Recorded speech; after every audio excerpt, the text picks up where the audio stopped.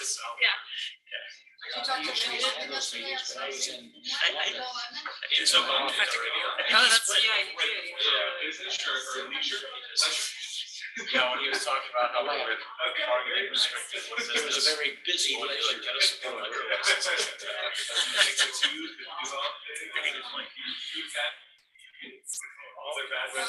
only way to travel in London is on transit. Yeah, only what was he saying?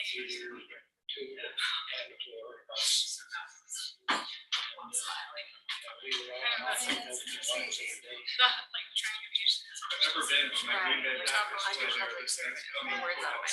So you're looking at it now. Tempted. I know crossing probably 2 hours. Somebody mentioned that. Yes, Yeah. Someone mentioned this. She was the executive director of Utah Data Camp for the Coalition. Green Bay is the same. They're He was probably making his own videos. and it's big controversial. You know, This is one that's. especially the local economy is going to lose a game. Are we good? Just one game. Ramble? I think so. I think Everyone's got to take. I tried to find like this defeated woman to put underneath the ramble, but I couldn't make it work. I'm glad that, you know, it's something I can see myself sticking around long term for. I'll be back. I'll make sure this is gonna work for the Just commission. follow this gentleman. I'm not even heard. Oh, yeah. I happen to be here. I was just gonna come and multitask. No, I'm not. Yeah, it's after 2. Since I have to get that decision. Good to see you. Thank you. I'll be back. When you're leaving, I'll be back. Okay, good to see you. Top business.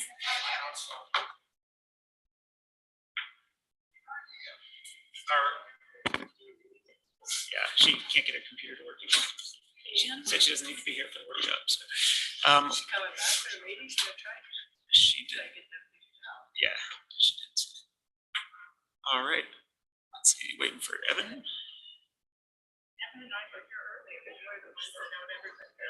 Recording in real life. Okay, so I can just start it. Yeah, that sounds good.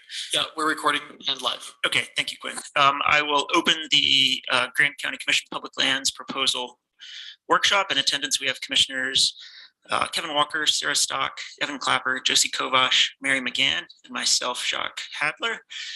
Also in attendance are Clerk Gabriel Wojtek, County Administrator Mallory Nassau, Associate Administrator Quinn Hall, and Commission Coordinator Alicia Oliver. I will turn it over to Commissioner Walker for presentation. Okay, is my mic working? Sounds like it is. So let me share my screen.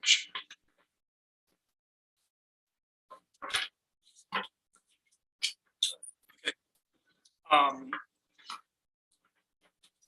So I just wanted to give kind of a, we've been having meetings on this topic on and off for close to a year now. So I just wanted to start with giving an overview of where we are in this process, what we're trying to accomplish in this workshop.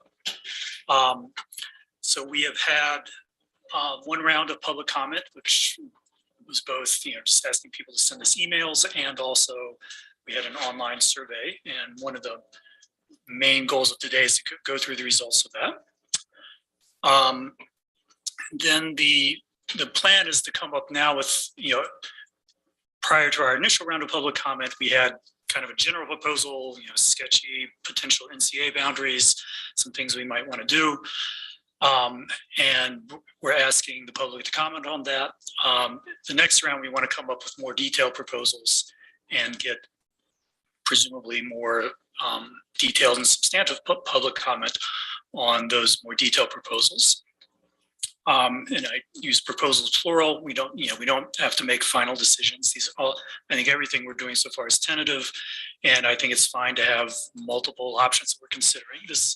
I think this process is very much inspired by the typical NEPA process that the Forest Service or BLM might go through, where they have a round of scoping, and then they develop some alternatives, and then they have another round of public input, and then finally a decision. So there is almost no one in the audience. Sorry, Cody. Which is appropriate because even though we're going to be discussing a lot of public comments, we're going to be making rounds for a second round, including maybe a big public hearing. Today is that's not what we're doing for the next hour and a half. Okay, so another thing we did recently was approve a vision statement. Just sort of the highest level thing. So let me. Yes. Good, there it is. We approved a vision statement, just sort of overall goals, very high level. And I want to highlight 3 of them. One is, ensure that future generations are able to enjoy a landscape that's just as magnificent as the one we enjoy today. That's hopefully an uncontroversial goal. Another, which I think probably enjoys very wide support, is ensure that federal land managers have sufficient resources to prevent increasing visitation levels from degrading public lands. It's been, for as long as I've lived here, past 30 years at least, and maybe not a whole lot longer than that. The story of the BLM is that they'd like to do a better job managing, the spectacular BLM lands within Grant County. They know that they're, every bit as great as what's inside Arches National Park, but they only have a fraction of the budget to deal with that. And as more and more people come to visit, that becomes more and more of a problem. And so we have agreed that we want to do things that will make more funding available to them. And then another one, and this is maybe more recent and having to do with the ever increasing number of visitors here, is we want to minimize user conflict by ensuring that there's a fair allocation of recreational opportunities between non-motorized, mechanized, and motorized forms of recreation. And I think the idea behind that is, the example I always give is, back in the 90s, my very favorite places to run were not single track, it was actually Jeep trails, that had, and I would regularly see Jeep tracks on the Jeep trails, but I would rarely see Jeep because there just weren't that many people, recreating in any form out there. And so those were, truly multiple use trails where, bikes, there were popular biking trails, popular Jeeping trails, and popular running trails all at the same time. But as use goes up, you can't really do all 3 of those things on the same trail. And so a transportation plan that worked 30 years ago with those use levels might not work now. So that's another thing that we have discussed in the past and agreed on as a principle for moving forward.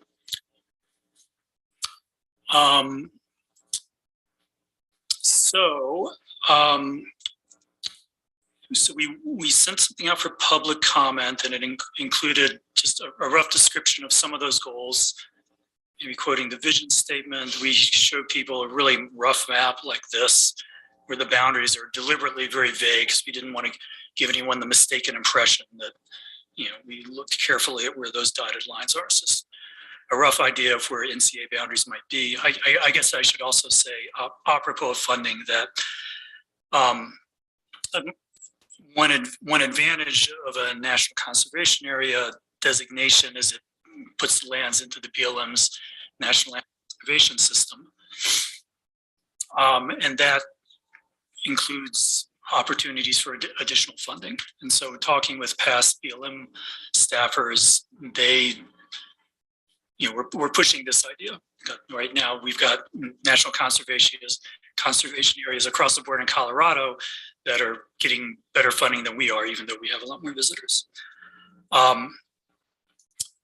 Okay, so we asked for comments on this, and I'm gonna turn it over to Sarah to go through some of those comments. There's quite a lot. Oh, and the comments, we've sent it out to the full commission like roughly a week ago. I really encourage everyone to read through it. I've read all the comments as they've arrived. We're not going to be able to do justice to the diversity of the comments that we received. A lot of interesting ideas in addition to comments that we've heard before, but are nevertheless important. So I'm going to go over the email comments after Sarah, but I think, unless I'm wrong here, she's just going to hit the highlights. And so there's other stuff in there. So we hope all commissioners read it. I'm gonna use your trackpad. Yeah. Okay, so I'll just go through methodology a little bit briefly. We asked pretty vague questions intentionally in our survey. We asked about the idea of national conservation areas, Arches expansion, watershed protection, habitat, wildlife, archaeology, camping, big issues, big picture. And so it wasn't an easy survey to categorize, like not everybody answered the question in the same way.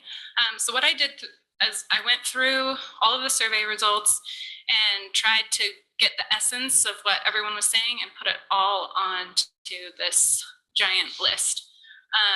So as you can see, I'll go through this first chunk of red looking boxes is all related to the National Conservation Area idea. And the vast majority of respondents were supportive of NCAs, some with caveats, lots with wanting more wilderness designation. But here's a quote that exemplifies maybe what a lot of people, here's one example quote from that grouping of respondents. These proposed NCA landscapes deserve protection to ensure that they remain in an unaltered state for future generations, provide a buffer against the impacts of climate change, and ensure that there are always places for solitude and solace for Grand County citizens and visitors alike. And I thought that just kind of encompassed the intent of a lot of different responses. A fair amount were opposed to NCAs, citing issues like the impact to Grand County citizens that make a living with the land and natural resources is very vague in this proposal and almost unlimitedly negative. So you can see people are worried also about mineral withdrawals and lack of a diversification of the economy, but there is strong support for NCA's designation, and lots of people mentioned the desire for increased funding for law enforcement and for our federal agencies in general. Down to Arches specific, we asked about Arches National Park expansion. Lots of people wrote in support of this, some not in support. They listed off different places. We got lots of really good specific information that I won't go into, but I think it gets more interesting down here where the questions in this section are related to motors, wilderness, and noise specific concerns. So lots of respondents supported the increase in wilderness or WSA designation. In particular, within NCAs, like this quote exemplifies, I would advocate for wilderness study areas to be established within these NCAs. As we know, NCAs will not do sufficient work to mitigate environmental degradation due to overuse and motorized travel. Therefore, it will be crucial to protect areas within the NCAs as wilderness. Some did not want to see a reduction in motorized routes and think that closing more roads puts traffic on existing roads and trails and degrades solitude and user experience. The area is getting packed with people and it degrades the experience. So across the board, folks are concerned about the overcrowding of the public lands, and people see different solutions to that. Many were concerned about noise in the backcountry. Kevin, do you remember the specific question we asked about that? No, but that's what I know. Well, it's okay. Lots of people responded in various ways to the issue of noise in the backcountry. So I had a couple different categories here. Many are concerned about noise in the backcountry. Many want quiet zones or reduced route density in some fashion. Many are concerned about the ecological effects like off-road use and erosion and dust and soils. Lots commented on the inherent conflict between motorized users and non-motorized users as the trails system gets more filled up.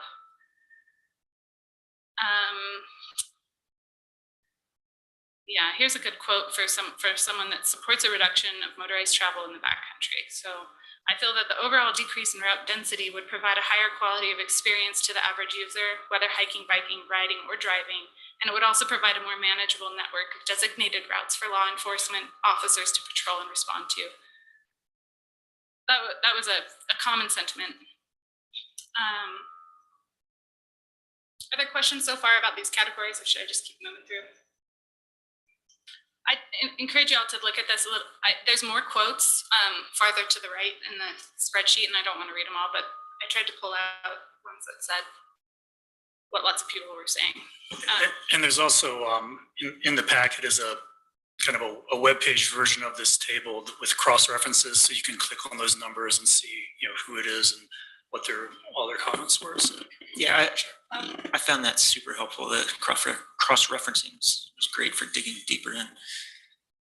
What was that, Mary? I will go back up to the one a little bit. I wanted to see some of the. There's a lot of overlap in some of these categories. So this is not supposed to be a like, this person's supportive, this person's not kind of list. It's more to encompass all the different sentiments that people are commenting to us with. Though I did try to make an exhaustive list of everyone who shared those concerns. There was lots of wildlife specific recommendations that I think are very interesting.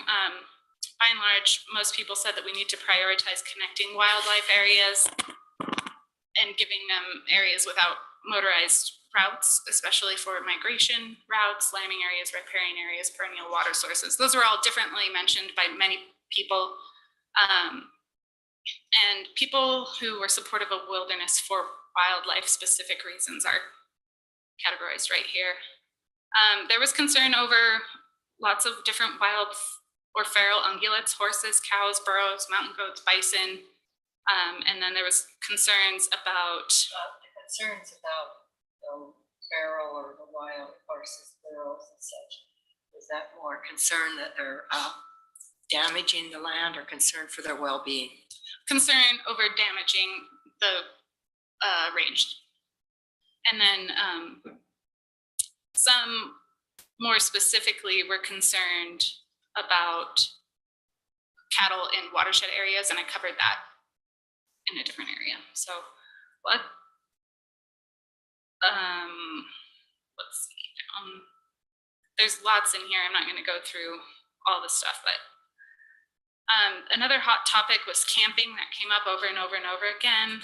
Many people indicated that they support more designated dispersed camping. And number 30 said it well, that designated dispersed sites are undeveloped, designated sites that are clearly marked with signage and established boundaries. Camping outside of these designated sites must be prohibited with enforcement in order to be an effective strategy.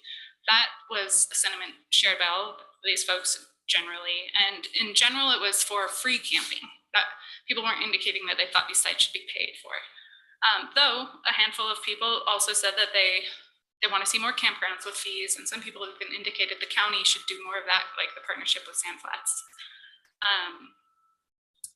Many people concerned about human waste in a variety of ways, adding more pit toilets or doing enforcement because of the human waste issue. And I know the BLM is already doing a lot of work with this designated dispersed camping issue, so it's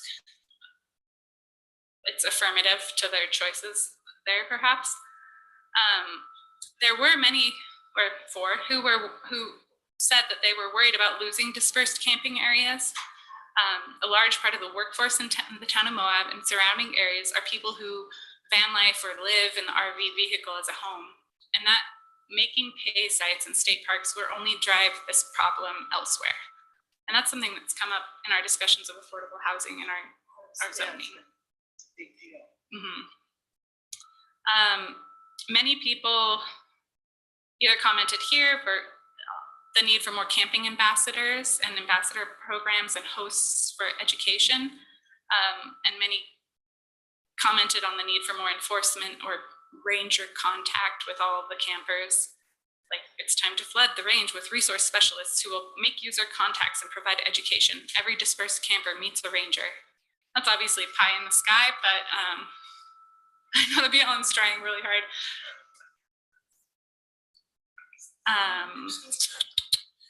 Let's see. On down to miscellaneous concerns are all listed here. Some were commenting on e-bikes There are concerns about e-bikes being allowed on non-motorized trail systems. There were many people talking about the need for more trail ambassador programs, leave no trace education.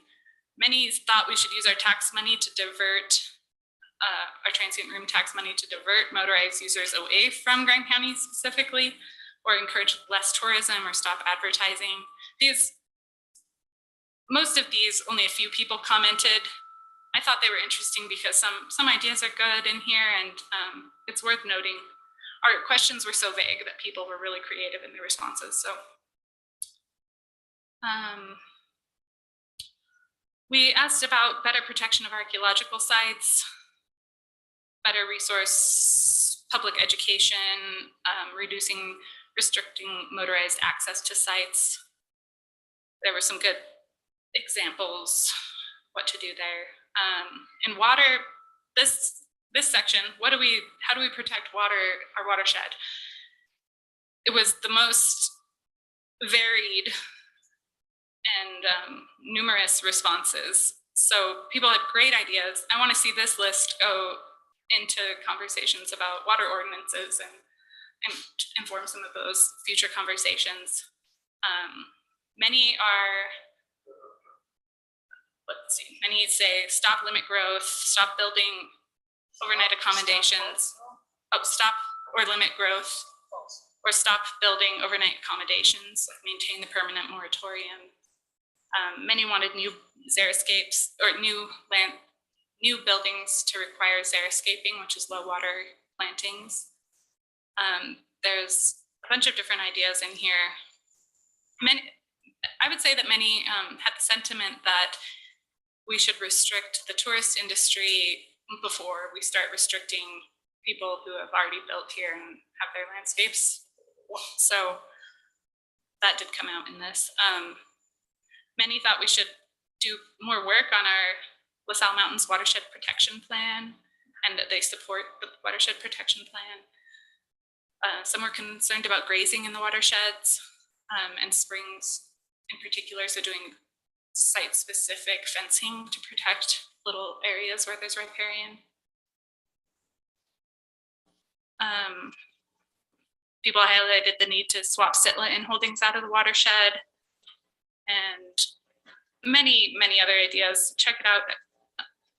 And then, okay, I'm just going to quickly go through area-specific recommendations. These were broad and all over the place. Some things that came to the surface are that a lot of people commented that labyrinth canyons should be non-motorized. And this is different from the Green River being not motorized. So I indicated that 2 people thought the Green River should be non-motorized in Labyrinth Canyon. And I don't know how many people that is, 15 or so. Did they have any? I don't even know if that's possible. I'm not sure. You know, because they even take motorized, you know, the rangers and stuff take motorized route through Stillwater and Westwater and Cataract. And yeah, I think Tony once said that that's almost, it's really hard. Yeah. Well, the primary sentiment that surfaced in this area-specific recommendation was for the canyons themselves to be non-motorized to overland vehicles. So people specifically mentioned Hajo, Spring Canyon, Hellroaring, the area. I thought you were referring to the river. Okay, I apologize. It's okay. Some people did comment on that also, and some people are concerned also about motorboats on the daily section and support wild and scenic designation for the Dolores, Green, and Colorado rivers. And there was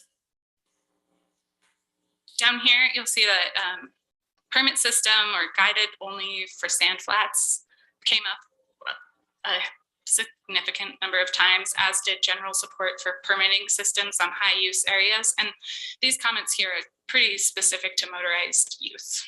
Now, the permitting system, was it not sand flats as much as certain trails and sand flats were they referred to? It was the questions were vague, so the answers mostly pointed to areas where there was concern and areas that were flagged for user conflict. And here people probably just generally, you can go back and look at each one of these. But I just clumped them into general support. They mentioned permit system for sand flats specifically, but I don't know in which way. Lots of other areas mentioned. The Foot Cliffs mentioned many times for wildlife. LaSalle's, as was mentioned, in need for decreased motorized routes. And then just some area specific things. Route specific. Sand flats was mentioned once again as being full of user conflict. And people, this is kind of the sentiment that I thought encapsulated a bunch of them. Sand flats, a supposed public recreation area, has been virtually turned over to commercial operators who make it unsafe and unpleasant for citizens to use as pedestrians. So that one's flagging the commercial use at sand flats. Other ones say sand flats in particular has become a sacrifice zone where hikers and bikers are driven away from the entire area because of the motorized focus. Let's see, Labyrinth Canyon, River Corridor mentioned again, and Cane Springs Road, Cliffhanger, Pritchett Canyon. I mean, all of these routes that are close to town see a lot of use, and so this makes sense. Then there were some wilderness specific recommendations from people. And that's my brief overview.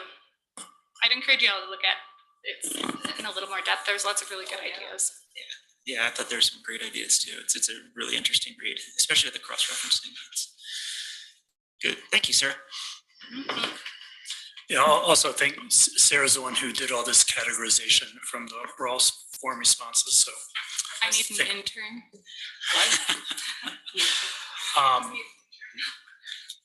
Let's see. So, but there's actually still more comments that we haven't covered yet, because in addition to people filling out the web form, they were also able just to email us.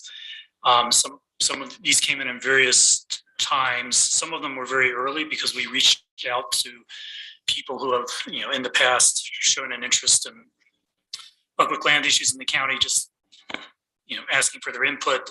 Some of these were letters on issues like Labyrinth that are very closely related. So I'm just going to pick out a few highlights from each letter, but these are all in the packet. And again, I encourage you to read them. So David Early mentioned the idea of using land swaps to manage water needs, like maybe Sitla has too much land in Spanish Valley or something like that. Sue Belagamba flagged the Colorado River corridor, where she liked the idea of NCAs and wild and scenic river designations, as well as in exchange for the river bottoms, which are managed by state sovereign lands. We'll talk more about that later. Excuse me? So we'll talk separately about that, but it's, the river itself is managed by a different agency than the banks of the river. Yeah. But that can be fixed with an exchange. That's why we have so much state land at the new state park. That was in exchange for the river bottoms and Canyonlands National Park. When they make Lake Powell. But yeah, I forget whether it's Lake Powell but also maybe Canyonlands, because I think the Park Service does control the river within Canyonlands. But there had to be an exchange for that. They might get it back.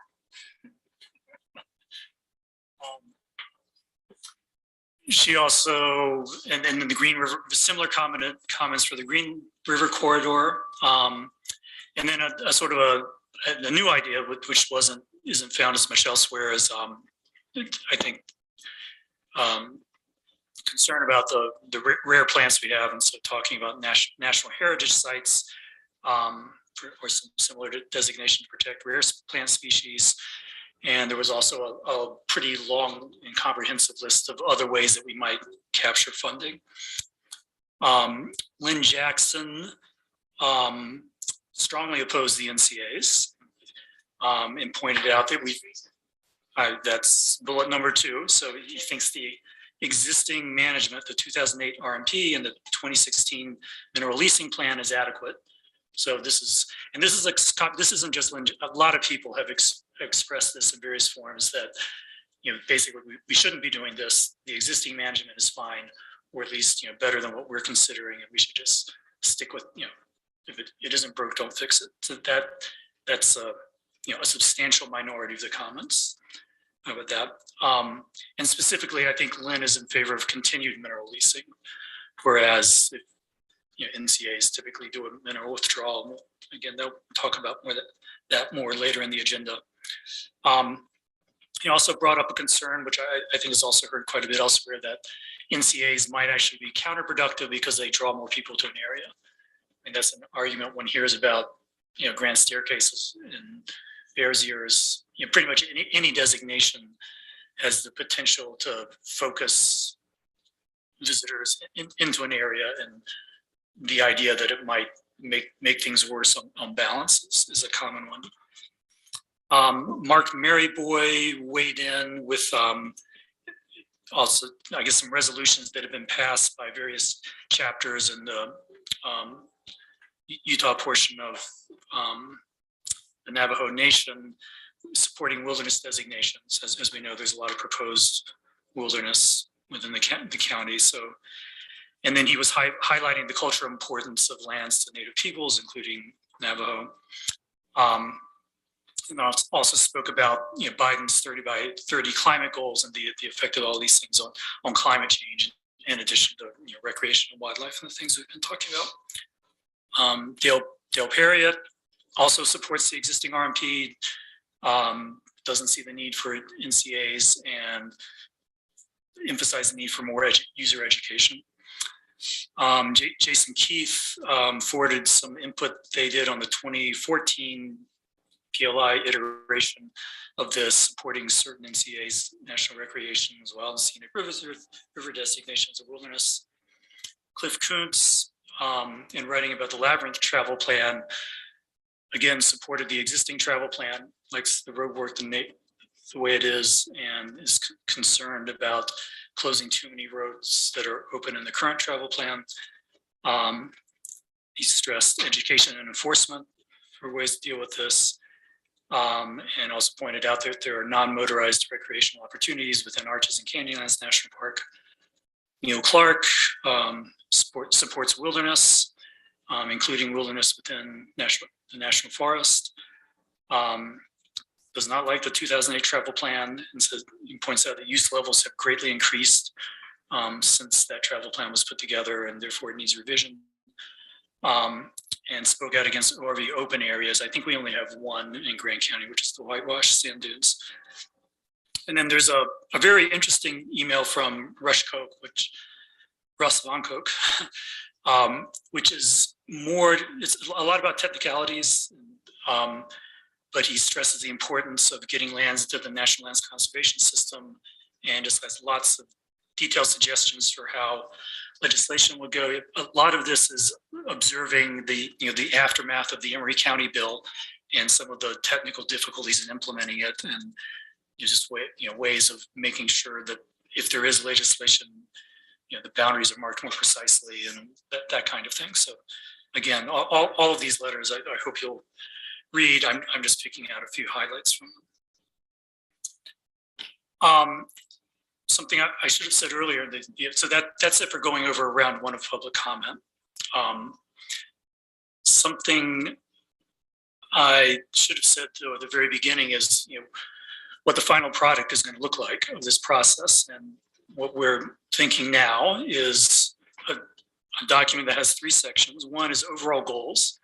This would be basically how we think public land should be managed in Grand County, and it's worth emphasizing, that this is just our opinion. We are not the BLM or the Forest Service who make the actual decisions, or Congress.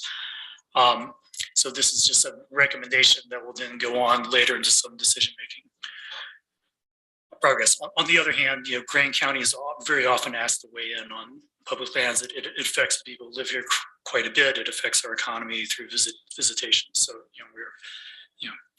our voice tends to get perhaps listened to a little bit more than random public comments. And then once we have those goals, we want to talk about ways we might achieve some or all of, probably just some of the goals via legislation, i.e. like some kind of bill or proposal similar to Emory County. It is worth pointing out that typically legislation is not that detailed in the management prescriptions. They just sort of direct the agency to come up with a new plan with respect to certain, goals or criteria. So, so there might be more detail in our list of goals than there is in the draft legislation. And that's why I said achieve some of the goals. And then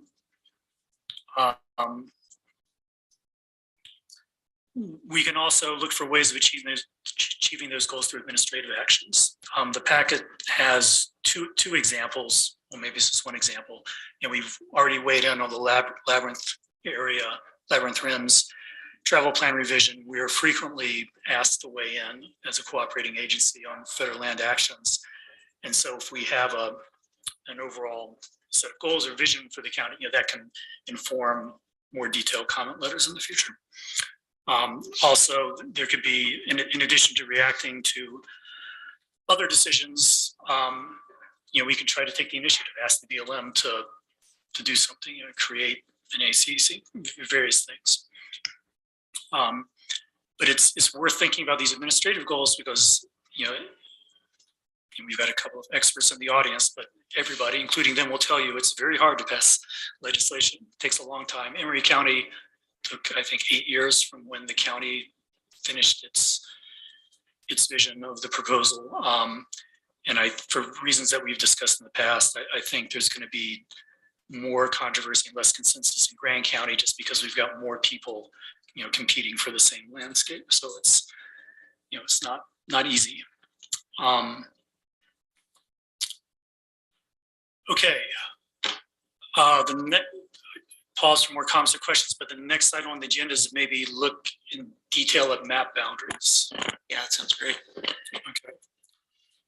So, well, there was not a whole lot of negative about the Arches expansion, right? That was just like a couple I saw.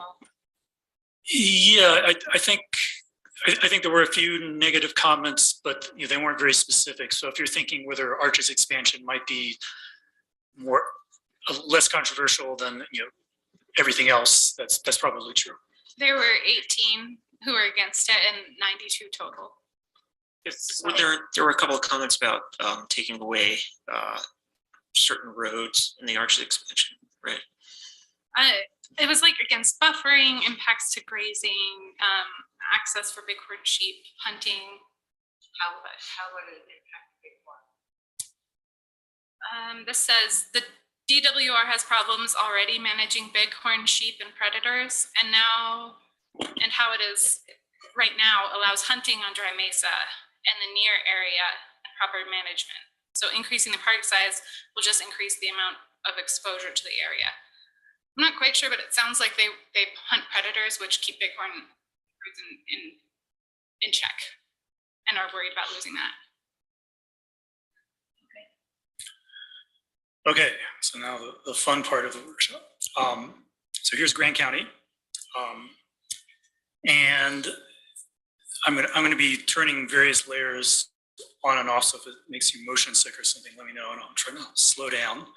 But so here's kind of a more precise version of these MCAs and park expansion we've been talking about. And one thing I want to do is go over the entire boundary of each of these areas and make sure that the commission's okay with this, because these haven't been let out to the public yet. And once they do, even though they are tentative boundaries that still need to work, I think people are going to focus on that. So we just want to make sure that we're comfortable, and if we're not comfortable, make some changes before. We also might want to consider, variations on this that we might seek additional public comment on. But actually, before diving into that, I also wanted to put things in context. There are national conservation areas in Colorado, Dominguez Canyons down here, and McGinnis Canyons right on our boundary. And in fact, it even extends into Grand County. So we already have an NCA, which is also designated wilderness in the county. So this is like Westwater Canyon right here. And this is I-70. One interesting thing to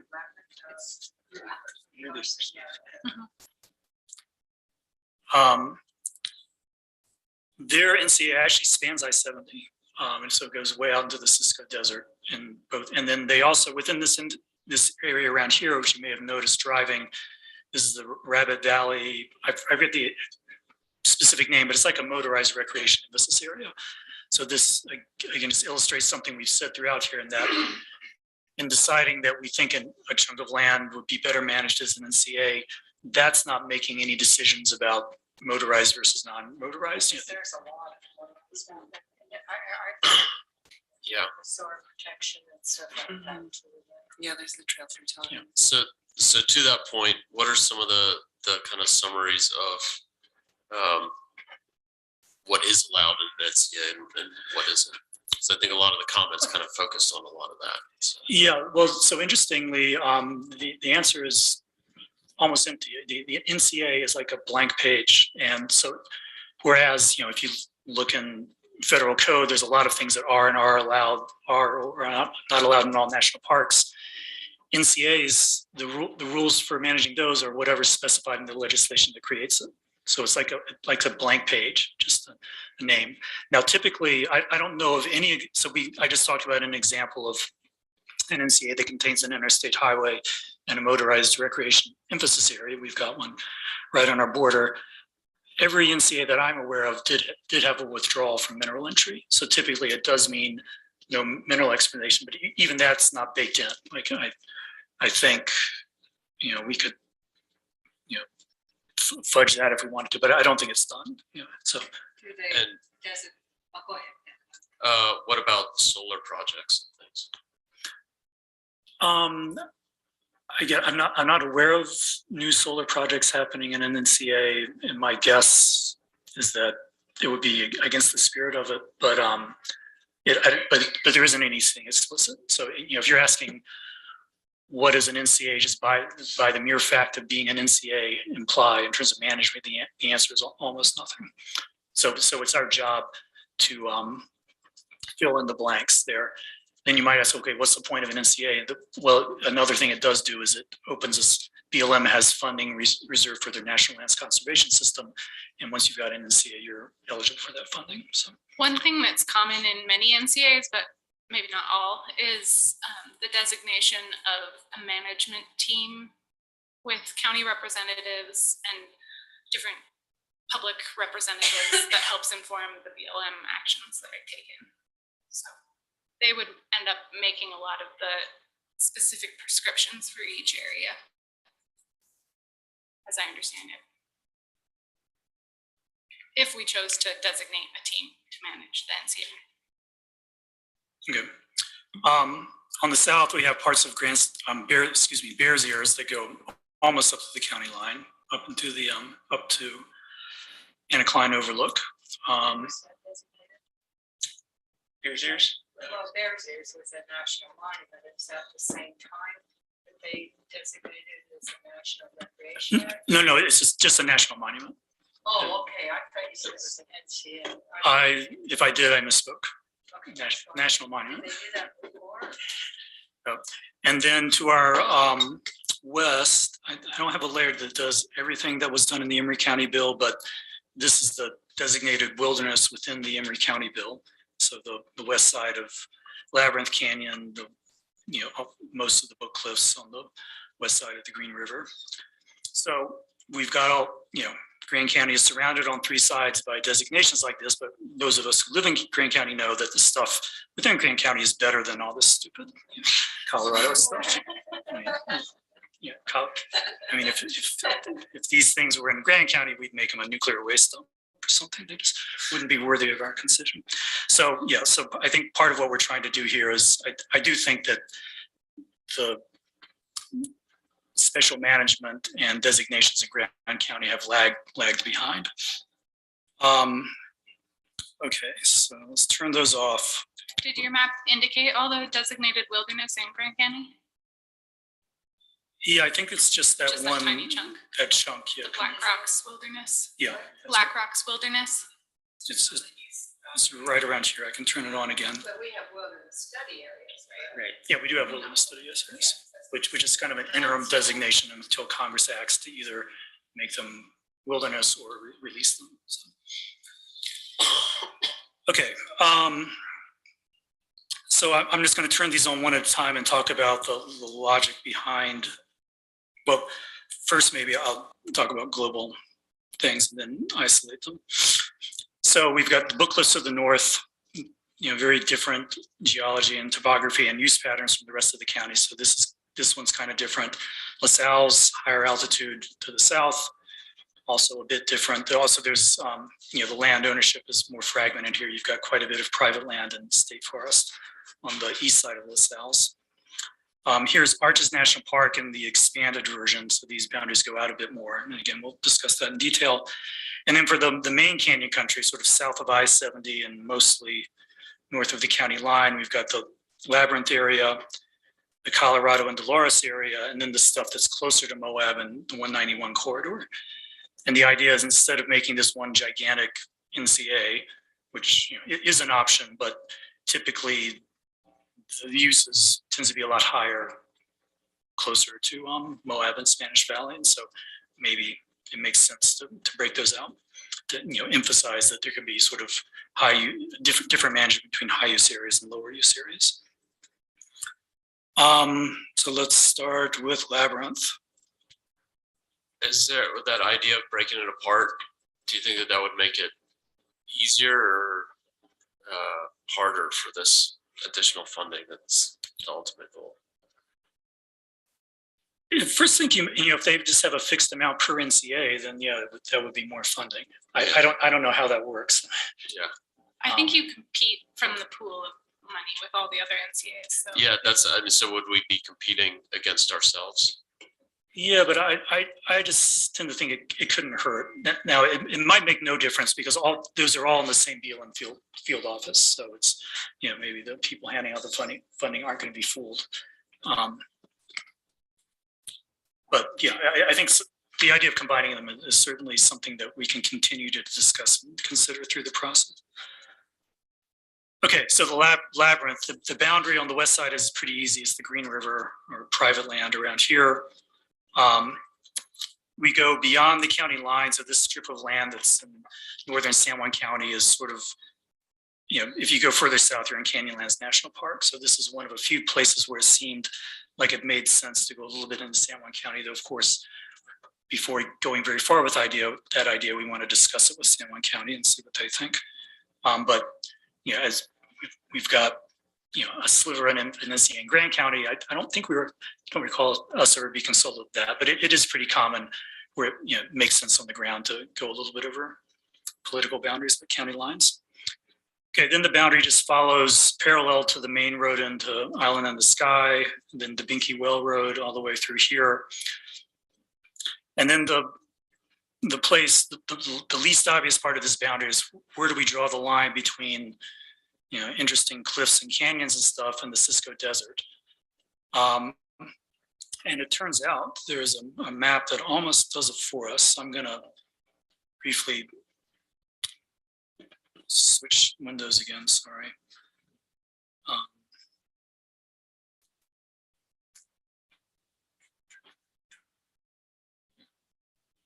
So here's the area we've been talking about, Highway 191, I-70, and this map lets you turn on the geological layers. And you see this kind of wiggly line here. This is where the Manco Shale gets replaced by the Morrison Formation, basically. So if you're north of this line, it's kind of the typical view from I-70. Once you get here, like this is the Blue Hills right here. Some of this stuff is familiar from the west side of Arches National Park, where there's a lot of biking now, and those kind of painted hill type format. So the line that we have on the map right now is basically following the geology, that it becomes more scenic and more geologically varied once you cross this line. So that's what we're doing with this line that's on the map. Kevin, do you know where the transmission lines run? Yeah, I'll point it out on the map. The transmission lines are right along here. So this is well back from the transmission lines. There's a road that kind of winds in and out along here like this. That's a bit of an escarpment on the northeast side of the line. You mean right here? Right. Where's that? Yeah, it is an escarpment, but it's an escarpment within the Manco Shale, so it's less exciting than all the escarpments down here. Those, I mean, certainly, I know people who think that, why are we stopping here? This is good. This is a great place. It's, biologically rich. And after all, in Colorado, their national conservation area goes into the Manco Shale and across I-70, all this stuff.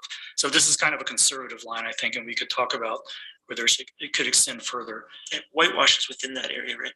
Yeah, whitewash is down here, and this area, this is there's a pretty substantial network of motorized trails here. Right. I was out there this past weekend, just checking, make sure I wasn't going to be embarrassed by presenting this now. The large majority of the use are people heading to whitewash. Once you get away from the road to whitewash, the number of vehicles you see goes down dramatically, but there are people there. And I think it's a cool, nifty area. Yeah. It's also relevant because this is we're going to be talking about this later today, but this is one of the areas that SITLA is proposing to trade into. And that's all Ruby Ranch, the private on the river there. Yeah. Yep. Okay, so that's labyrinth. And so the parts of the boundaries that aren't obvious that one should think about is this northern part, and then also just where we draw the line between the labyrinth area and the close to Moab area. What's that now? Is that like Dubinky Well Road? Yeah, Dubinky Well Road. Oops. Okay. So Moab Canyons, same boundary here, but including a corridor along the highway because the use is on both sides of the road. There's this little strip right here that goes into San Juan County, but if you look at where Bears Ears is, let me bring that back up.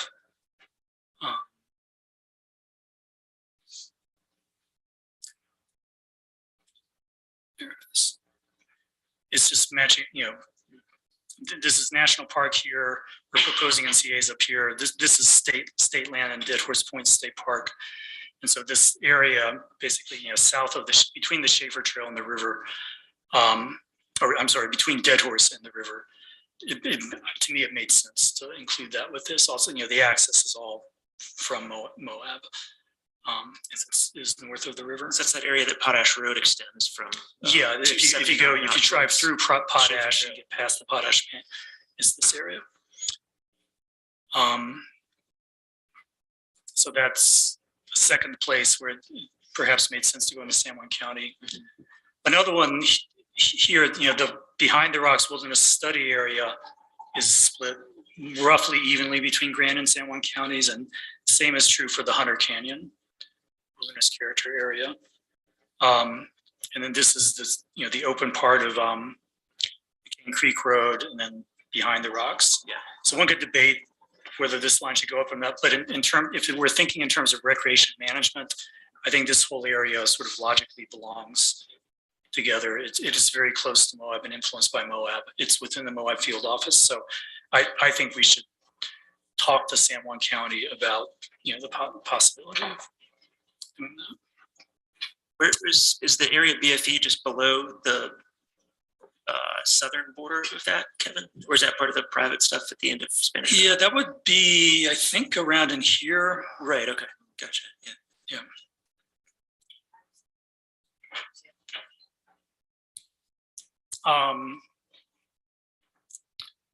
And then the other stuff that we're including is Grandstaff Canyon and Mill Creek Canyon up to Porcupine Rim. And then stopping at Castle Valley. Oh, and then the boundary here is just everything outside of Arches and the block of Sitla land there. So let me turn that on next. And the new state park, obviously. Yeah, so here's the park expansion. Now, this is an existing proposal. I think it dates back to 2014. Walt Dabney, former park superintendent, and Jim Webster, former, was he chief ranger at Arches, who are now retired in Moab, I think the leaders behind this. They're in the process of getting a new revised map, and they actually did fiddle with it quite a bit. So this is their old map.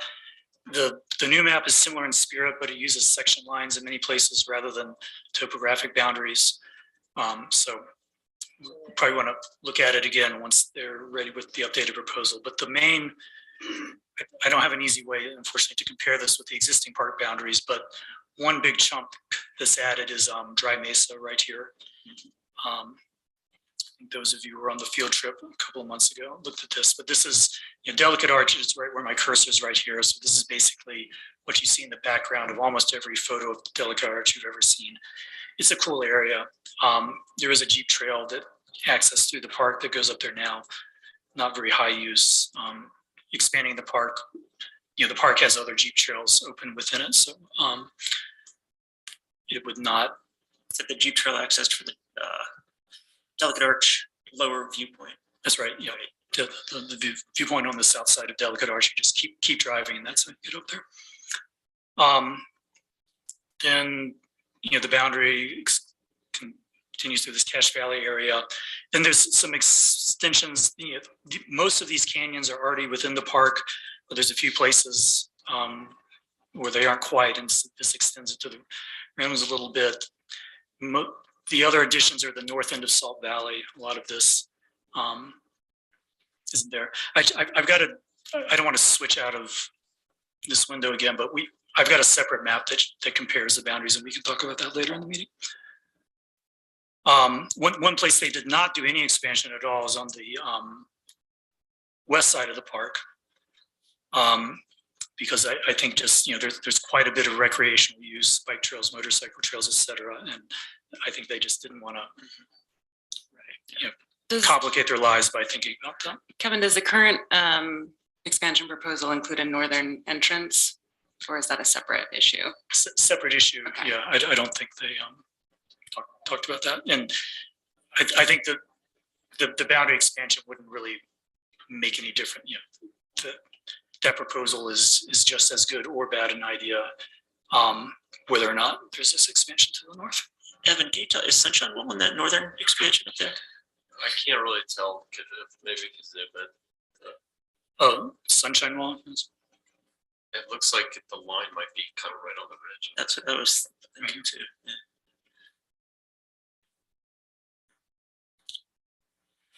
Okay, Colorado Dolores. The western boundary is the stuff we've already talked about, things that are not within the proposed park expansion, and it goes along Castle Valley. The southern boundary, we just used either private land ownership or national forest land ownership.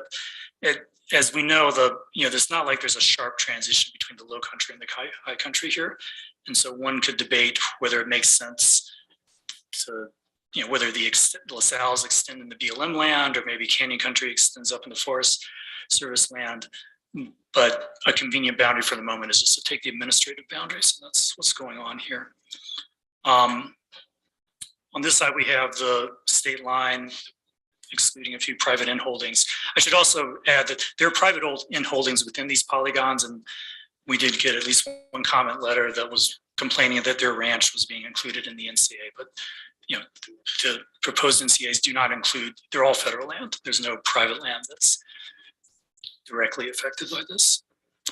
There's a chunk of private land along the river right here, and it wraps around. So this boundary, this is probably the vaguest boundary that I'm going to show you this evening, because it's a little unlike in Labyrinth, the transition from Cisco Desert to interesting Morrison formation, et cetera, is not as clear in this area. There are some really prominent and I think very beautiful cliffs above this like agate railroad siding right around here. But when you get closer to Fish Ford and Cisco, it's not as clear where exactly to draw the line. So there's certainly room for debate where this line should go. And you can see it's polygon with long segments.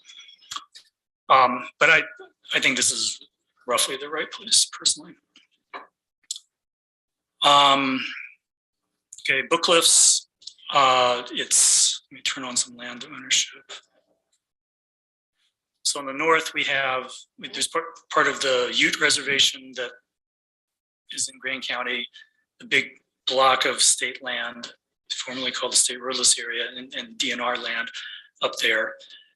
So we're excluding all that.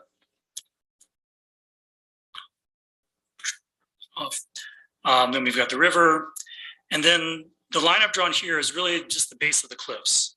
So it's like if you're on the highway looking up to toward the Book Cliffs, this is kind of intuitively where it starts, where you get this sort of steeper Manco shale going up to this cap rock. We've tried to draw a line along there. That's not the same, there's a lot of, there are wilderness proposals for the Book Cliffs. They typically start at the first bench road, like right here, because they of course don't include the roads, but we're drawing NCA boundaries, so we don't have to exclude roads, and so we can draw the lines along more recognizable geological features. So it mostly does that. Here north of Thompson, there's quite a bit of private land that extends up in the Book Cliffs, so go around that. Again, follow the Manco Shale. One thing that we definitely want to think about is this area, this last 15 or 20% of the Grand County portion of the Book Cliffs. There's quite a few operating gas wells in this area, and most of the times in the past when we've had cause to draw a polygon around the Book Cliffs, we've gone up to like maybe East Canyon or a little bit past.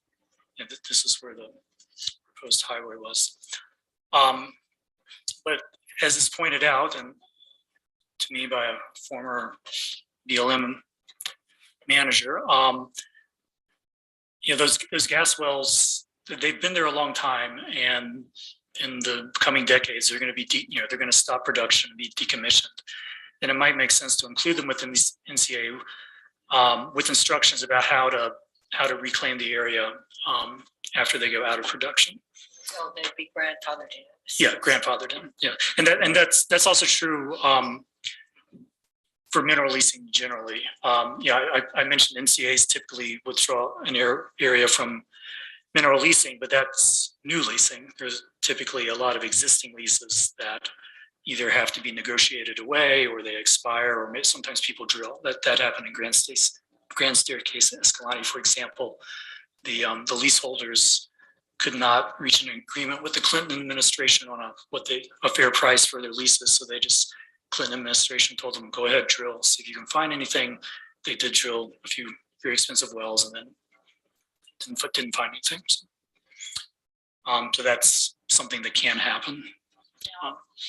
There's in the Labyrinth Canyon one too. Right now we have some. Right. Yeah. No, there's definitely oil and gas production here as well, which I should have mentioned. In both of those. Yeah. And so. The Labyrinth and purple. Yeah, I think it spans both sides of. Oh yeah, it does. But more I think in the purple. Probably, yeah. So that is something to think about. I guess the idea behind this map is kind of the scenic gateway to Dead Horse Point, an island in the sky. And in putting it within an NCA boundary, we're saying we want to minimize future oil and gas drilling in that area. Tons of recreation in that area. Yeah. So yeah, there is kind of a value judgment being made here. If instead we wanted to emphasize that area, for oil and gas production, then we should probably leave a big blank spot in the NCAs. Sorry, say that again. If we wanted instead to emphasize future additional oil and gas drilling, then it would not, I think, make sense to include these areas within the NCAs. We would move the boundary back. I was curious if it would be useful to kind of identify areas that would be appropriate for energy development in the county. Yeah, that's an upcoming agenda item. Great. And then finally, there's LaSalle's, and it's really just Forest Service boundary. I drew a boundary here that includes South Mountain. It doesn't include all the Forest Service land, like a lot of this is Forest Service around here, but it includes kind of the higher country. So this is the biggest extension in the San Juan County. But again, I think before carrying these maps too far, we want to discuss, get the impression of what they think of this. So any. Oh, Was Mark Maryboy about the only person from San Juan County that made a comment? Yeah, I think there might be some South Spanish Valley residents who commented, but no one has officially commented from. So we haven't heard from any of them. I wonder, Our survey was pretty explicit for Grant County residents in that first round of public comment. but other people get, Mhm. which is good.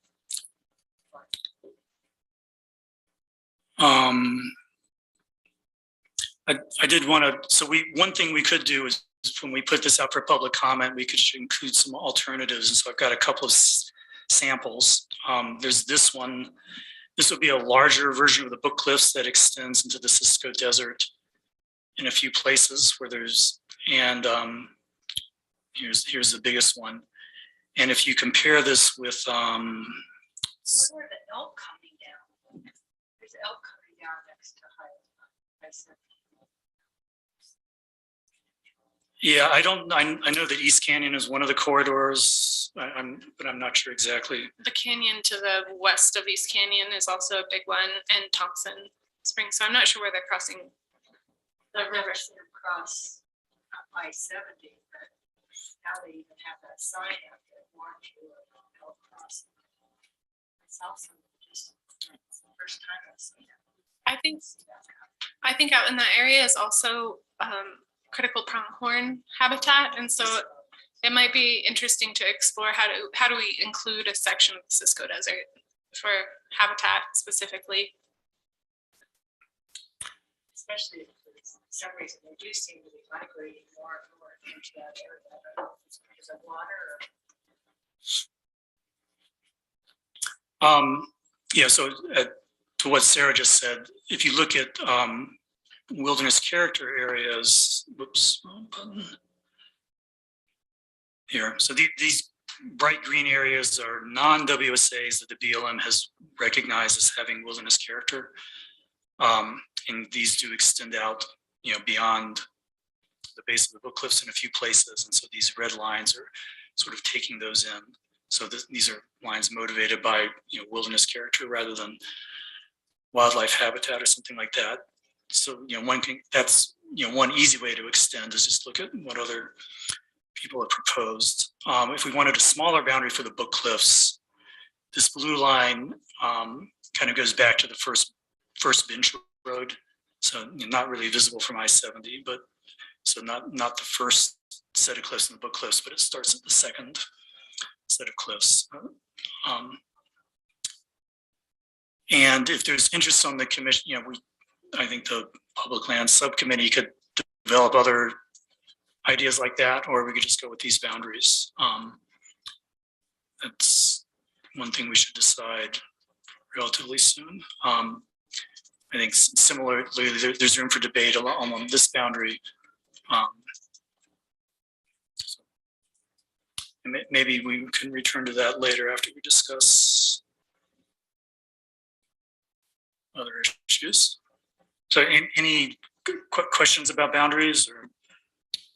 Well, similar to sort of potentially negotiating with San Juan County on southern spill, is there any interest in even trying to rope in Uinta County, or is that? I didn't go into Uinta County for three reasons actually. One is there's no clear dividing, unlike on the south end. Just where do you stop? These canyons are big; they get really far in there. Second reason is my guess is that the Uinta County Commission has zero interest in doing that. And then the third is that the Ute tribe they think this is reservation land, and they're pretty sensitive to at least legislation that overlaps this, so that it would. Okay. And really are we? entangle, if we produce a legislative proposal out of this, it would get very entangled with Sure. that kind of tribal politics if we were to go into there. Are we communicating with the Ute tribe in this process as well? We've tried, we've sent them things, but it's often hard to get a Now, response. if you did extend it to Uinta County, if you thought about that, where would you extend it if you thought that was a good idea? I'd probably want to look at the habitat maps that DNR has, the migration corridors up there, because I know all along Sea Bridge Road is a major elk migration, where like 90% of the herd goes. And I don't know, it'd be interesting to look at that. But like Kevin said, that whole land, I mean, it just slopes from that high cliff edge all the way up into the Uinta Basin, and it just slowly transitions. So it'd be pretty difficult. Yeah, so my recommendation is not overlap at all with Uinta County. I would, the only thing I would say is if you decided that it would fit in the natural boundaries of it, I would let the concern over whether or not Uinta County would work with us, stop us. Yeah. I would think it would behoove us if we think going into Uinta County is advisable for elk or for what, that we should open the dialogue. I Well, mean, so- to me, it seems like if we were going to do that, the low hanging fruit, or I don't know, the prime elk habitat that I'm aware of is that state land that is Seabridge Road, Seabridge, and was previously managed by the DNR. Maybe they still manage it, I'm not sure. So like thinking about inclusion of that area, but that also seems politically untenable. Yeah, so I mean, maybe just to say that a different way, we do have all this blue stuff right here, which is in Grand County. Maybe, we're already going to be proposing, hoping for a trade out of the isolated sitless sections. We could discuss this. This proposal shies away from it because it's such a large block of state land and it's been in their hands for a long time. So I'm not sure we'll go anywhere. I guess an additional reason for just sticking with what we've got is there is a watershed boundary, and this red line right here, the county line is precisely the water. I think it's by definition the watershed boundary. And then the county line here is roughly, I think, roughly on the watershed boundary. And then this ownership boundary is also pretty close. So we're pretty much going up to the top of the Book Cliffs and stopping there, which is sort of on. Trying to visualize where the best gray area, where it begins, how much is that area in Uinta County? Quite a bit. All of this. That's another thought is for wildness. I believe Designation. there's some designation Okay. with the Emory County Lands Bill, but I'm not Yeah. sure which sections. Here's the designated wilderness from Emory County. But there was wild and scenic and recreation sections designated as well. Yeah, I'm not sure exactly where those are, but I think there are some. Along the green, you mean? And that's in Grand County, that's all tribal land butting up against The green. the river Yeah. up in the canyon, so. Well, up in Desolation Canyon, not Great Canyon. I think this proposal should also include recommendations for wild and scenic designation. That came across in a lot of comments and seems like. We really pushed that when we were doing the PLI. Mhm. I think it almost made it 3 to 4. Yeah, something I probably should have mentioned earlier is that an NCA designation does not preclude additional designations within there. And the big ones are things like wild and scenic rivers and wilderness. So quite a lot of comments. Some are confused, saying NCA is a bad idea. You should do wilderness instead. But we can, if we think it's appropriate within these areas to ask for wilderness, that can be done. Ditto for wild and scenic rivers, and ditto for motorized recreation emphasis areas like we talked about before. I think an important thing there is that often maybe the weak link in wilderness designation are cherry stemmed roads. And so if you designate a national conservation area around it where you're managing that road, it can help facilitate the true intent of the wilderness designation in certain ways. What part of the LaSalle NCA, is that almost exclusively national forest? Those lines? Yeah, the lines I drew were entirely national forest. Okay, right. I think a big question on this map that I'm not quite sure about is the designation of Castle Valley and it being pumped in there. I mean, it seems intuitive to me, but I would like to understand how the residents of Castle Valley feel about that. Kind of straddling two NCAs. Yeah, it's like the valley between two. Right. So, It is, isn't it? and they've worked through different channels to trade out settler land in Castle Valley and protect their watershed and get sole source EPA designation. So The southeastern end of it still kind of dips into the LaSalle also, doesn't it? Yeah, I think part of the idea in drawing these lines is it didn't make sense to have relatively, if we're proposing to have quite a bit of NCA designations in the Canyon Country area here, it wouldn't make sense to have a little island of non. And so that's, but certainly, we should check in with the town of Castle Valley to see what they think about that. So just a small footnote, on older maps, including the one that I'm using right here, it shows a big block of Sitla land right here, but that's been traded out. This map is out of date. So it is indeed BLM. So shall I take the map off the screen and get to the rest of the agenda? Yeah, it sounds great, Kevin.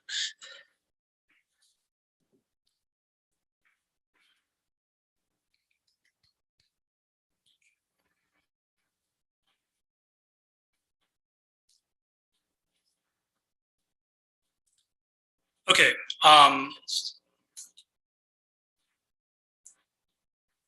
So what we hope to do, either this meeting or other meetings in the near future, is come up with like a more specific and detailed idea to use as a sounding board for getting more public comment. So typically NCAs are withdrawn from future mineral leasing. Is that something we're comfortable with? Do we want to present other options? And that's considering that the current mineral leasing would be grandfathered in. Yeah. And then as those are taken offline, they're extinguished basically. Yeah, which is similar to the way it's worked in other designations. I can't. I don't know of any recent cases, at least in Utah, where there's been some kind of action to, force leaseholders to sell or something like that. So, how about leases that are currently held but not developed? It's quite a bit. I mean, it's really cheap to get these leases, at least it has been in the past. And so there's a lot of speculation, and, very common that someone gets a 10-year lease and then there's zero action on it for 10 years. And then sometimes when there's like a deadline, I don't know. So my guess is that it's always, if you're not familiar with how leasing works on public lands, it's really surprising what a large percentage of the land actually is already covered by mineral leases. Many of those are not destined to ever be developed. Some are. But I don't have that layer on the map, so I can't bring it up right now. Right. Those places that would probably be leased would be I mean, the big flat area. So the places where this will come up, the big flat area where there was a spate of drilling, maybe was it 15 years ago was the peak of that, and there are producing wells. There's been recent interest in lithium mining, and there's like a proposal that's I think entirely on Sitla land, just outside of Desert Tourist Park. It's a really complicated scheme with brine solution mining and then pumping it down below the cliffs of potash to get access to the railway. I think there's been speculative leasing. So lithium, oil and gas. There's these. I don't know that there's been a lot of my impression, and I probably need to research this further. But I think the eastern Book Cliffs, the eastern Grand County part of the Book Cliffs, I think that's all kind of settled in terms of leasing goes. Like it's all covered with leases. A lot of those old gas wells are in production, and so it's been kind of static. I'm not aware of new wells that have been drilled there anytime recently. So those are, and then I guess potash mining is the other thing that comes up. Was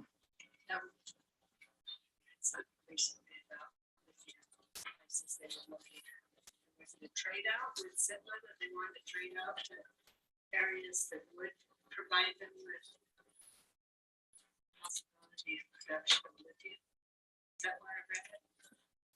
You might be thinking of the project I was talking about where they're doing some drilling and solution mining up on top of the cliffs, just to the northeast of Dead Horse Point. And then they want to basically tunnel below the cliffs and then process it there. And then they're close to the rail line to get it out. Process it Near potash, yeah. But not within the existing potash. I mean, my thought, just to start the discussion, is I think Grand County has like world-class scenery and wildlife habitat, and then the mineral resources are nothing special. Yeah. And so to me, this is an area where we want to emphasize, preservation, recreation, wildlife habitat, that kind of thing. So I'm comfortable with saying that, yeah, this, on just north of Canyonlands National Park, that's not an area where we want to encourage additional oil and gas drilling. I think often in discussions like this, people will say, well, BLM, multiple use, those kinds of things, but it doesn't. I think one should strive for that kind of balance and more, in a national context. I think there certainly are parts of the country that are BLM public lands, and maybe drilling makes sense. Though, with climate, I'm 15 years out of date. Now that we know how bad climate change is, and the Biden administration is talking about ending all oil and gas use on public lands, maybe that's on its way out. But there's similar comments for lithium mining and things like that. So one can be, I think, in favor for extraction on public lands, but still think that Grand County is not an appropriate place for that. And I personally have, anything within those polygons, I think the more conservation and preservation goal to me seems more important than some kind of extractive activity. I was more kind of thinking of trying to check the boxes and present a thing that kind of met those rounded goals. I wouldn't want to see this get thrown out right away because it was lacking something like that. I wonder if it's worth having that card up the sleeve if it gets brought up. Well, we can talk about the existing, oil production that would continue under this plan. It's also true that this, we don't make decisions on these lands. This gets fed into a process where, it's a national issue. These are federal lands. Like if there were to be legislation, lots of different groups, oil and gas lobby, environmental groups, national off-road vehicle groups are going to have their say about this. Emery County's proposal changed quite a bit between when it left the county to when it was actually passed. And so this is, to me, that means I think we should, there's going to be many, opportunities for compromise in the future.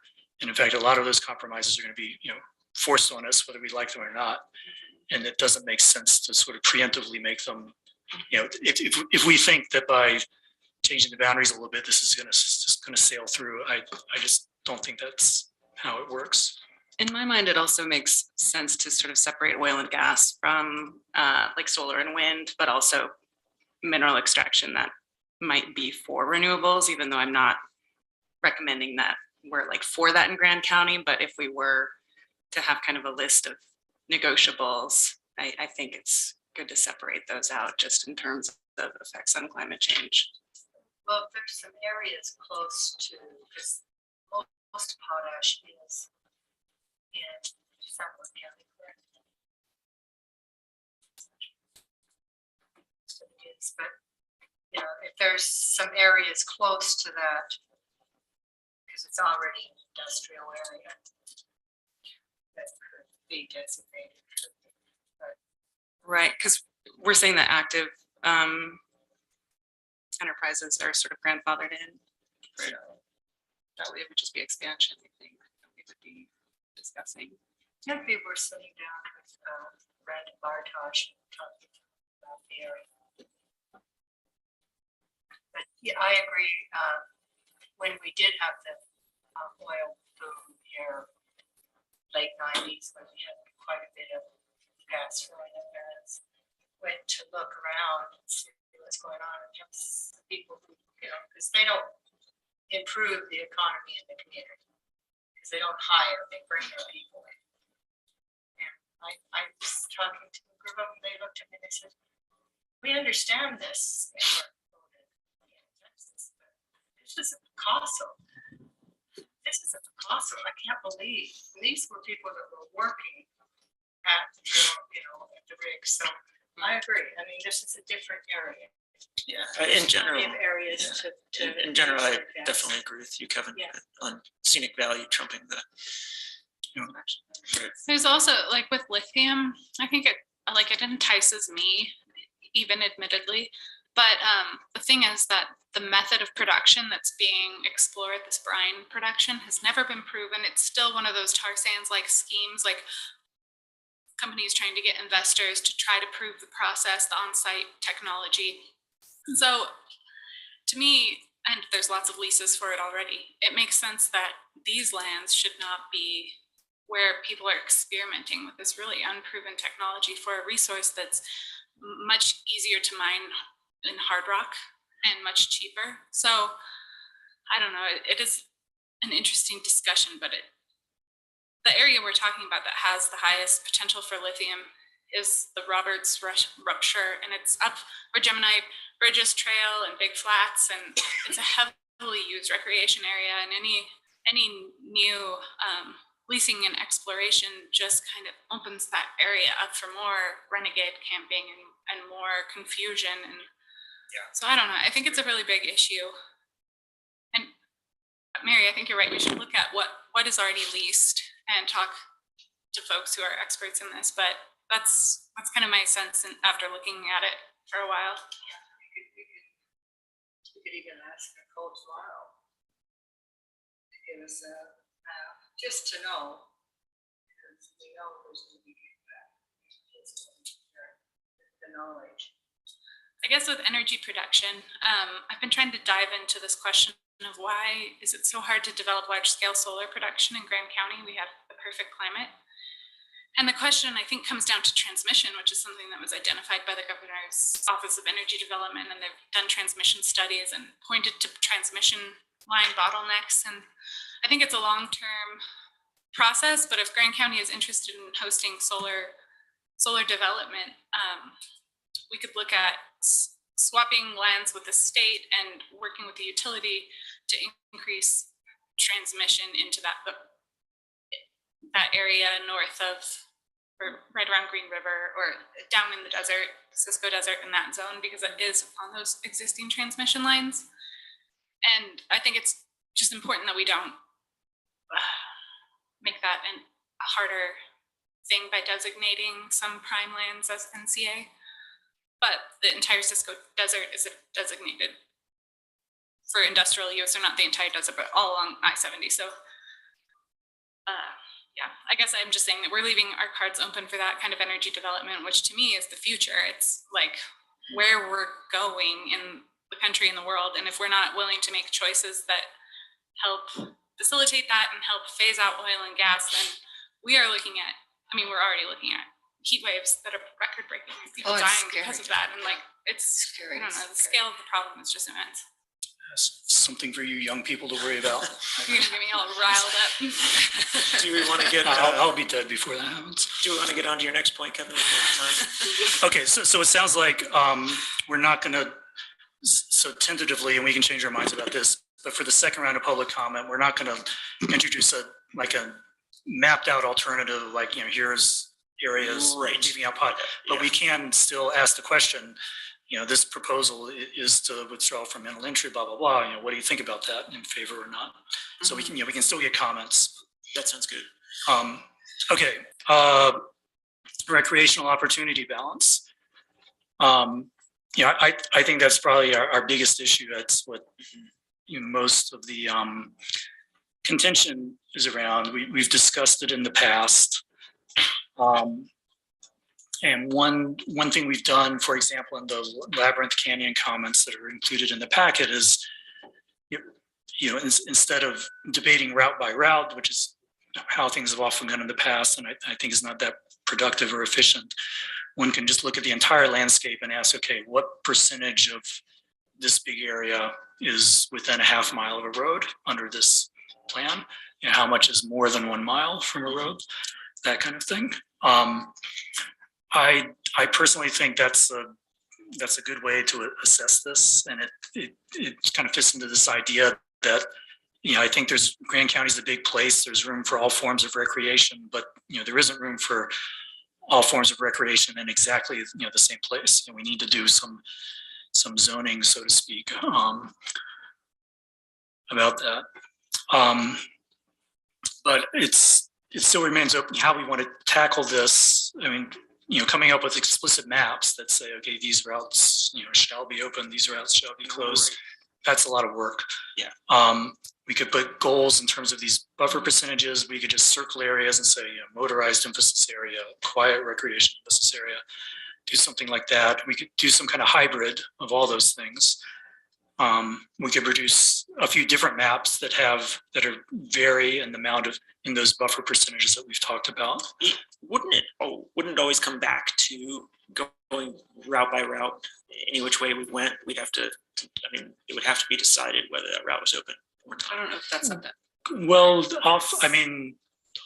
typically in NCAs, you just direct the agency to come up with a travel plan.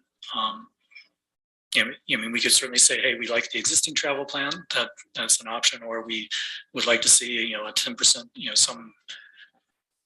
or we could say, somehow find, 20% of this area should be more than a mile of the road and figure it out. The eventual management of that NCA. But that does leave a lot to the future and uncertainty. I think often people don't like that. So it's maybe better to have explicit maps. But I guess one thing I want to advocate for is when we're discussing the merits of different maps, while certainly it does make sense to look at individual routes, I think it also makes sense to just sort of look at it overall.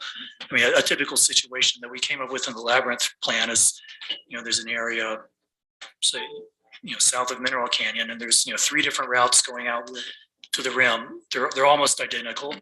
It maybe makes sense to have one of those open, but but if you just were to look at individual route characteristics, nothing tells you which of those should be open and which should be closed. But if you just say in this area, some areas should be further from a road, and then there should be access to the rim, that does help. So yeah, I think you're right that at some point somebody's going to have to say this road's open, this road's closed. Oh, I think- it's gonna be so much fun. I think areas But I think too. when you start that exercise, if you have like a vision kind of, Yeah. thing, if you're like, this is the goal. So I think that that's appropriate for these blocks. Just kind of have, Mhm. vision statement sort of things. Yeah, I found it interesting. There was a map in the packet that sort of showed different areas by buffering, and the entire southern part of the county is pretty much you're within a half a mile of a road. There's very few places where you get more buffer than that. So I think for a lot of people, that would be the place to start, is to just to actually have areas in the southern half of the county where you have the same experience you might have in the book cliffs, which is the only area in Grand County that has more than that, really. okay. So it sounds like what you're saying, Evan, is we eventually want to get to the route by route discussions, but for since we want to start soliciting the next round of public comment pretty soon, maybe just talk in terms of these, more general goals. Yeah. Okay. Does that sound good to everybody? Yeah. And again, I think the way I'm thinking of this going procedurally is we'll get some kind of direction from the full commission right now. Then the public lands subcommittee can fill in some of the blanks and the details, and then we can run it by the full commission again, either at a workshop or during a commission meeting. And then once it looks good, then start round 2 of public comment. And hopefully that whole process will only take a few weeks. So And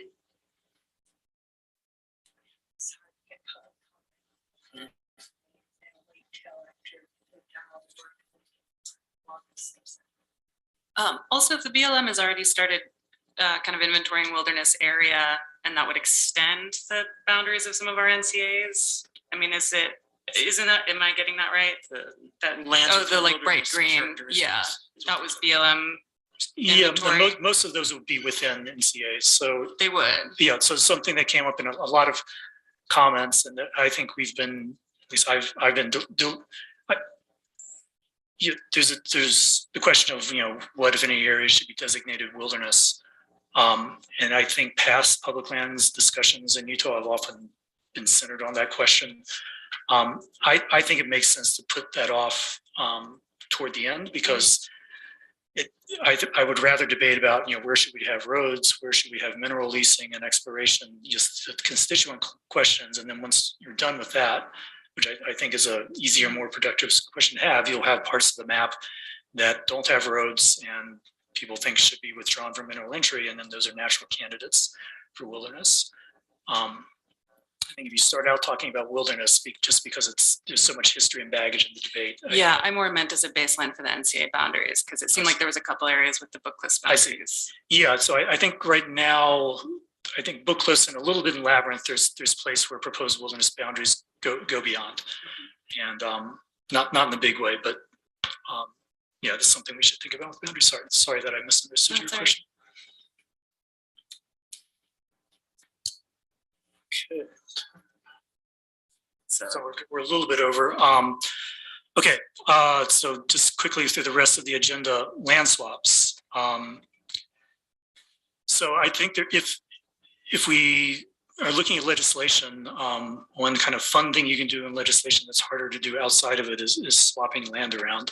And I think there are some pretty good candidates in Grand County. One of them is the sort of what I think it's called the Clonzo Strip. Right, which would be between the new state park and Arches. Yeah.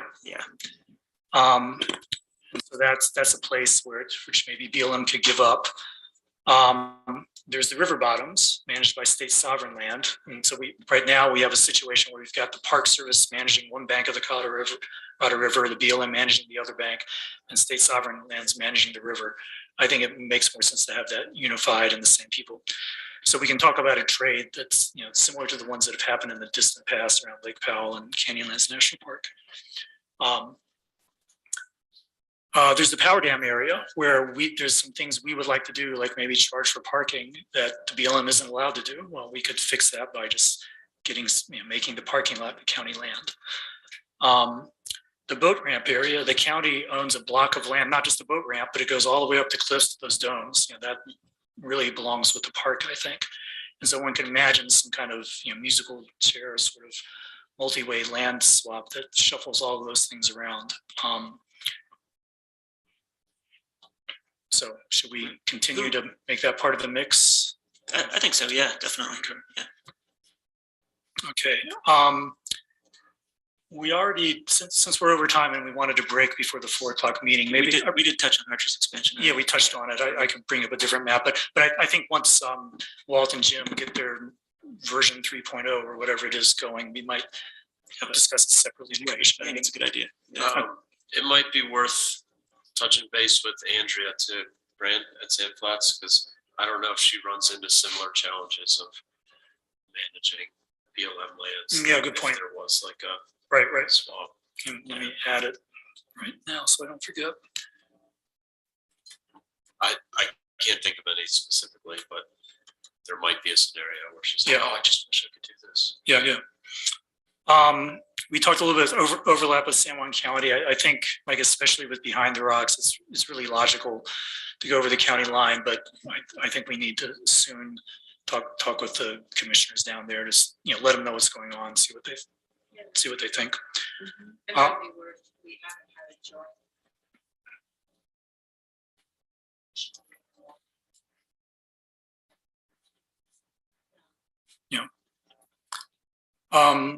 Something we haven't talked about yet is camping, which is becoming an increasingly big issue. Now the BLM is in the middle of, they're sort of converting from wide open let me back up a little bit. The areas closest to Moab starting, I don't forget whether it was 20, 25, 30 years ago, switched from, camp anywhere you want to camp in designated sites only, like along the river, for example. I remember when that transition happened. And they kind of drew a big donut around Moab to do that. But use has increased since then. And so now they're in the middle of enlarging that donut.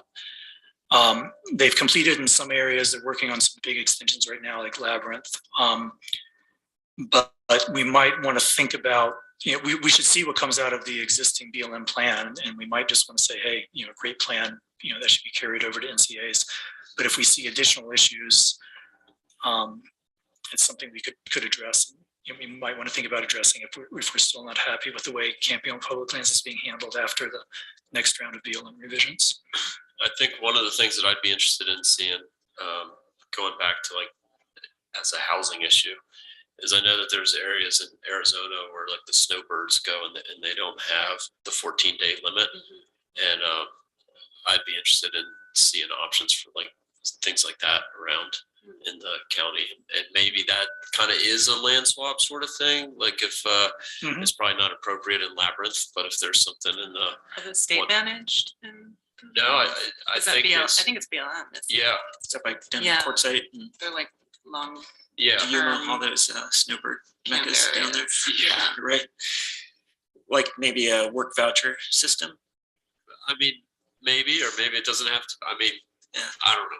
I don't want to be the one to figure it out, but it's Yeah. kind of one of those things where it's the 14-day limit is somewhat arbitrary. And what if it was 21? What if it was 60? What if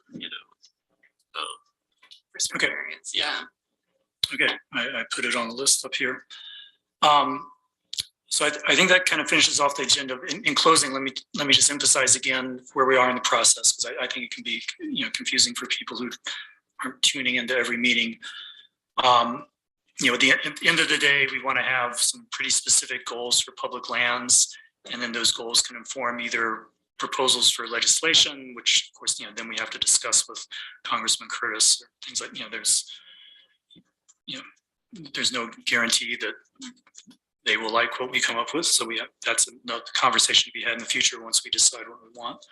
But it can also guide administrative proposals, either small term ones like these travel plan revisions, or bigger, more ambitious administrative things. And right now we're trying to get a little more specific and narrow the options so that when in our second round of public comment, people will have something, instead of the vague questions we asked in round one, they'll have something much more specific to react to. So and we're hoping to get to that second round of public comment. I'm hoping in maybe roughly a month, something like that. Right. So Sounds like a good Could we timeline. try to push that out to the high school too? sure. Like encourage people in the high school to comment. Yeah, when we were doing the one of the HDHO or something. Yeah, I remember. There was, and we got a lot of good response. So, Okay. Good idea. We'll do especially since we're talking a long term sort of thing. exactly. Yeah. Okay. That's all I have, Jacques. All right. Thanks, Kevin. Any other thoughts on the public lands proposal? Mary? All right, then I'll go ahead and close the public lands proposal workshop. And we'll reconvene in 15 minutes, it looks like.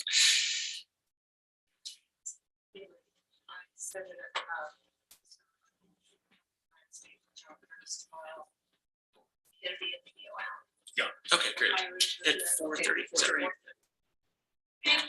She had room for you. She was always coming in Thursday. And then that'll just make it easier. She doesn't know what.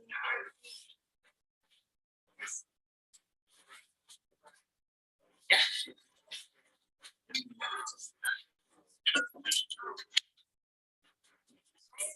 I do. I just like sometimes I have to leave that window open.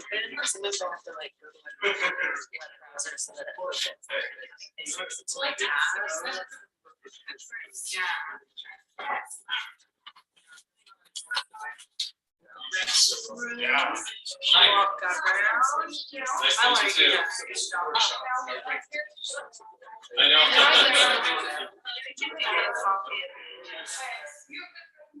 I do.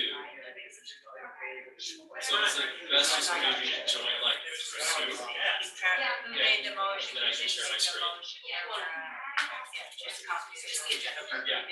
It's just. You talk.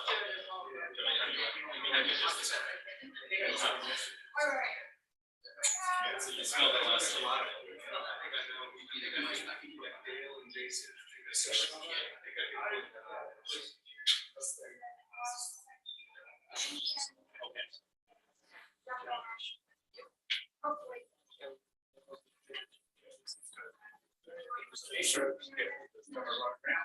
Yeah, how was the?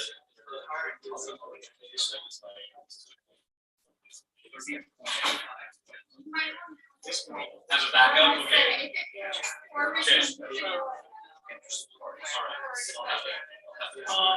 Okay, I will email, send that information right now.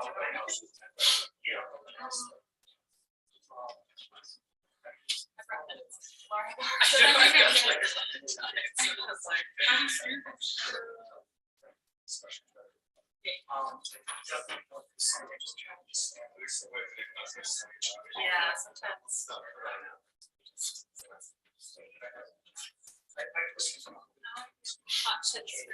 Connecting to the guest. That's probably my computer being.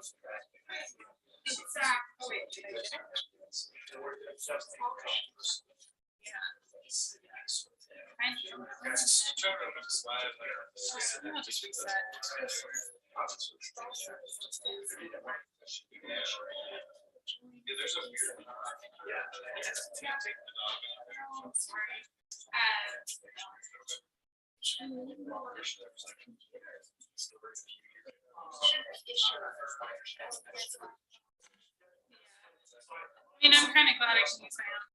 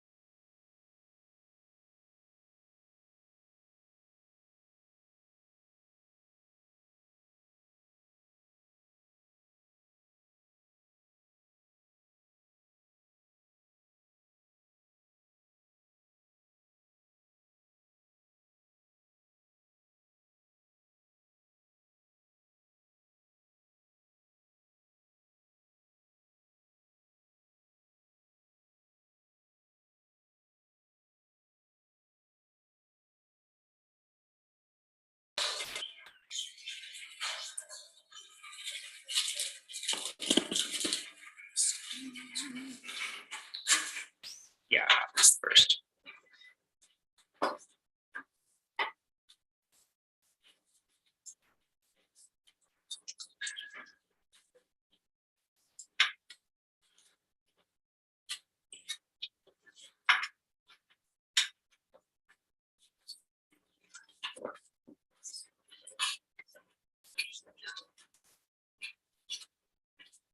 Kevin.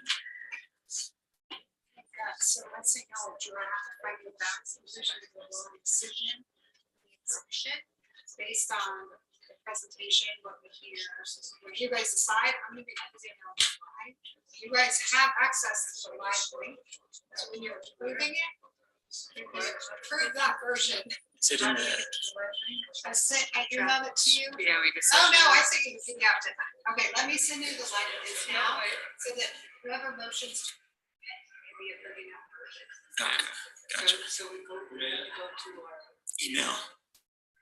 Right, you're gonna send the email. Or someone does, whoever wants to motion. Okay. All right, I'll call to order the special meeting of the Board of Equalization. Present are Commissioners Sarah Stock, Evan Clapper, Josie Kovash, Mary McGann, myself, Jacques Hadler. Kevin will be with us shortly. We also have Clerk Gabe Wojtek, Attorney Christina Sloan, Commission Administrator Mallory Nassau, Associate Commission Administrator Quinn Hall, and Commission Coordinator Alicia Oliver. We have one item on our agenda. That's item A, approving property tax exemption request for the Moab Free Health Clinic, a 501c3 organization regarding real property known as 125 West 200 South, Moab, Utah. And presenting is Kate Jagla, is that right? Okay, great. Thank you, Kate. This is kind of a weird new setup, and you very much have to speak into that mic. Debbie, we'll figure it out when you need to speak. Is that? We're going to. Which one? Should we be up there? No, you guys are fine, but Debbie might. Step up there.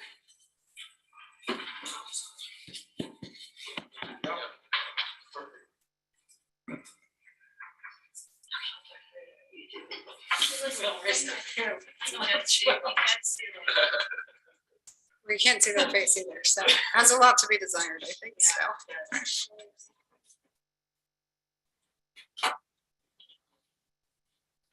So what I'm presenting today is just the application for the Moab Free Health Clinic.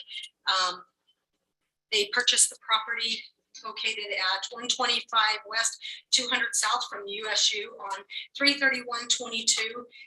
I'm just basically going to turn it over to these guys and let them explain to you what their plans are for the property, and if they have any more questions.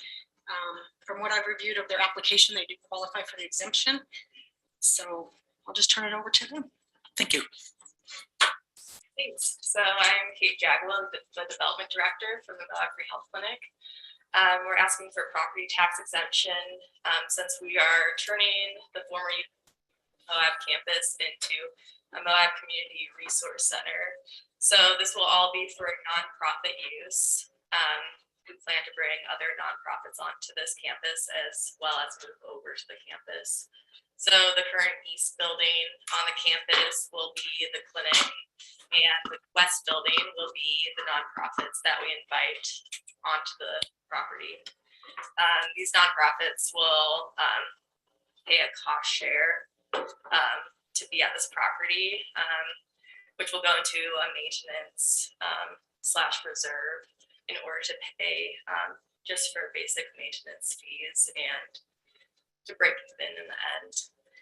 The other parcels, the USGS is on one of the parcels, and they have been there for quite a while, and they've been tax exempt for years.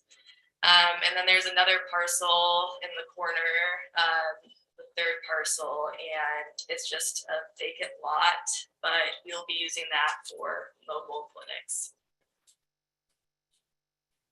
So also nonprofits.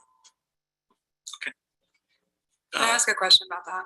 There's two parcels that appear to be undeveloped. One has a concrete pad and is 0.62 acres, and the other one is a ware yard. It's 0.27 acres. And that ware yard is also rented to the USGS. Okay. So the mobile clinic services will be on the larger of the undeveloped pieces. Yes. My understanding is under USU currently that whole property is tax exempt. Yes. Right. Correct. And they did submit there's 5 different tax parcels, all 5 previously owned by USU, all 5 were tax exempt, including those leased to USGS. And so USGS is also in that south building. And what is your future plan with that one? Our future plan is to keep with the lease until May of next year and then turn that also into nonprofit space.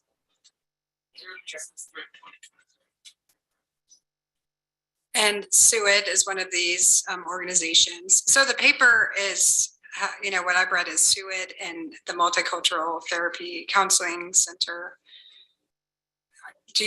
Have you guys had discussions with other ones? I mean, one thing that's tricky here that we need to talk about is because you guys haven't housed these folks yet. So the more you can tell us about what your community resource center looks like, the easier it is for these guys. So we're working right now, it's just working today on talking to the different nonprofits. We didn't want to reach out when we hadn't finished the deal because we all know there's lots of things that could come into the way.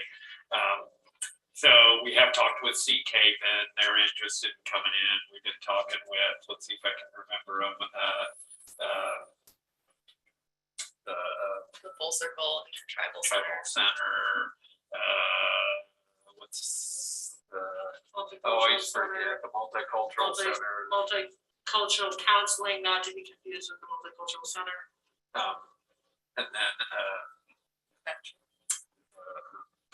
for price, there's the active reentry. And those are the ones that have showed the interest so far. We are reaching out to others.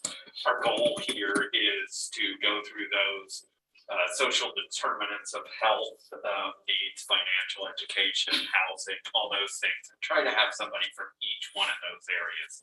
So I'm currently reaching out to the different nonprofits, but the plan is for it to all be nonprofits of a socially oriented variety for selfish reasons, because we know that's what's required for our patients to be able to focus on their health care. Right. This is just for 2022. This is just 2022 we're talking about? Forever. No, I mean the tax exemption. Well, once it's determined exempt, it would stay exempt until you guys made a different decision. But typically it gets exemption and we don't look at it again, quite frankly. Right. But we certainly can look at it again. And we certainly hope for this to be used into the future. That's our plan here, is to create this long-term resource for the community. And the health department, you have some sort of MOU with or something? We're working on that as well. Okay, but nothing I signed. have one that someone said it's too vague, so I need to check. Okay, So we have a very beginning one saying that we Okay. want to work together on this, but we have not hammered out the plan details. Any questions for these folks? It's exciting. That's scary. That's what I like saying. You took my words. Yes, very exciting. And a lot of work, a lot of work. I like the vision of it. I appreciate it. I like the location. I am glad to see it being taken over for community benefit and not something else there. And with the consideration that it was not been taxed for many years, that it's not going to have a big impact to other taxpayers. So with that, I would move that based on the requirements for property tax exemption under Utah Law 59-2-1101, that the buildings and land owned by the nonprofit organization Moab Free Health Clinic should receive the exemption for the property tax year 2022. Also understanding at any time, if any of the parcels are leased or used for a profit use, that parcels will lose the tax exemption until the time it is again used by the nonprofit, and the organization will need to apply again for the exemption. Also understanding that the organization will need to file for the exemption each year thereafter and will need to notify the county if any of the property fails to qualify for the exemption. Debbie, is that true that they need to, what does that annual renewal process look like? Yeah, I know of applications every year. We just give them the mail complete and it's The same application? No, it's a renewal. Okay, I would, I don't like the for-profit language. So law does not limit a nonprofit from leasing space to a for-profit, as long as the lease revenue they obtain then, goes back to serve the charitable uses. So it could be the mortgage, property expenses, operational expenses. So there's actually no limitation there. So my recommendation, up to you guys, is to amend that motion to take out that second part about the for-profit use. And you also need to adopt the findings of fact, conclusions of law, and decision that you guys have in your inbox. That the findings of fact being that the Moab Free Health Clinic is a nonprofit organization, that what the subject properties are, where these subject properties are located. All 9 of those. There's 5 tax parcels. You would like the findings of fact read into the record or just No, you can- referenced? Yeah, you can just reference. I would like to amend my motion to the edits presented by the attorney.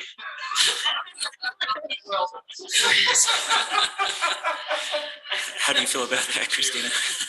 Get all that? How does Gabe feel about that? I'm probably gonna just, I'm gonna clean this up on the fly here, but I accept that. Great. I have a motion on the table. Do we need a separate motion to adopt the findings of fact, or is that captured in the No. amendment? Okay. Someone like to second? So we have to do the findings first?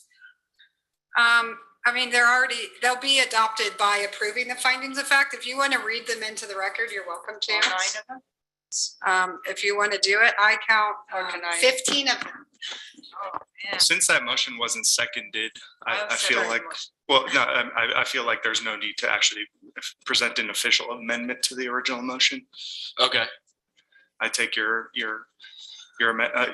motion as stated to this moment as the original. As the original motion. Okay. Thank So you. just to recap, it's striking the second half in regards to a for-profit, and it's also adopting the finding of facts presented by the In the packet. Yes. Great. So we're not reading I the will findings of second fact. that motion.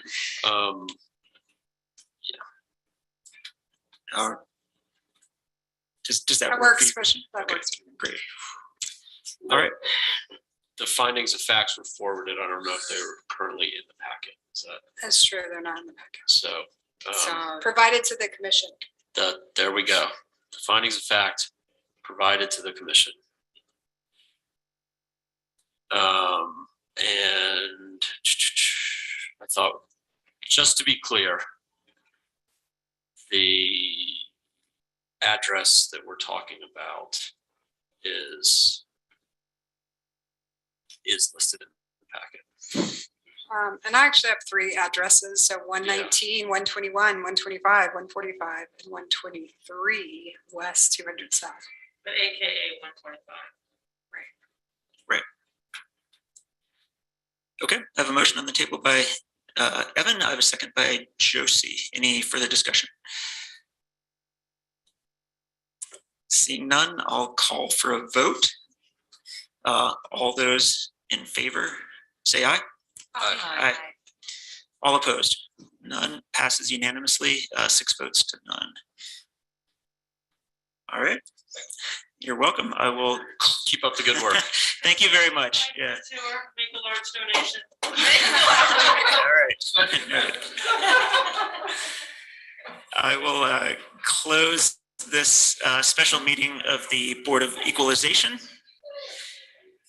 And I will open the regular Grand County Commission meeting for May 3rd. It is 4:15. Present are all the same people as at the Board of Equalization meeting. We should start with the Pledge of Allegiance. All rise.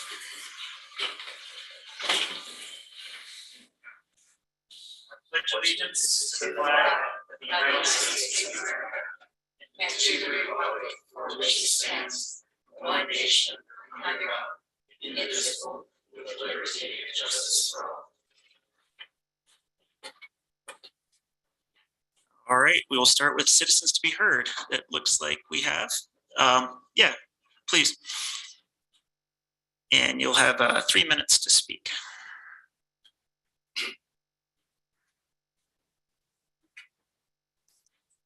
Good afternoon. Hi. My name is Charlotte Mates. I've been a citizen of Mohawk Grand County for 26 and a half years.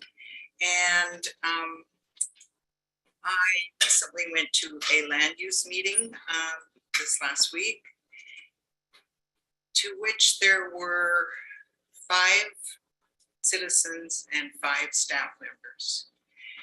And my concern is that there are a lot of meetings going on, and there are a lot of really busy people. And I wanted to come before the council, the commission, and ask that we work together with the city of Moab and try to get a calendar that works for the entire city, county, state, any meetings that are government meetings. And I would propose that somehow, some way, perhaps it could be similar to the Moab happenings for tourists, but this would be for government meetings. It became apparent at that meeting that people either were working 3 jobs and weren't available, or that many people were very confused. One highly respected businesswoman showed up and said, "Charlotte, I'm here because of you." And I said, "What are you talking about?" She said, "The comment you made on the Zoom meeting at the city last week about the best meeting in Moab in 20 years was the think tank." I said, "This is not the think tank, Laurie. This is the land use." So again, I'm just asking that we try to have more communication that is visible to more people in one location.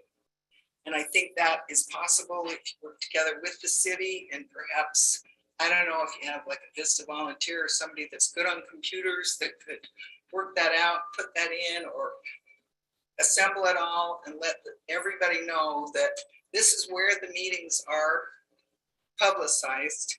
And you could go to one source, you could get enough information, you could get a description of what the meeting is so that people are more aware. I think we have a really, really good staff that is very transparent. We just need more visible communications. And I think that's true across the board with all of them. It's not perfect. Everybody doesn't agree, but I do believe that we could improve that and we could get more participation from our citizens. Thank you for your time and attention. I'll look forward to seeing something in the near future. All right, thank you, Charlotte. Thank you. Do we have any other citizens to be heard in the chambers? How about on Zoom?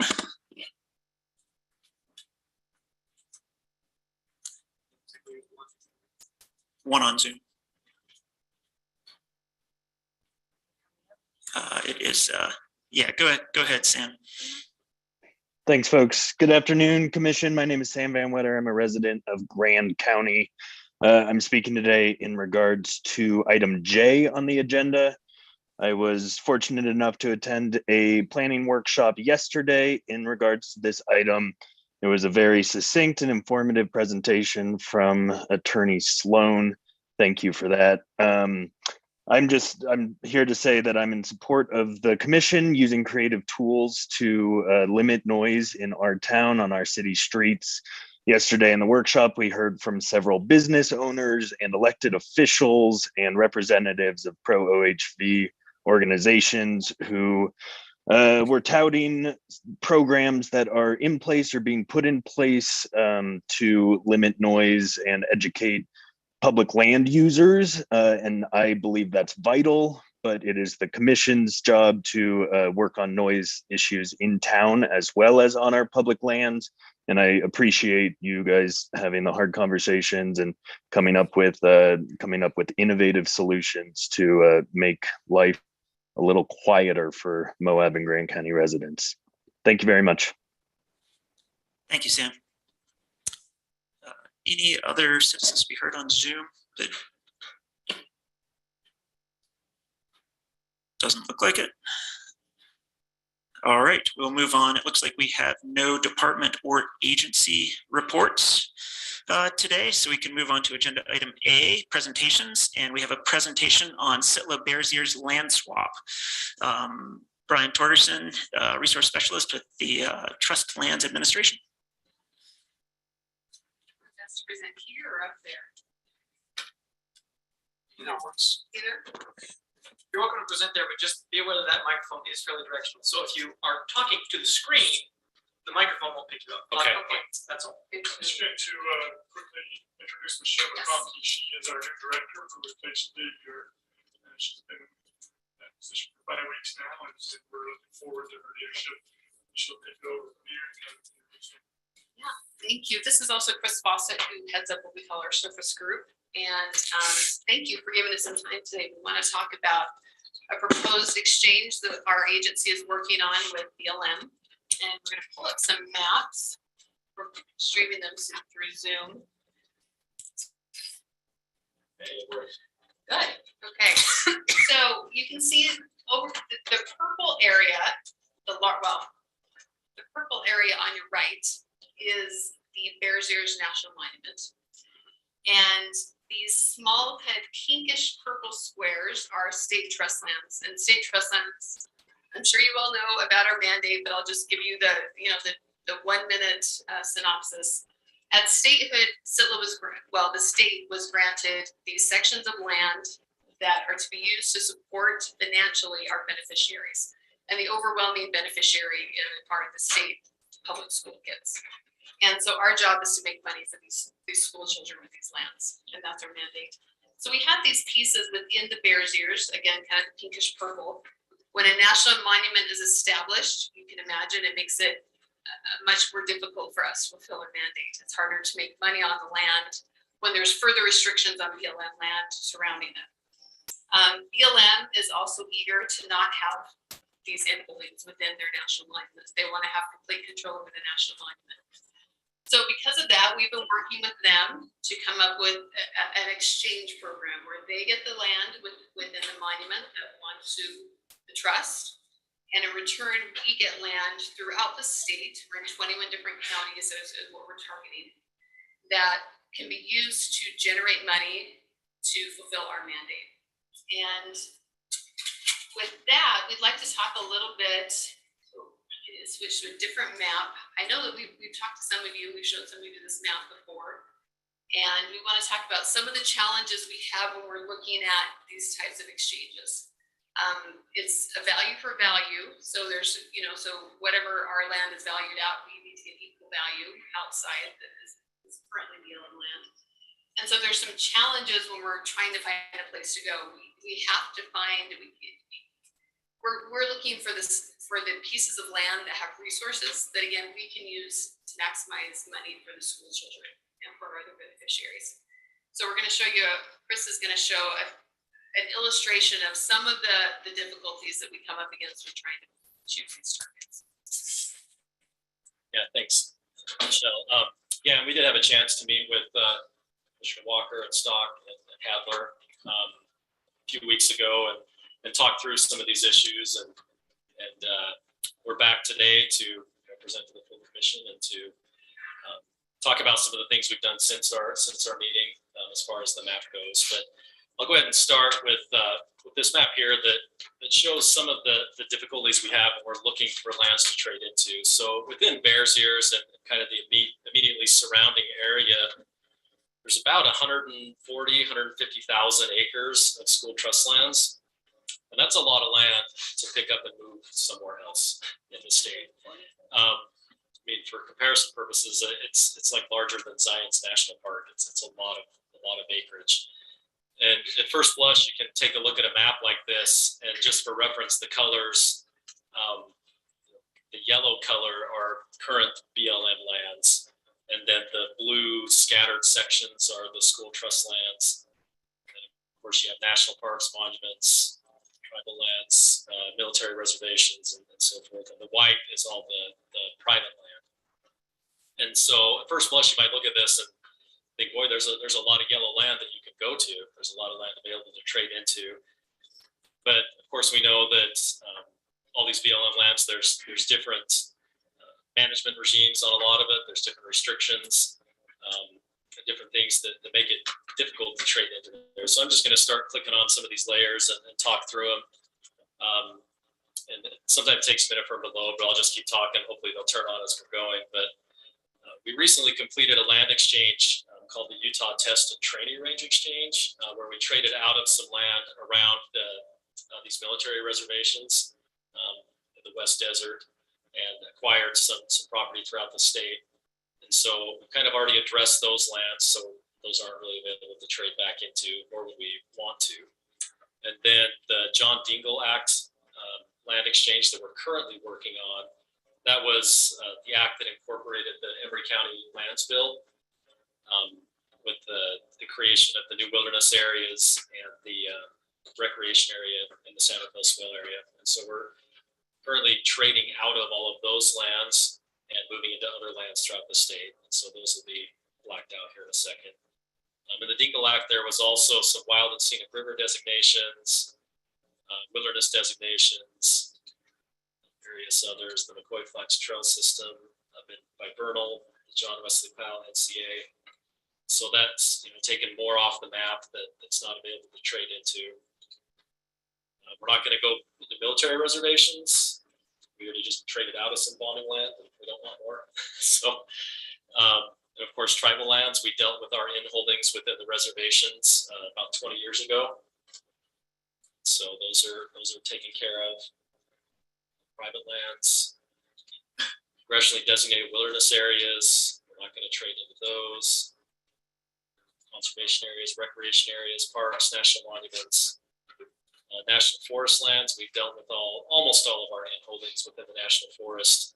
There's a few pieces left, but not many. And then of course, state parks and recreation areas, wildlife reserves, BLM ECs. We tried to stay away from those. Wilderness study areas, same thing for the same challenges. Historic Uncompahgre Reservation lands in Uinta County, when those click on, those are currently under litigation, and we're not going to go there right now. Then we start getting into things like wilderness character and natural areas, and then the Red Rock Wilderness Proposal, where we recognize those lands are sensitive. We trade into those from time to time. We have done that in our last two land exchanges, although we do take those into consideration when we're looking at targets. And then you start adding on things like the greater sage grouse areas or other habitat areas, and it starts to develop a picture here of kind of what's left. And what's left doesn't always line up with where the revenue generating opportunities are. And so it's a real challenge. It's getting harder and harder as we've completed 5 of these major land exchanges now. The Bears Ears would be our 6th. So it's getting harder and harder to find lands. That being said, we've taken a really close look working within our own staff, and we've been out making the rounds with county commissioners and legislators and talking to people, trying to get input on the map and on what we're working on, and trying to put a map together that makes sense for us, and also to help bring some economic development into communities around the state. So I'll stop sharing this and switch to the map that shows Grand County.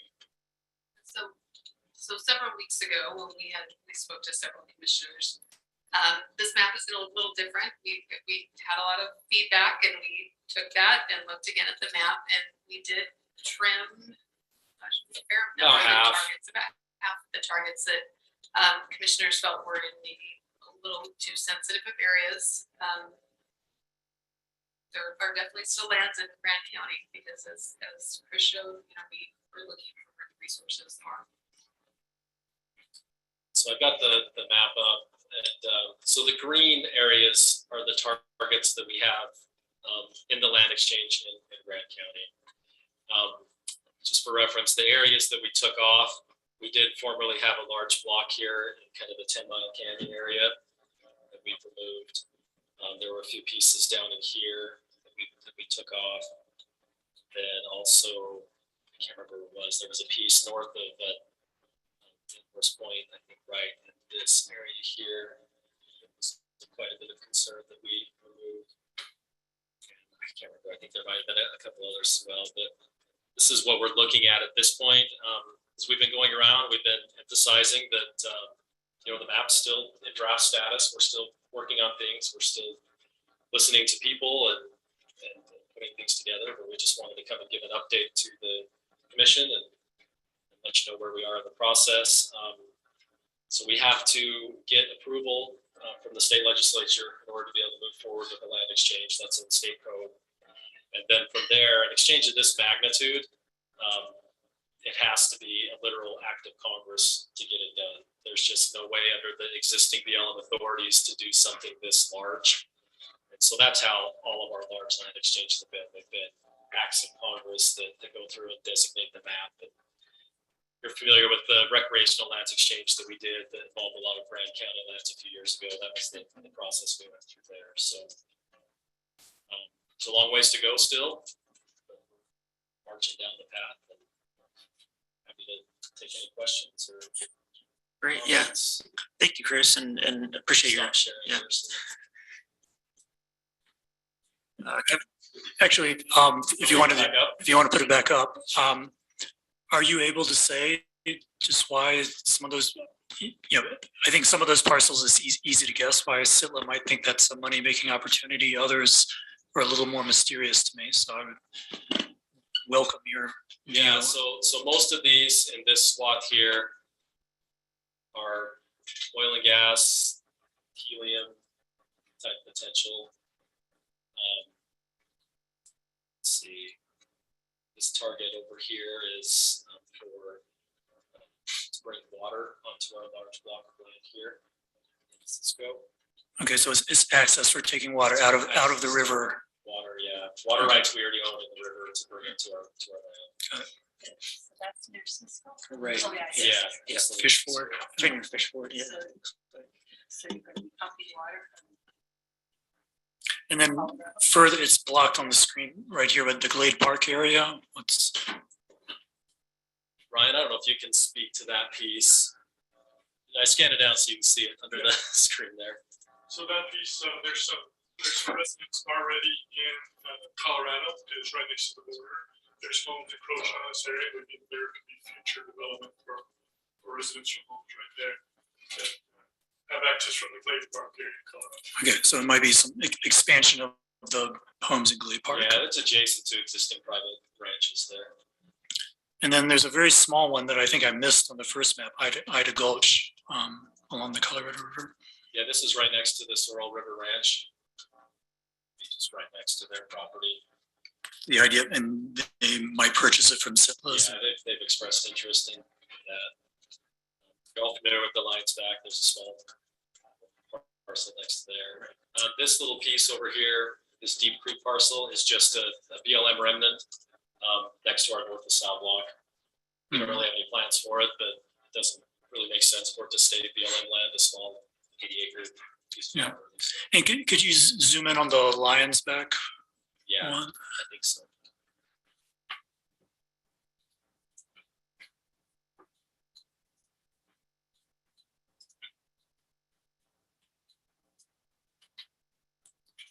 Yeah, maybe even a little bit more. I think it's still great. 40 acres. Yeah. Yeah. So even though that's only 40 acres, I think there's quite a bit of variety within that parcel. I mean, some of it's immediately adjacent to the existing thing and kind of topographically fits in, but it also extends up on top of the ridge, goes down the other side. Was there thought about prioritizing, within that piece, or was this 40, a quarter section a convenient? It was thing? mostly just a convenience how it would part. Okay. Most likely we would develop all of it, but maybe transfer density to the development areas. Because a good part of that is on the slope down towards Bright. Is that Hell's Revenge, that red line? Yeah, part of that system. Yeah. Hell's Revenge already goes through the landscape piece already. We recognize that that's RS-2477 road. Yeah, that's gonna stay. And do you know current is that this 40 acres, is that within city limits or in the county right now? I believe it's within county right now, but Lansback was annexed into the city and who knows what the future will be. Okay, thanks.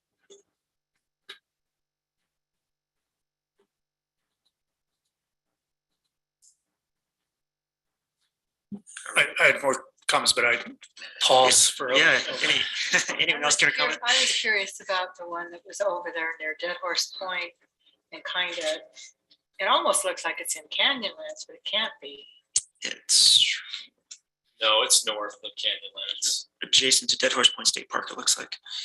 I think that's the Knoll area. Right. What's the value? No. The economic value that you think's there? That was extraction also. We'll zoom in on it here. I think these are just general, potential, could be oil and gas or whatever. There's a lot of activity out in that area. So that's just a section that might make sense. But. Some of our targets we can see fairly immediate, immediate financial gains. Some of this is us positioning for the future. We're perpetual trusts. So we're supposed to have, revenue and things to keep going for school kids for 10 years and 100 years and 200 years. And so sometimes it's putting ourselves in what we think will be a better land position, and maybe it'll be 50 years or 100 years until it's there, but we're trying to think. Can you speak to you're calling it Dubinki Wash, but it's right on the rim of Hell Roaring Canyon? Yeah, it's the same thing. Same thing there as these others in this area. They're just areas that our oil and gas group has identified that may have some future potential. I know that area. I mean, I just went camping there a few weeks ago. There's excellent climbing. There's petroglyphs. It's a beautiful, prized recreation area. And there's not a lot of traffic or industry. It's next to the Spring Canyon Road, but I think it would be a shame to see that area developed. Yeah, and speaking of the big flat parcel, the two that are like catty corner to each other down there, it looks like the northwestern one goes through a trail system called Horse Thief Trails directly on that. And that's a very popular mountain biking area currently. And the other one looks like it actually has part of the Mag 7 trail system on it as well, the one to the southwest of that. So there's some high recreational value in those two. Yeah, we've always tried to work with those uses on our lands with mountain bike trails or hiking trails or whatever they may be. Whatever use we end up having come. I wouldn't envision that we would shut those kind of uses down or anything like that. I mean, I think they can coexist if something did end up happening out here. That's what Chris is saying, right now, those two parcels of Scylla that's already there, we have some gas wells. We've accommodated.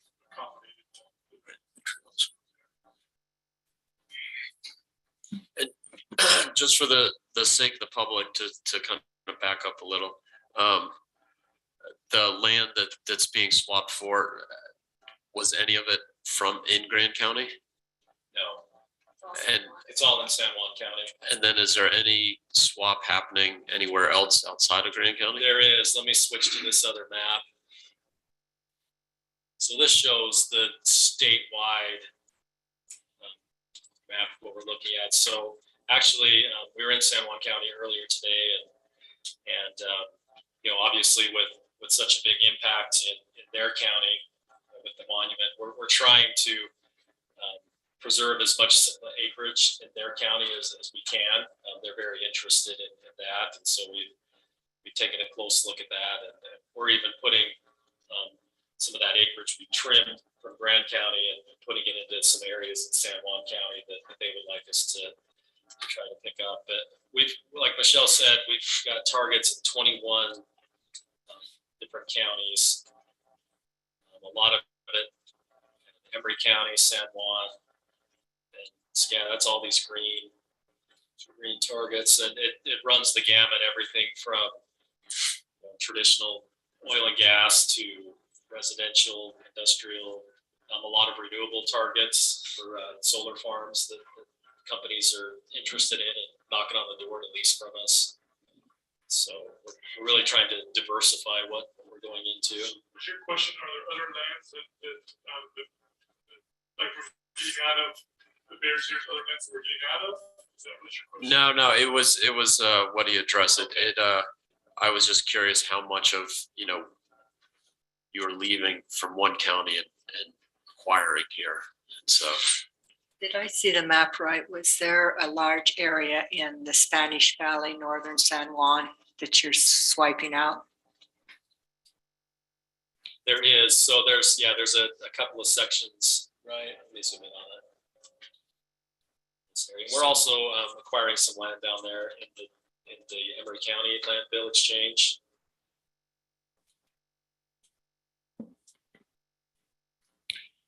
And I was looking at a map of the Emory Exchange recently. I didn't notice very much in Grand County in that land exchange. Is that correct? In Spanish Valley, essentially between the two land exchanges, we'll be acquiring the rest of Spanish Valley. Okay.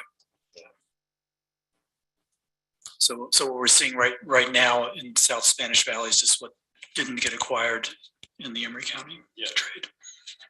What percentage of the entire trade is in Grand County? Any rough estimates? I have to. Right. I could tell you that, but it'd take me a minute to. Sure. We can circle back to it. Yeah, I think you pointed out an interesting thing, which is that we're surrounded by lands who have gone through these public lands bill process, counties who have gone through public land bill process and had national conservation areas designated, and Grand County really, we haven't had a chance to do that yet. So it seems sort of short-sighted to trade out,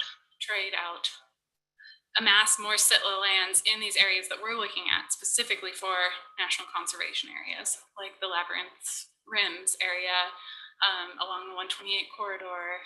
These very, very iconic and special areas. I mean, it just seems like we should follow through with our public lands process where we're going to actually trying to swap sitla land out and be afforded the same kind of opportunity as Emory County to do something similar. So.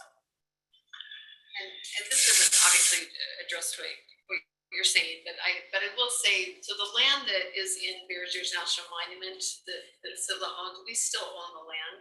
And so even though it's within the monument boundaries, it's not federal land. So it's really not part of the monument. If we wanted to, we don't want to sell these lands. We don't want to do them. We want to do the right thing. We agree they should be protected, but we do need to be made whole for that. Our beneficiaries do. So that's one reason why Bureau of Land Management, Department of Interior they've been really great at working with us us and really trying to come up with something. And again, I know that doesn't address your issue specifically, but it is a way to protect quite a bit of land that they need to have. Yeah, so continuing on what Sarah said, first of all, I certainly do recognize that these land trades are desirable. That it doesn't, the sort of 2, 16, 32, 36 pattern that we inherited, that's not really logical on the ground. And it's, I think a good thing that we've slowly over the years been doing these land trades. But it doesn't imply that every single proposed land trade is good on balance or can't be, significantly approved upon. And as Sarah was saying, we're in the midst, in fact, just 2 hours ago, we spent a lot of time looking at maps of proposed NCAs in Grand County that we hope will become, real NCAs before too long, or other similar designations. And part of that would, of course, be trading out the sitless sections within those. And quite a lot of what you're proposing, especially in the western part of the county, you're basically trading into areas that we're sort of hoping you'll trade out of. And as you point out in the presentation, there's some areas you just traded out of and you don't want to trade back in. That's not logical. And to us, it's similarly kind of illogical or short-sighted to be trading into areas which we think one way or another are going to be getting some kind of conservation designation in the not too distant future. So, I think trading out of Bear Zeros, that's great. It's something we support, even though it's not happening within our county. But we think it can be done without trading into successors of Bear Zeros or very similar areas. And so just to go parcel by parcel, starting up at that Green River area, you've got a very tiny amount that's in Grand County, and that's close to Green River. We don't have any strong feelings about that. And then those white sands polygons, most of that, I'd say 90% is within our current draft boundary for an NCA. I was just at that area this weekend checking out boundaries for the NCA. It's pretty scenic. It's in the Morrison Formation and Curtis. It's a lot of interesting topography, somewhat used for recreation right now. I think it makes more sense as a recreational preservation type area than some kind of mineral development. Same thing goes even more strongly for the Dubinki wash parcels. There's an extremely famous pictograph that's right in the middle of what you're proposing to acquire down into the canyon. And again, that's an area that's currently not heavily developed. The next three coming from the north, the ones you're calling Big Flat, there are existing oil wells in that area. And I know there's some solution mining projects you have that are in the general area, but it's also the gateway to Island in the Sky and Dead Horse Points parks. We think, as a county, I think we're trying to head the direction of de-emphasizing mineral development in that gateway area rather than promoting more of it, which I know Sitla is obliged to do. We definitely understand that once you acquire land, you were obligated to try to maximize revenue from it. Brad already talked about lines back a little bit. I think, especially the part of that that's on top of the ridge that's kind of expands the existing proposal for lines back into areas that are very different. That's a concern to me. The South Spanish Valley stuff is in San Juan County. I'll leave San Juan County to come, so no comment on that. Though it is very close to Grand County and it affects us, but we understand you've already got quite a bit down there, and I can see how there's some logic into acquiring all of it. For Ida Gulch along the Colorado River, that's an area that, again, we've been trying to preserve through these years. There's any new private development in that area tends to be controversial. There's a lot of concern about viewscapes and recreation on the river. And I also visited that Cisco section this weekend. And I think that's not a strong, it is, I think, technically within some areas we were thinking about as an NCA, but I can see why you might want to make that small expansion of the existing land to get closer to the river. And I haven't been to that Glade Park area, so I won't comment on that. But to summarize all of that, I think there are some very strong concerns for the large majority of these sections. One might say that every county, ought to have some SITLA land. It's a shared, opportunity or burden, however one wants to view it. But currently, Grand County has a higher percentage of Grand County is owned by SITLA than any other county in the state. I think in terms of absolute acreage, we're second to Millard County. So we've already got more than our share of SITLA land.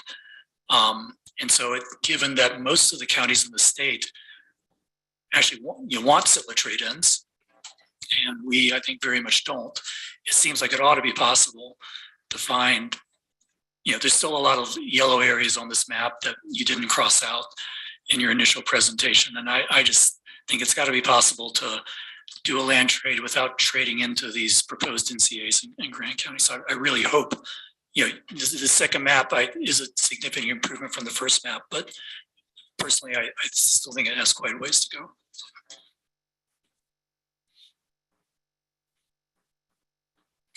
I just recommend that you guys, put those things in writing to us, get to us. Yeah, no, and we'll send you GIS for the proposed NCA so that you can more conveniently, see where the overlap is. Yeah, I think that would help you because if we're fortunate enough to pass and get this public lands bill through Congress, well, then you're going to end up doing the same thing again.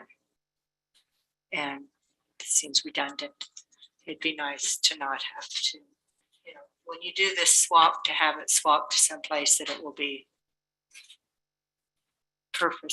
used well for you. Yeah. So going back to your question. Yeah, thank you. I haven't looked at the numbers, but it's probably right around 10%. 10% of the total land swap territory. Okay. And that's by acreage or by value? Acres. Okay. Acres. Gotcha. Yeah, the valuation will come afterwards. And so the way we look at doing that is have a land package that would then be appraised and realized. Okay. And just a technical question on that. So you're going to identify proposed trade-in and trade-out sections, and there's going to be some kind of appraisal, and then one side's going to be more than the other, and then you're just going to drop stuff or add stuff or some combination of the two to make it more equal? Or? Well, for example, if SITLA owes more land, we have a lot of land in Washington County in what is currently the Desert Tortoise Preserve. Okay. That is very high acreage, as you can imagine, being in Washington County. And so that's something we've used in past land exchanges to equalize the numbers to get them to where they need to be. And so, that's what we do on the end of the SITLA. Yeah, we've identified some BLM lands in Washington County as well. They're high value properties, doesn't take a lot of acreage to make up the value. Really used to balance things out. Another more technical question. I noticed in San Juan County, in addition to the sections within the National Monument, you also have that sort of Red Canyon between the two pieces of the monument that at one time was proposed for the monument, but isn't actually part of it. I can see how that kind of makes logical sense to group it with there, but any thoughts on why that's in there? So on the map, we've identified more than just the monument lands. We have some other lands scattered around the state, some lands up on the Bonneville Salt Flats. Okay. That are lands that the BLM's been interested in acquiring from us for quite some time. But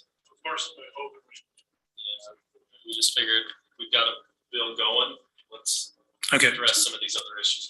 So the summary: everything within the National Monument, other lands that are bracketed by the National Monument within San Juan County, and then a few isolated sections that you just mentioned. Yeah, I don't want to get too many ornaments on it, but it's nice to take care of some issues where we can. I know that you mentioned that you're looking really long term into the future, and I would encourage you all to try to identify some sites along the transmission lines that we have in the Cisco Desert that are north of our NCA boundaries for potential future solar development. I know it's requiring transmission upgrades, but that is something the state might eventually see economic value in doing. So if we're speaking looking at the long term and trying to acquire acreage in Grand County, I didn't see any on there that would kind of fit that description. Yeah, we're open to those suggestions. If you have suggested areas like that, we're interested in looking at those. Solar, they could locate close to substations. So you don't have any along that transmission. Right now, currently, I don't know. But there is a lot of infrastructure money and transition to climate clean fuels in the future. So I don't know, you're looking at speculative land as far as lithium or oil and gas. I just encourage you to do more of that with solar in Grand County as well.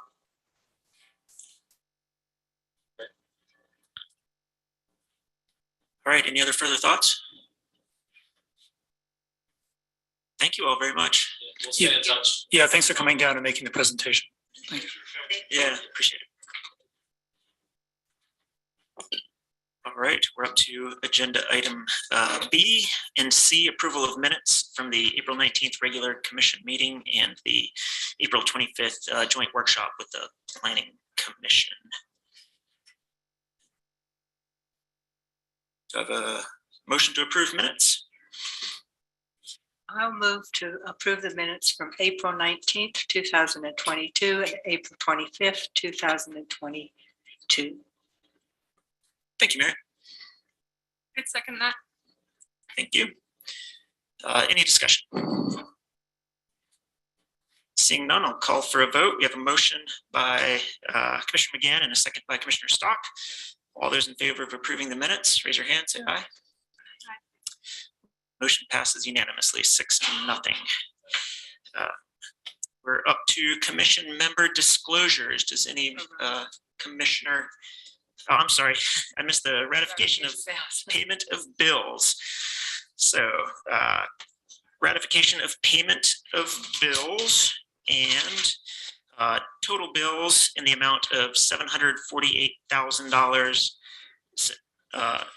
$748,098.63. Payroll in the amount of $331,287.46, and the total bills and payroll in the sum of $1,079,386.09. Do I have a I'll motion? make a motion to ratify the bills as stated by our chair, Jacques Hadler. Thank you, Mary. Second? Second. Thanks, Kevin. Any discussion on the bills? I have a motion on the table by Commissioner McGann and a second by Commissioner Walker. I'll call for a vote. All those in favor of ratification of bills, raise your hand, say aye. Aye. Motion passes unanimously, 6-0. So now we are up to the commission member disclosures. Does any commissioner have anything they need to disclose about any of the items on today's agenda?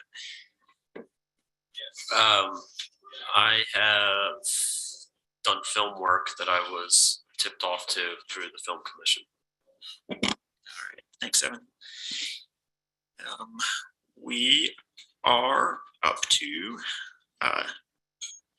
anyone else have another disclosure? Okay, we're up to the general commission reports and future considerations. And everybody is in the chambers for the first time in a couple of years, which is nice. Guess I will start at the end with Kevin. Okay. Well, in recent weeks, I've spent a lot of time on the public lands proposal, getting that ready, lots of clicking on a map.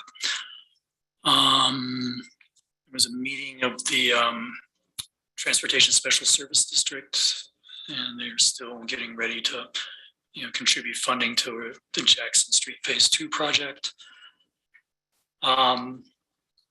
Discussions about the civil land trade has taken up some time.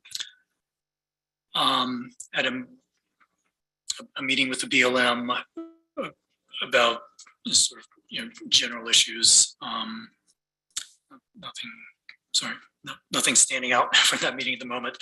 And finally, I wanted, we've got this funny thing where people talk to us at 4 o'clock, and then it doesn't become a conversation. But I think in the past we discussed that during these commissioner points would be a chance to respond to that.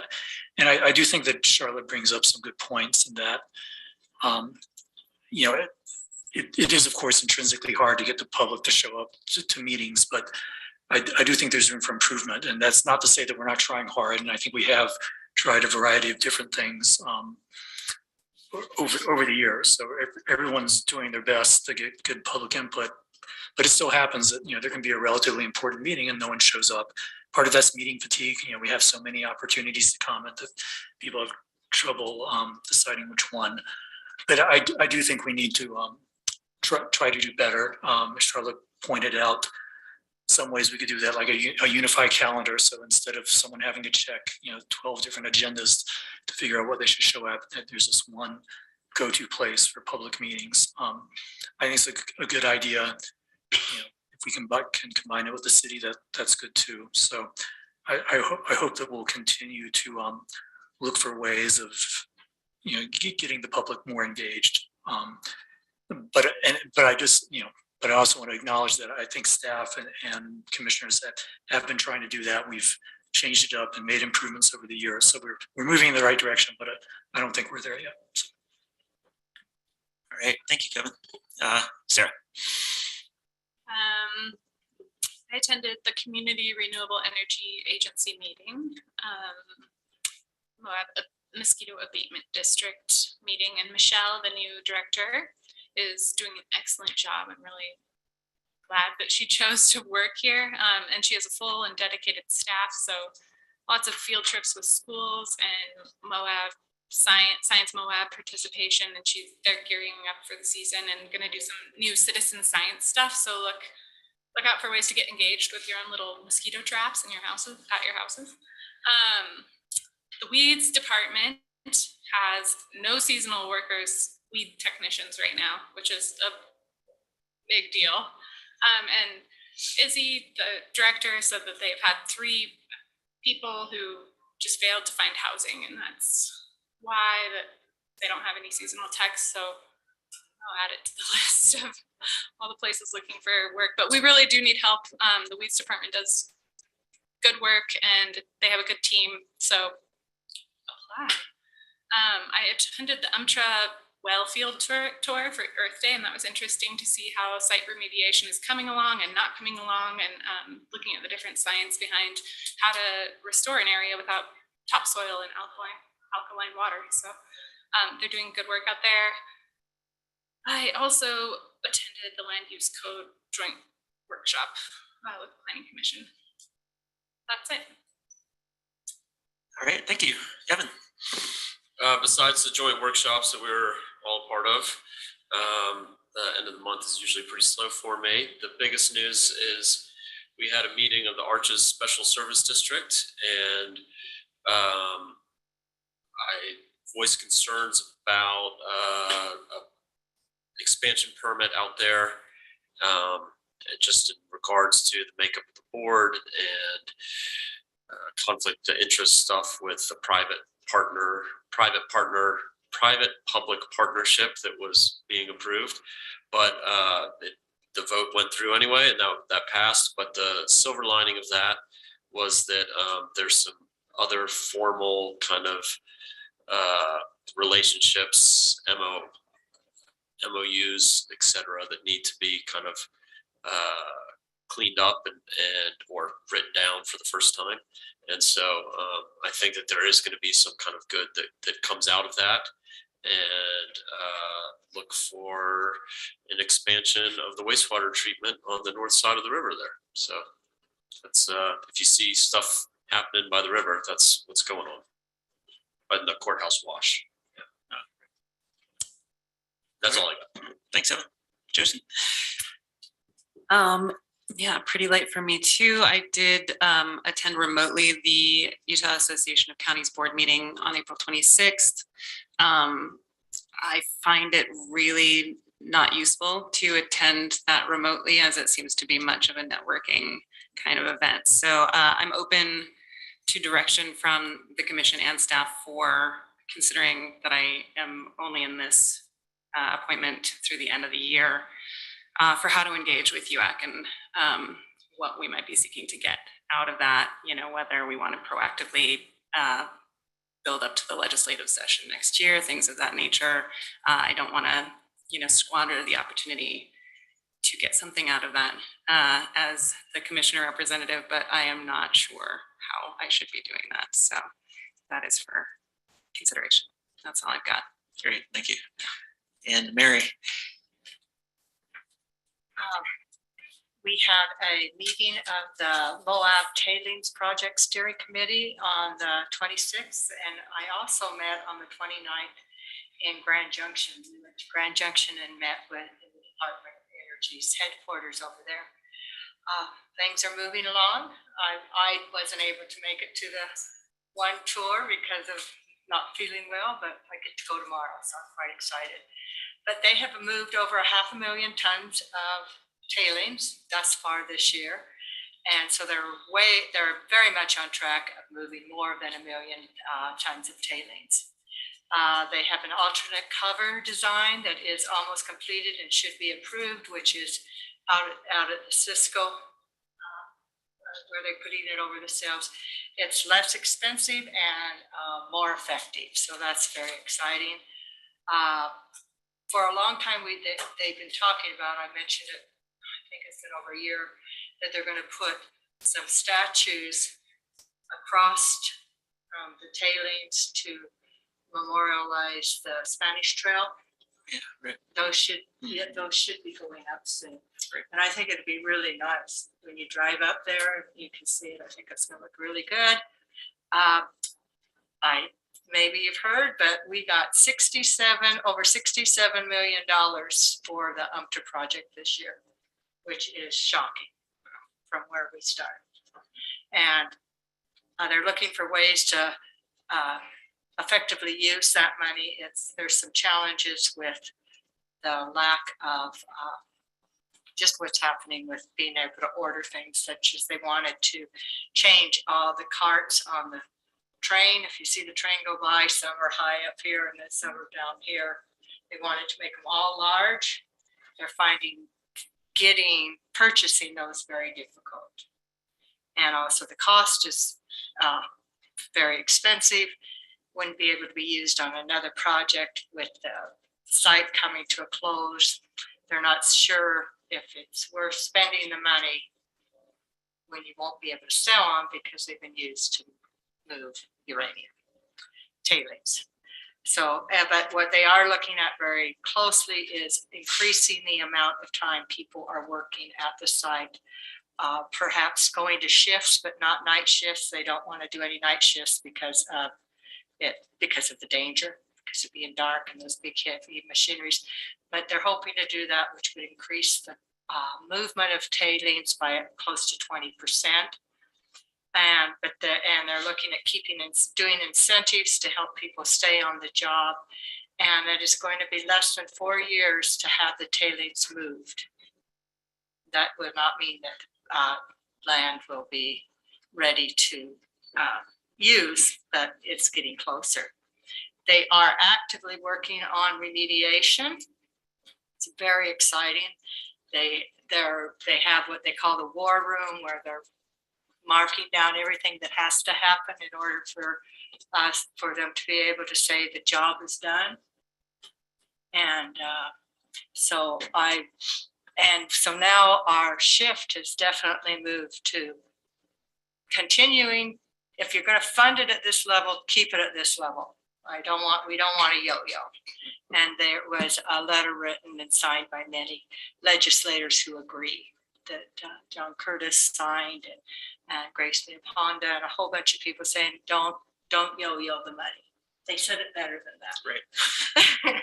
And so we met with 9 people, and the trails, Northwind will be the overseers of the closure of the project. So it's pretty exciting. If there's any questions, let me know. Kevin, nobody else has said they want to go tomorrow, so do plan on joining us at 3. I went to a housing task force meeting. Their small increase in rent at the Virginians, it's been over a decade since that's happened. They've lost their staff member, Jenna, which is a real loss. She's going to get graduate school. They need construction supervisors very much. One of their construction supervisors was hurt and is out for 3 to 5 weeks. They have a new employee, but they still need 2 more. Exciting news, the voucher waiting list has gone from 17 to 30. I'm from 30 to 17, I mean. Bad news is there are 38 people waiting for a one-bedroom house at Cinema Court. And at MAPS, there's 57 people waiting for a single room and 23 for a two-bedroom. Solid waste meeting, we had a special meeting. Evan Terrell's last day at the Solid Waste Special Service District is February 13th. We will have a gathering for people to say goodbye. May 13th. February. February, wow. I wonder where that came from. That's May right there. So I'll let you know, I'll email you if anybody wants to go say goodbye. We've purchased new software. We're made in contract with Mike's Swallow that we've used from Personal Systems for job descriptions. And there's looking at buying a double wide trailer for office space, meeting and training. So a lot's happening out there. Airport canceled. All right. Get to stop talking, right? All right. And I also attended a few of the same meetings as others. I attended the UMTRA meeting that Sarah referenced and found that very informative. Also the land use joint meeting with the Planning Commission, a joint city-county meeting. I attended a Museum of Moab meeting. That was really cool. We held the meeting in their new acquisition, which is one of the big units down at the Moab Business Park, which the museum recently acquired to use as a collections, storage, and like sorting area. They have a lot of their collection just in random storage units, which is not good for the collections. And this is going to be a huge step forward for the museum. So that tour was really cool, and it's a big step for the museum. And I also attended the Chamber of Commerce meeting last week. We talked about a variety of things, including TRT and housing, but also the May 20th charity golf tournament that they host for giving away scholarships to high school seniors for college. That'll be May 20th, and there are still spots available for teams and for whole sponsorships. And then just yesterday morning, I attended a Noise 2.0 county working group in here prior to the noise workshop that we had, where we talked about ways to continue to chip away at noise in town, various strategies. And that's it from me. Oh, I was with future considerations with our citizen comment, Charlotte and Kevin were talking about. It seems like a press officer position in the county might go a long way towards helping out with something like that. Just a thought. That's it. So we're on to elected official reports. Attorney Sloan. I would like to update a couple of things. We've heard about the noise workshop a couple times, and so for the public, that is online on our YouTube page from yesterday if you missed it. The commission, you might remember that you approved a budget item for me for case management software for the Grand County Attorney's Office. We just went live on that. So this is historic, first time ever the County Attorney's Office has had case management software. Not only will it dramatically increase the efficiency of the office, but for me, the really exciting thing is that we'll actually be able to report both to you and the community on caseload specific. So that's everything from the types of cases, even we can split things out by the types of drug cases. That's racial demographics, gender information. We haven't been able to provide any of that ever without doing a ton of manual work. So it's been a real embarrassment to me actually up to this point that I wasn't able to do that and provide that. We did obtain licensing from the Utah Prosecution Council for a state product in 2020, but it was a huge disappointment. So we knew we wanted to both look for something else and be in the right position to ask for it, because it's not cheap, but it will pay out dividends for sure and its value. So it's been a ton of work to get here. We had to help the company develop all of our forms and put not just, you know, specific state statutes, but also local statutes, but all that stuff from here on out gets updated as legislative changes go through the state. So that's exciting. And the other exciting news is you'll also approved a budget for a second prosecutor, another historic moment. And so this is a young prosecutor take over our justice court docket, which is our misdemeanor docket. And while we hired him earlier in the spring, he's been serving as a law clerk, but he just got to town. Today was his first day in the office. His name is Eddie Cervantes. He's a fluent Spanish speaking gentleman of Latino heritage from Chicago. And I am super excited about that hire, and his energy is wonderful. And we're so excited to have him here. He still will be part-time through the summer, and then he'll start full-time August 1. So it's a big day, a big month for the county attorney's office. Thank you. Does he have housing yet? He has housing. Perfect. Thank you, Christina. Clerk Wojtek. I attended last week the UAC Managers Conference in Ogden. It was really interesting. It's a tight-knit group of clerk auditors around the state. Everyone's really unified, interested in supporting one another. There's a lot of knowledge there that I was really sort of happy to be around and happy to know I have access to, and get faces to some of the names that I've been speaking with primarily over email. And definitely, the Lieutenant Governor Deidre Henderson spoke, and just in general, there's a lot of emphasis right now. It's very notable with the current appetite and climate by some to, use misinformation to question the validity and integrity of elections.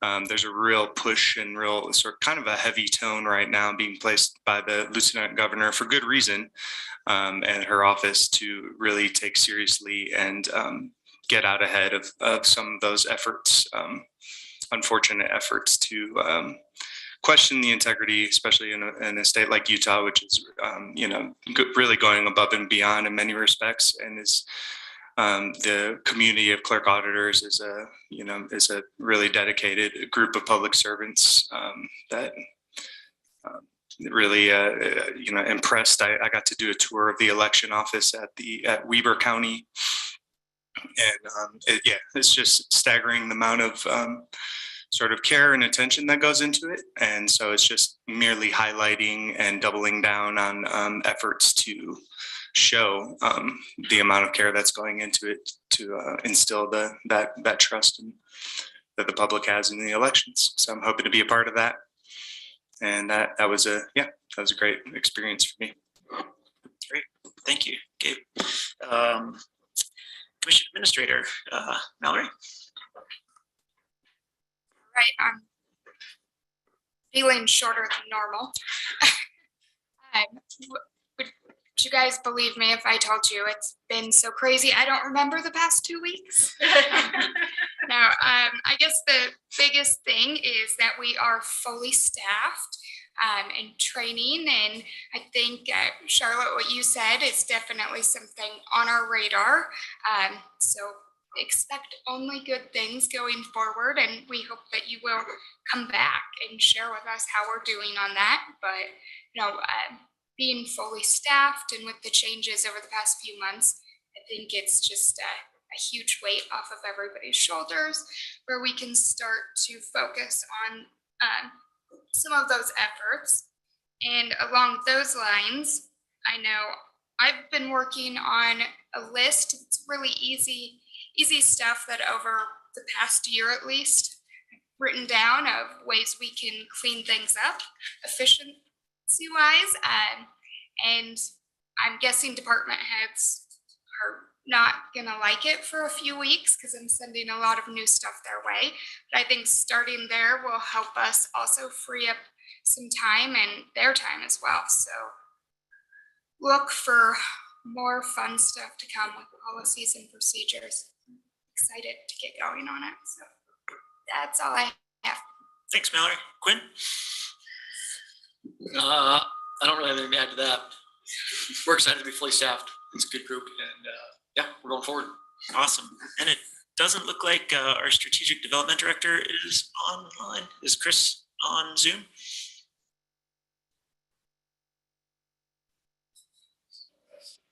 All right. I probably would announce himself if he was.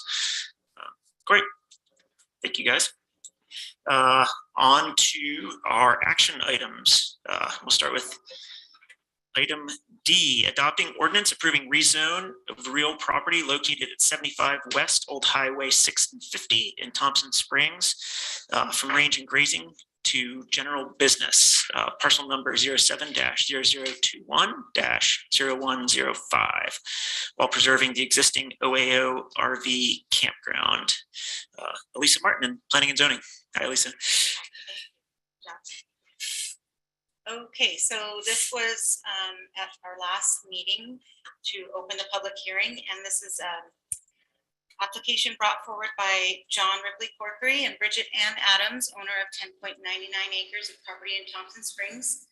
The subject parcel is located adjacent to the main intersection in the town of Thompson Springs, historically used for commercial purposes. The property currently consists of an existing bed and breakfast with 5 rooms for overnight use, as well as a campground RV park consisting of 10 RV sites. The owner's residence is also on site. The request to rezone the property from range and grazing to general business would allow for an array of mixed commercial uses at the property. This rezone would not affect the overnight accommodations overlay zoning that currently exists on a portion of the property shown in Exhibit A.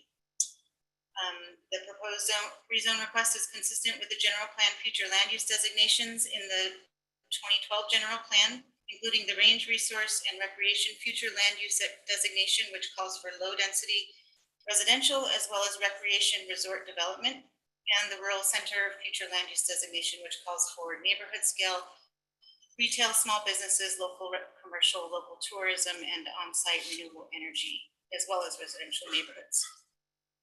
As far as water is concerned, the water analysis and TSSD will serve letter demonstrates that the property owners have an existing water account with 8 ERUs, which supports current and future proposed uses based on state regulation guidelines for peak water usage for each existing and proposed uses in phase 1 of development.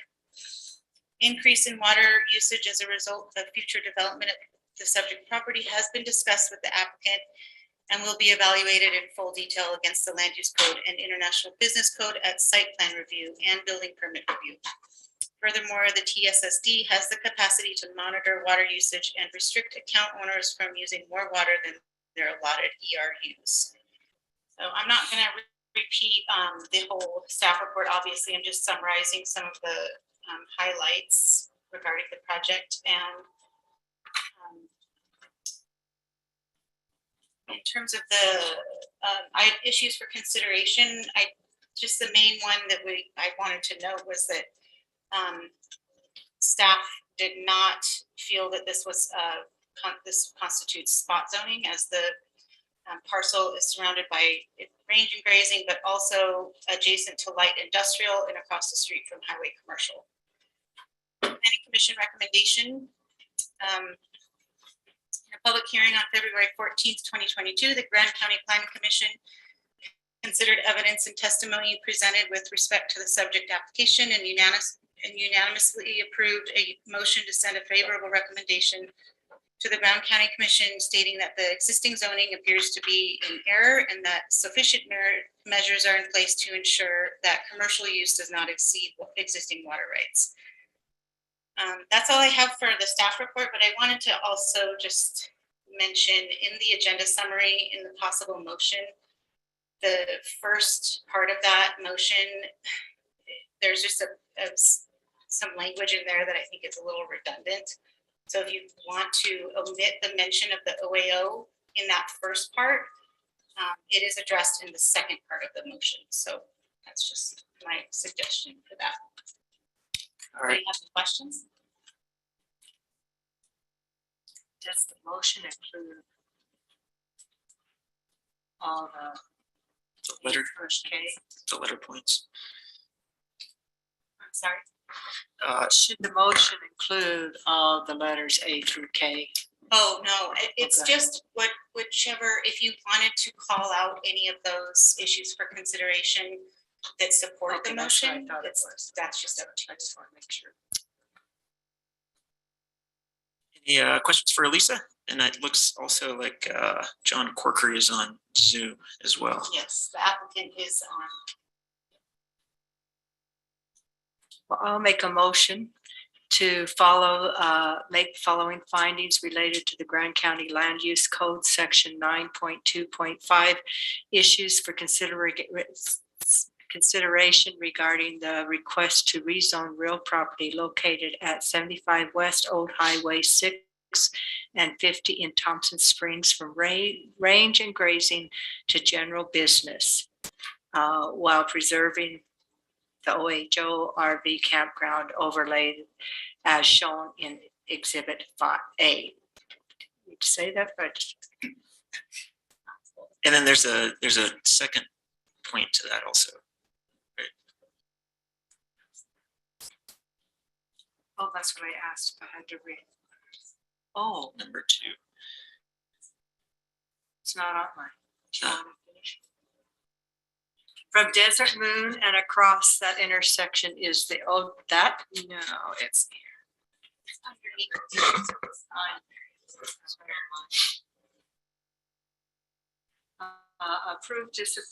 approve the request to rezone real property located at 75 West Old Highway 6 and 50 in Thompson Spring, known as Grant County parcel number 0700210105 from range and grazing to general business. All right, thank you, Mary. We have a motion. Do I have a second? I'll second it. Thank you, Kevin. Discussion. Well, do we need to articulate the findings that we're approving? Yes. In our land use code, it doesn't require you to make findings. Oh, so for each item. No, There's just just a few. pick one. I would say there's been a change of character in the area. New growth trends, transitions, etc. Thank you, Evan.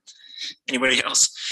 Yeah, as to the existing zone adopted in error, I know a lot of the original zoning in this area, including this parcel, was commercial.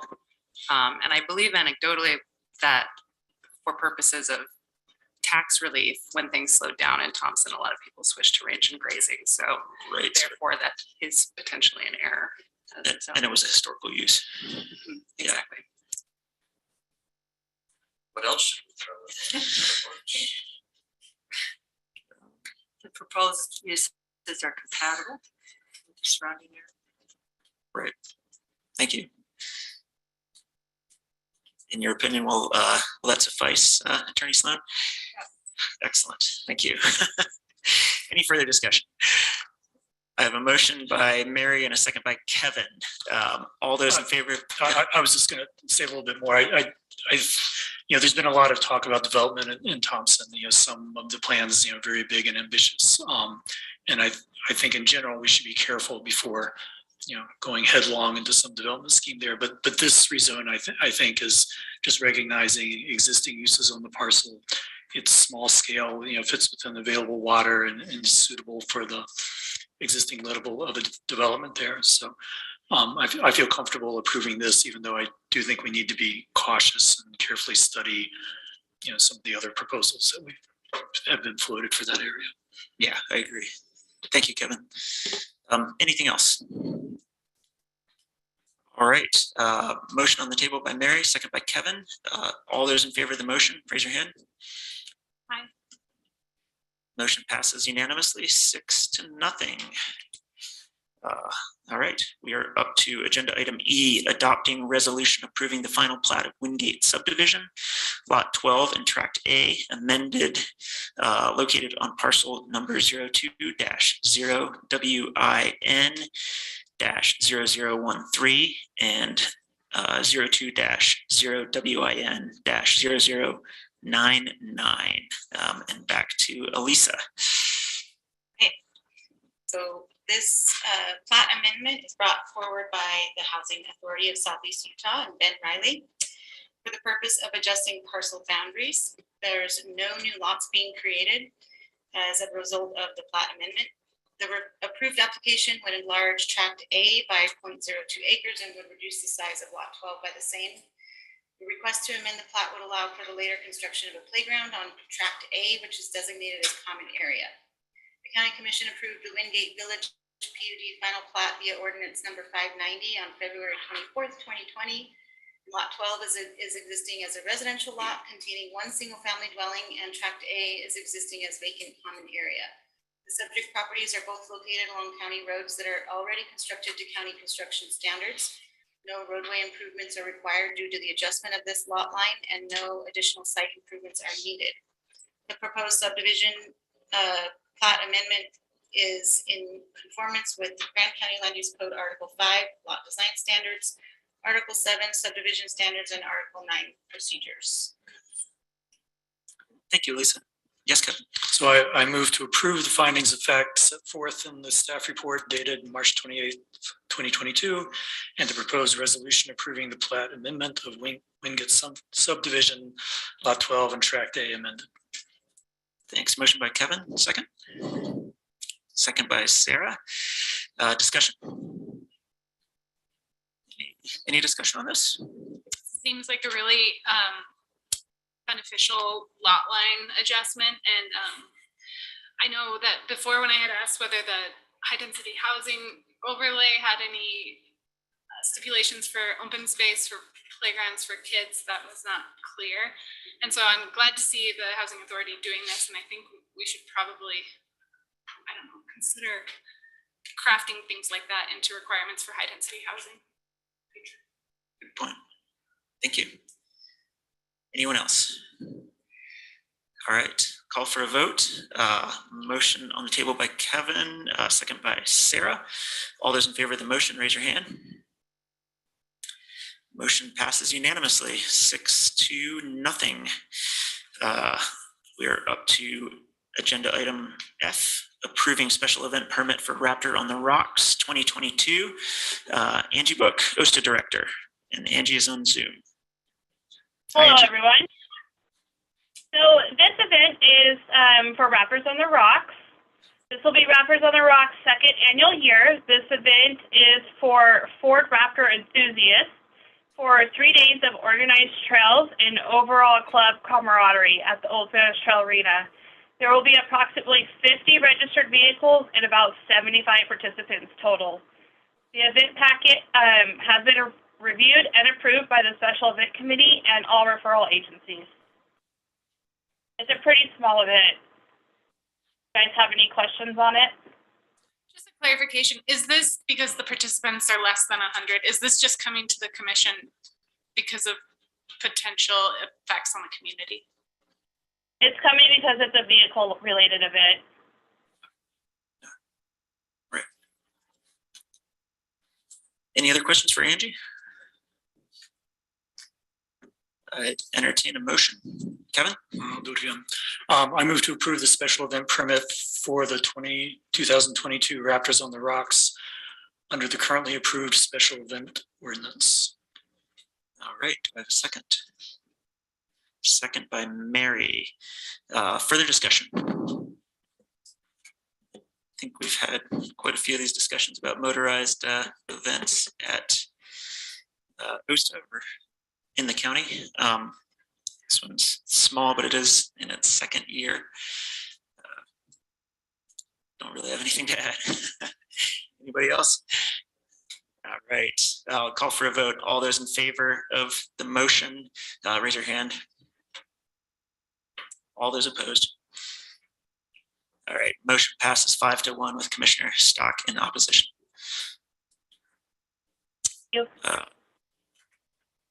On to agenda item G, approving FLSA, that's the Fair Labor Standards Act, right? Exemption for the position of Film Commissioner. Renee Baker, Personnel Services, on Zoom. Good evening. So we, just a little background, we did take on the Film Commission position in the beginning of the year. And we were quite unsure what the position would look like. I'm so sorry, there's a toddler in the background. But we were unsure what the position would look like as far as hours, and coming forward and having about 3-4 months in the position, we decided that it looks like a more exempt position, and asking for the exemption there. on that. I'd make a motion. I move to approve the Fair Standards and Labor Act administrative exemption for the position of film commissioner effective May 16th, 2022. All right, motion by Commissioner Stock. Do I have a second? Second by Commissioner McGann. Discussion. I know this has been an unexpected, difficult move for our film commission. That Vega has experienced difficulty fitting into the systems of a government. And I think it would be really to our benefit to look and see if there's a better way for the workplace to have the film commission and make sure that all of our employees feel valued and cared for, because she does an amazing job and we're fortunate to have someone so capable in that position. Yeah, well said. Thank you, Mary.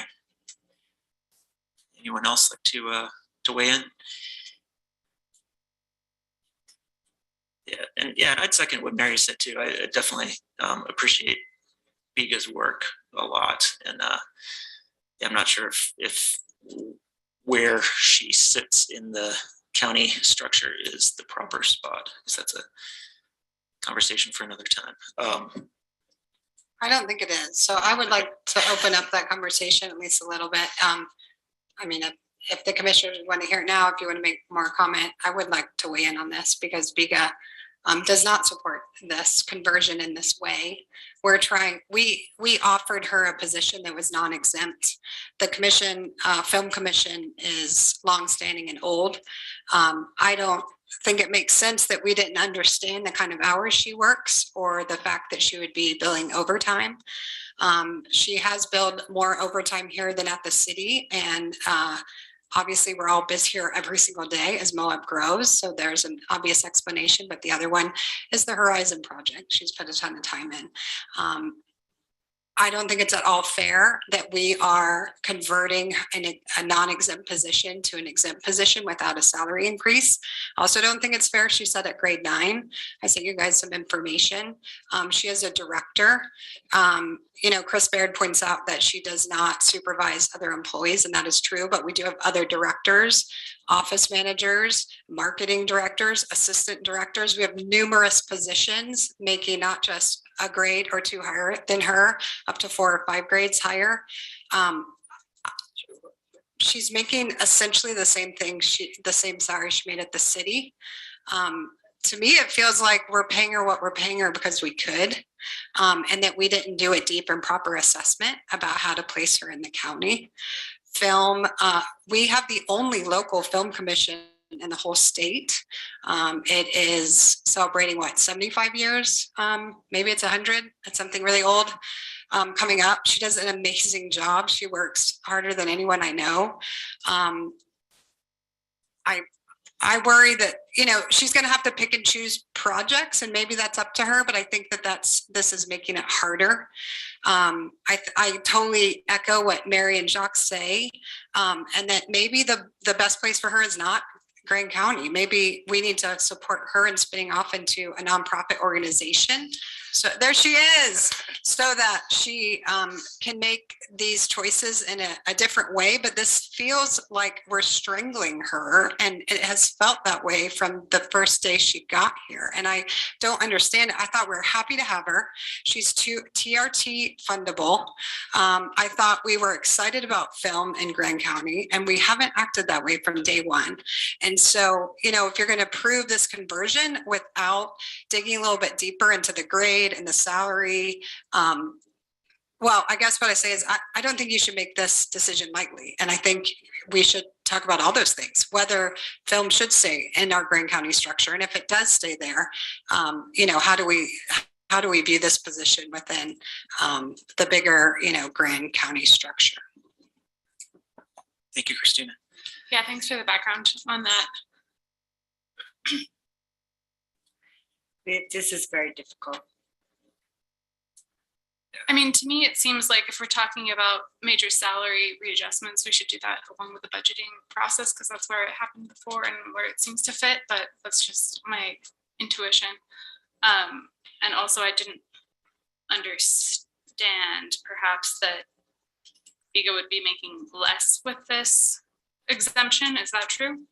Right, it is. She wouldn't be qualifying for overtime. It would just be straight salary. Right, but this says that there will be no fiscal impact on the salary, remains budgeted in the same amount. So maybe staff could speak to that. The fiscal impact is to the county. So Biga loses, we win. Right. I just, the way it's written, it seems neutral.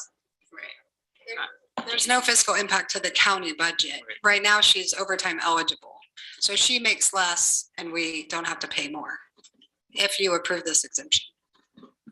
If I can chime in, I will say the challenge with the budget and where, you know, we should look at exploring things is that, and I apologize, Vita, this is probably an odd conversation, that there isn't overtime budgeted. So I do think it would be the appropriate forum is to start with a budget conversation versus kind of a debate of what probably feels like value.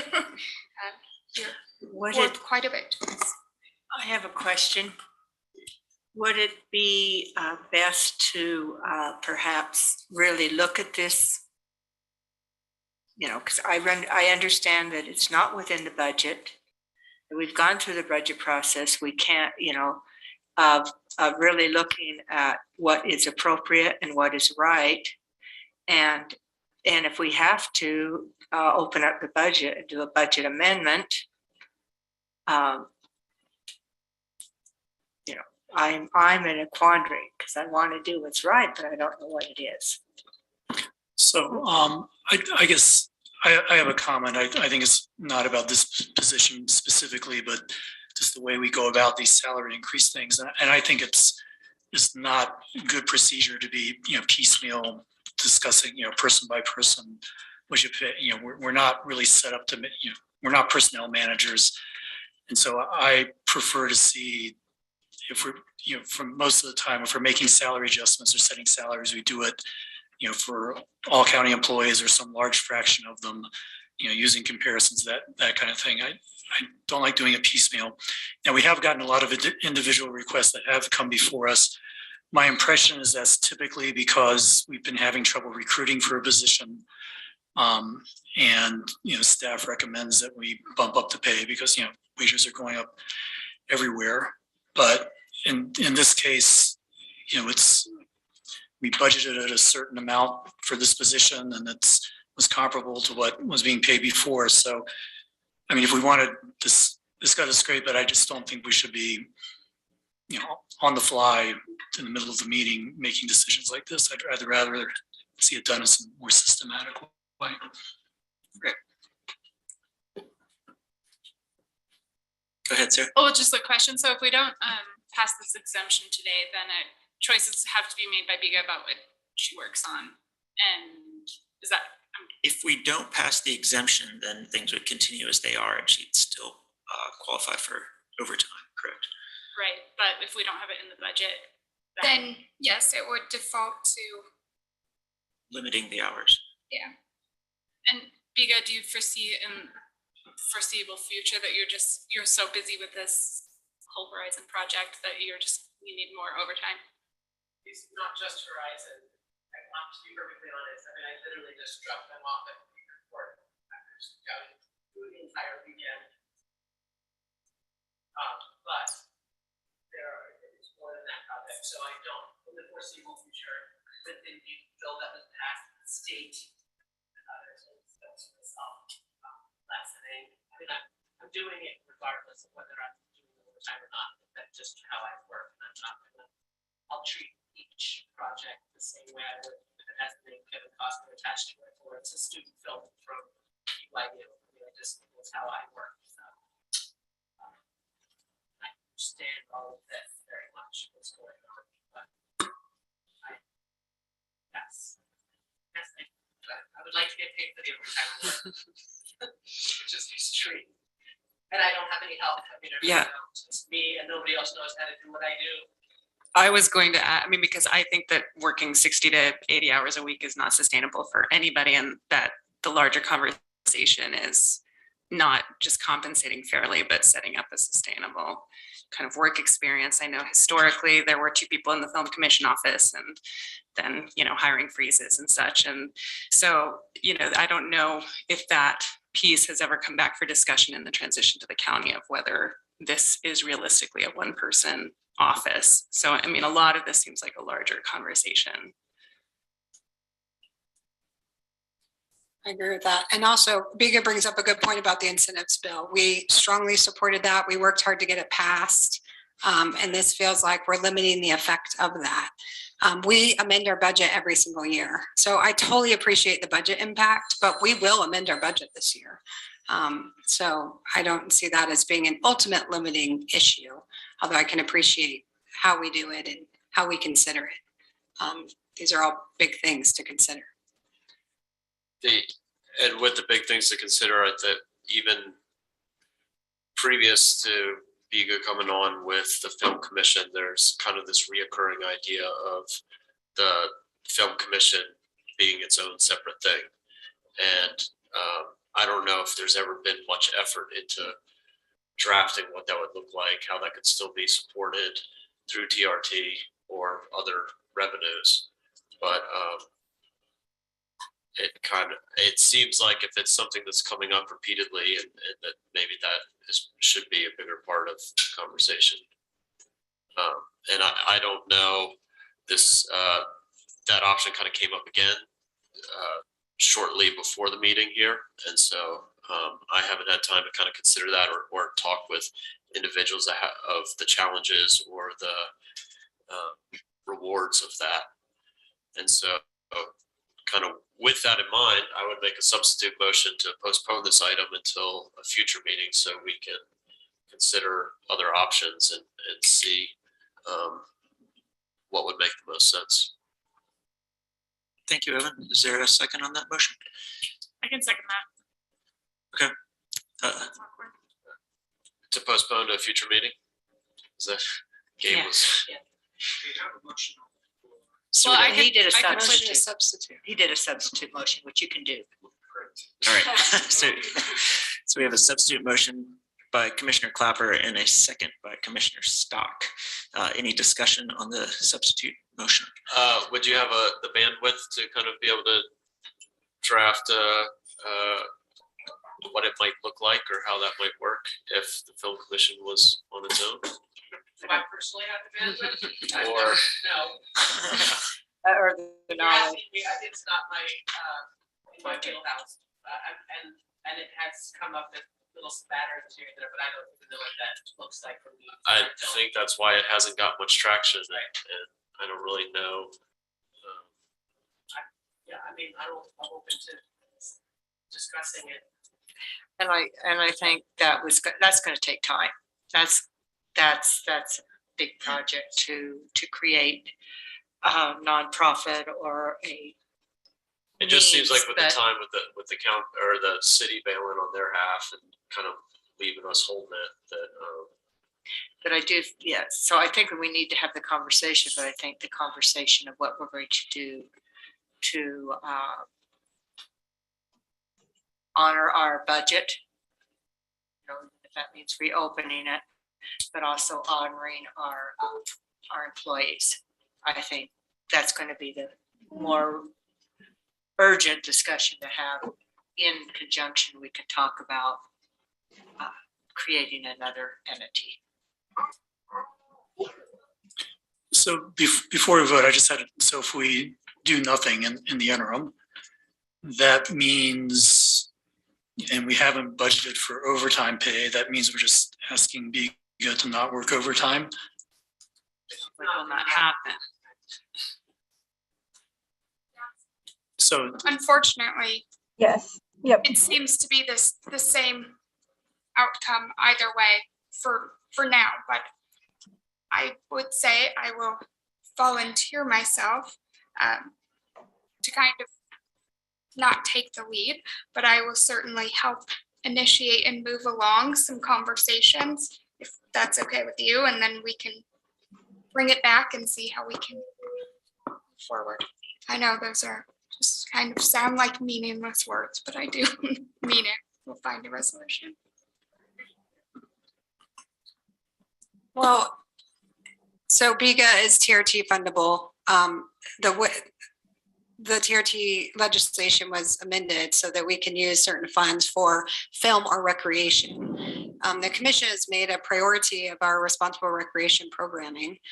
So if you guys were going to direct Mallory, for example, or consider a budget amendment in the future that would help solve this, if we keep BIGA in the county, and in the short term, you know, we need to do something. You know, I think that's where we would look at the money, somewhere in there. I sent you guys some money or some information, like, gee, I wish got money. Yeah, no.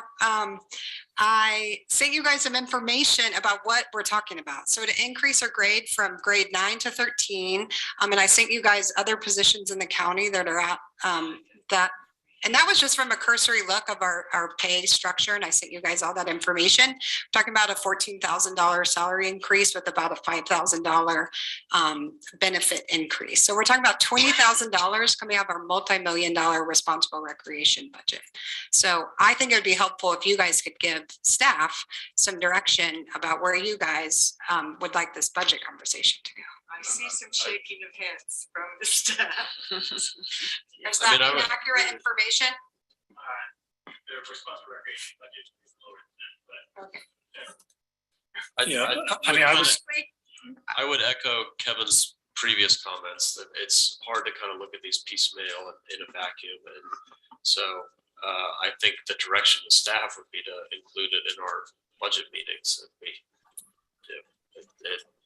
comes up repeatedly, and it does make it awkward when we're speaking about individuals rather than like positions, because it's not a matter of whether we value BIGA as an individual and the work that she's doing. It's more about where are we putting the priorities of the county and stuff.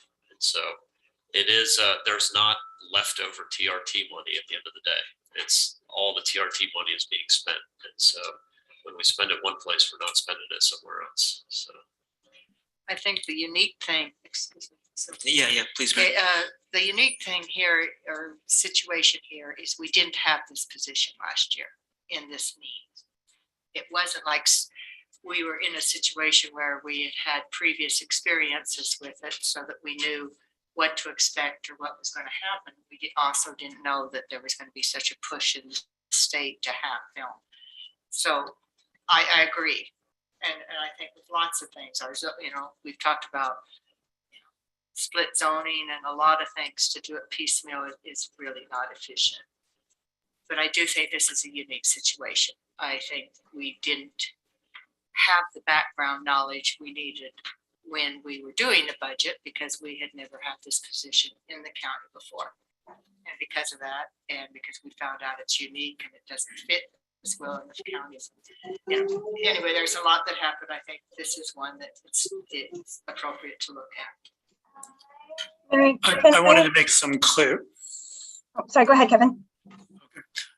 Just some clarifying comments about the TRT budget. I mean, it used to be the case that it was split into two pieces, the mitigation part and the promotion part. The mitigation stuff gets spent on things that we would otherwise be funding out of the general fund. So that half wasn't free money, while the promotion half, we typically had more than we were able to spend under the constraints. So that was, our bar threshold for what's a good use of the promotion budget was lower. But in recent years, the promotion budget has now been split into, I think, at least three pieces. There's the economic diversification piece, there's the film plus responsible recreation thing, and then there's the pure tourism promotion budget. And so I think it's still the case that we have, if this were being funded out of the tourism promotion budget, which it isn't, but if it was then I think it would be valid to say, hey, we've got, it's hard to spend this money because there's so many restraints. This seems like, better than the alternatives. But in this case, it is competing with some other things that we do want to fund, namely the responsible recreation program. So when we do eventually have that discussion, we just need to be clear that, it's very imprecise to say TRT budget. We really need to think about which of those 4 different buckets within TRT we're talking about. Yeah, good point. Renee? Just kind of an offer of a solution here, maybe just so we can move on for the evening. And what if we make a discussion item either the next meeting or the following meeting, and I and Mallory and Vika can all work together and gather some more information and present probably a more holistic look at this position. I think that sounds like a great idea, Renee. Yeah. I'd like to invite Chris Baird to do a little budget analysis at the same time and look at our TRT quarterly information, which we might have. I guess I was going to say, it'd be more useful in this context to look at the current year TRT budget for the recreation development convention line, $50,000. How we're spending that in comparison to this year's budget, what you have to take that out. Right.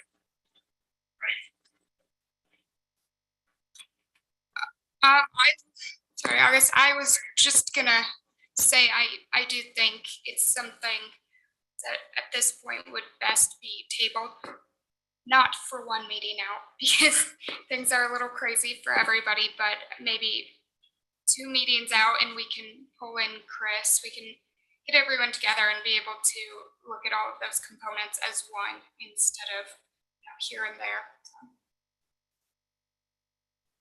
Yeah, August. How they should come up.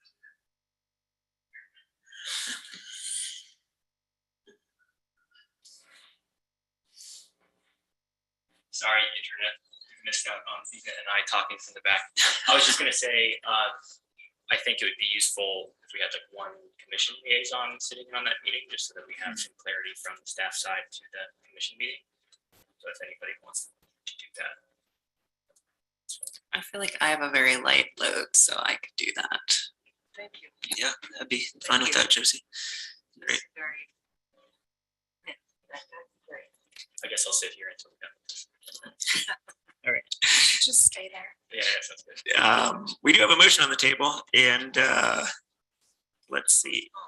A motion to postpone by Evan with a second by Sarah. Anybody else have anything to add before we vote on that motion? All right, all those in favor of the motion to postpone? Looks like that passes 6-0 unanimously. Thank you, guys. Thanks, Bika. Thank you. All right. On to agenda item H, approving Family Support Center Director grade increase from grade 10 to grade 13. Renee Baker, Personnel Services Director, and Christina Sloan, County Attorney. Great, thank you. So this position is out for recruitment. We currently have a candidate, a great candidate, sounds like, who is waiting on the news of this. And Christina's reached out to Christmas Box House International and the Utah Family Support Center and kind of learning more about the funding resources that would be available to us. And the Christmas Box House has offered up about $10,600 in funding for this grade change, as well as the resources for the incoming director to kind of pursue some additional funding resources so that this position and the Family Support Center can spin out into its own nonprofit in hopefully a couple of years, like 2 or less is kind of our hope there. And then the exemption justification, this position, the current director is tasked with doing is at a grade 10, it's tasked with doing a lot of the caregiving work and not a lot of the admin work that would be required of the new director and the new job description that we passed back in January. So that's where we came with the exemption as well. And I can add any other questions if you have some. I'll add a couple of things too. Oddly, the Family Support Center is within the Grand County Attorney's Office. Doesn't make any sense, but for you guys to move that out of my department. even while it stays within the county, but it's there because the Family Support Center, which, as you may know, provides crisis care to families and children in Moab. It provides a very critical function. It is unusual to have any affiliation with county government in Utah. There is one other, the Price, actually, Family Support Centers within Carbon County. The other 11 or so Family Support Centers are independent nonprofits. But it was started way back in the day, and about 16 years ago, it went into a crisis, and Happy Morgan was county attorney and worked hard to save it and wrap it in. So she and Diana worked together to keep the Family Support Center open, and Diana agreed to take on all the administration of it because you had folks working there who were great with kids, couldn't do the administration side. Because of that, did my mic just die? Because of that, this position has, cut me off. This position has always been graded lower than our other director positions. At the same time as Moab grows, as you know, the caseload grows, as child abuse in our community grows, as drug use grows, the Family Support Center has needed more and more administrative help, and it has required more and more dollars from the county. It's been creeping up slowly. And then just last year, largely because of our salary increase, the county contribution had to increase from $60,000 to $110,000 in 1 year, just cover the salary. At the time of our salary increase, Family Support Center staff were paid lowest in the whole county for the child care they're doing. What has become clear in these transitions, and our current director, who's an absolute angel, but she is way past retirement age and is very ready to retire, and we need to support her in doing that. We've had a really hard time recruiting this position. It went 4 months without any applications whatsoever. I now have received a few applications. I interviewed 4 folks. One of those candidates, when she found out the salary at the grade 10, pulled out. I said, hey, I don't have a lot of discretion. Can we talk about salary? She said, no, that's pathetic. You're not going to hire anyone. I said, I know, I'm so sorry. The other thing to know is that we went through the salary increase last year. The CJC director was increased to grade 13. My office manager was increased to grade 13. I said, I want to increase the Family Support Center to grade 13 because I knew we were literally about to open up the position at the end of last year. And the gatekeepers of the budget would not let me put that forward while our current director was in that position because she's not doing the administrative side. So that makes sense. What's really clear is there's a lot of funding opportunities that we're not seeking, even if it stays within the county, including, so our Family Support Center serves all the way down to the reservation. And then and the majority of the children in there are actually the city of Moab. The city of Moab doesn't contribute money. Sanborn County doesn't contribute money. Blanding doesn't contribute money. Monticello doesn't contribute money. We need a director who can go make presentations to these different entities and get money for us. And to do that, we need to pay someone and recruit someone with the skills. The other piece are seeking out additional grants. You might, we have a grant position now. That person who's wonderful is so busy just helping us administer grants that there hasn't been time, like some of us thought, that person would be able to help us seek out additional grants. So, that hasn't happened. Again, we need to hire a director who has the administrative skills and experience to seek out grants. That's, not who we have at G10. And then, where I really would like to see this happen, but it's probably about a 3-year plan, is to spin the Family Support Center out into its own separate nonprofit. The Christmas Box International, which is also a child care organization that's affiliated with our center, is interested in helping us do that. There's a state Family Support Center umbrella group. They don't provide any funding or any of that, but they do provide a lot of administrative support. They would like to see us spin out. So what I hope to do once we hire a director with some administrative legs is to create a 3-year business plan for that spin out. Ask the county, to fund some contribution for some amount of time for this organization, say 3 years out once they spin out, but the county work actively to help spin this organization out of the county. I recruited in that way. I do have a director candidate who is waiting to see what you guys do. And she understands that the expectation is at least to work on this nonprofit spin out idea, and, is supportive of that. So there's a lot that's going into this request. It is really important to get that grade up to recruit the right person. All right, thank you. Kevin? So just to make sure I understood the high points correctly, we've had trouble hiring. We're asking the person coming in to be doing more than the person who was there previously. And then you have someone specific in mind who might be able to help spin this off into a nonprofit the way many others shall support. Correct. And the fourth part that Renee touched on is I did get a nearly $11,000 commitment from the Christmas Box International to help us plug the gap of what this increase is going to cost us in the budget year, in this budget year. I think Renee ended up revising the numbers in the agenda summary, and my computer has died apparently this week, so I can't get to it. But it's nearly all of the budget increase. Yeah, in the agenda summary, it's about 10,000 for 2022 and then 35 annual. And Renee, that 10,000 is before the grant or after the grant? That would be after, and the Christmas Box House and the Utah Family Support Center is kind of identified that we could be getting more funding than what we are currently taking as far as grants out there. So I think Christina touched on that part too, but the director would be tasked with kind of making up that difference as well. Right. Yeah, I think we can easily make up that difference with the right director who's seeking out the right funding. How many people is the director responsible for overseeing?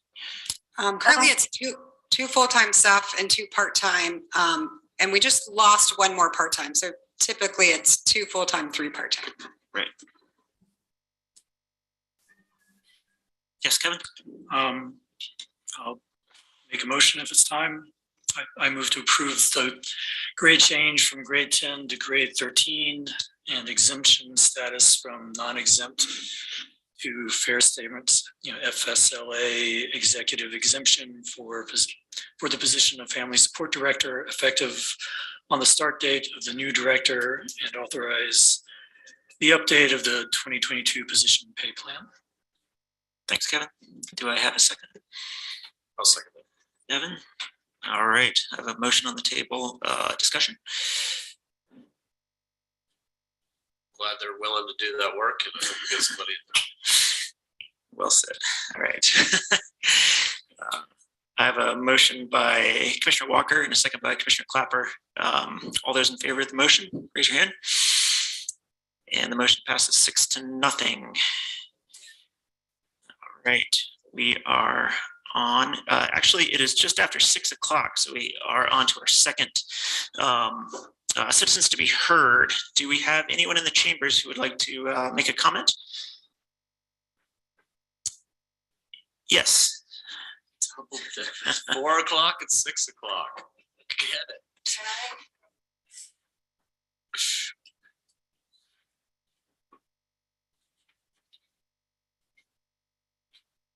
Charlotte Mates here. I spoke earlier and I was checking my own personal calendar and I just did not hear anybody say these meetings, and they are some very important ones that are happening in our community in the next week or so.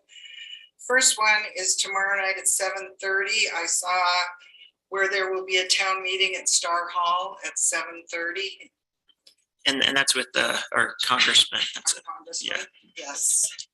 Then on Thursday, May the 5th, the Recovery Center is having their ribbon cutting, which is a major, major coup for our community to have an addiction recovery center. And I would ask that everybody who can come out and support that. It's the building directly behind our hospital, and it is the ribbon cutting at 5 o'clock on the 5th. The last and final one, and you probably know that I'm probably semi-retired, and so I get around the community a bit here and there trying to fill my time. And I often go to the Canyonlands Care Center to help with the music on Tuesday afternoons. And Colette, that is the director there, has indicated that next week is National Nursing Home Week. And many of us know people who are in the nursing home who have served our community one of my favorite ones is Dorothy Rosignol, who was the crossing guard at HMK from the time she was 75 until she was 83. And she has been there for about a year and a half. And at 3 o'clock every single day, from Mother's Day, the 8th of May, until Saturday, the 14th, on the patio at the Canyonlands Care Center, there will be some type of music or event or activity that you can go and interact with the people that are there at the care center. We have Kay Stoy, just turned 107. She still likes me to come and play bingo with her so I can wake up Irene so Irene can move her places. So, and Jim Jones will be 100 years old on May 17th. All right. So, just thank you again for your time and attention. Again, a reason to have a nice calendar. Thank you, Charlotte. Thank you, Sharon. Anyone else with a public comment? Larry? Just real quick. Okay. Some of you have not met before in person. I'm Larry Ellerson with Congressman Curtis's office, Public Land, Rural Issues, and Energy Advisor. I'm not going to say anything because tomorrow you get it from the proverbial horse's mouth. At 7:30 tomorrow, we make a start on. Thank you, Larry. Right. Thank you, Larry. Is Mention that in my. Is there anybody on Zoom who would care to make a comment? Doesn't look like it. All right. On to agenda item I, approving updated job descriptions for the Grand Center Director and Grand Center Facilities Coordinator. Back to Renee. Yes, thank you. So for these changes, the biggest changes in the facilities coordinator job description, the current job description had the active reentry duties included in it, and we are no longer receiving that funding for the active reentry portion of the position. So we removed that from the job duties. We removed the buttons person, I know I'm saying that wrong, duties, and added those to the director's duties, as that made just a little bit more sense there in the position. And then added the addition of community outreach and assisting the director in that kind of role of community outreach and getting the events and whatnot in the center. So no grade changes, no budget impact on this, just an update to that, really an update to the facilities coordinator position in addition to the small addition to the director position. All right, thank you, Renee. Anyone have a question for Renee? Sounds straightforward. I would move to approve the updated job description for the Grand Center Director and the Grand Center Facilities Coordinator, effective May the 4th. Thanks, Evan. I have a motion by Commissioner Clapper. Second by Commissioner McGann. Any further discussion? Seeing none, I will call for a vote. All those in favor of the motion, raise your hand. All right. Motion passes 6-0. Thank you.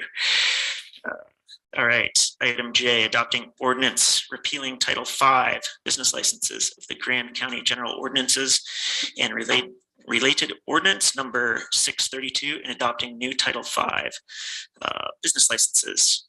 Christina Sloan, County Attorney.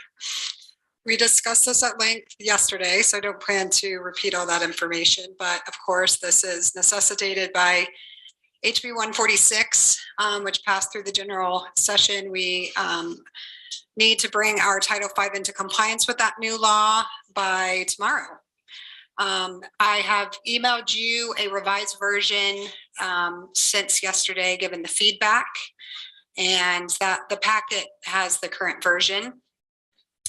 There was, if you follow the emails, there was a little bit back and forth. The Blue Ribbon Coalition was questioning the distinction between defining rental ATV businesses and guiding and outfitter ATV businesses.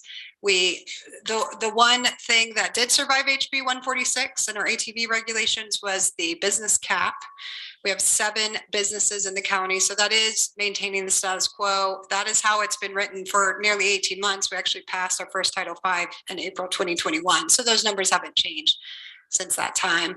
But that does survive HB 146 after some discussion, and Kevin reminded me, hey, that was well debated back in the day. And there is a different impact, or it was determined by the commission, between rental businesses and tour businesses, where you have a guide with you on every single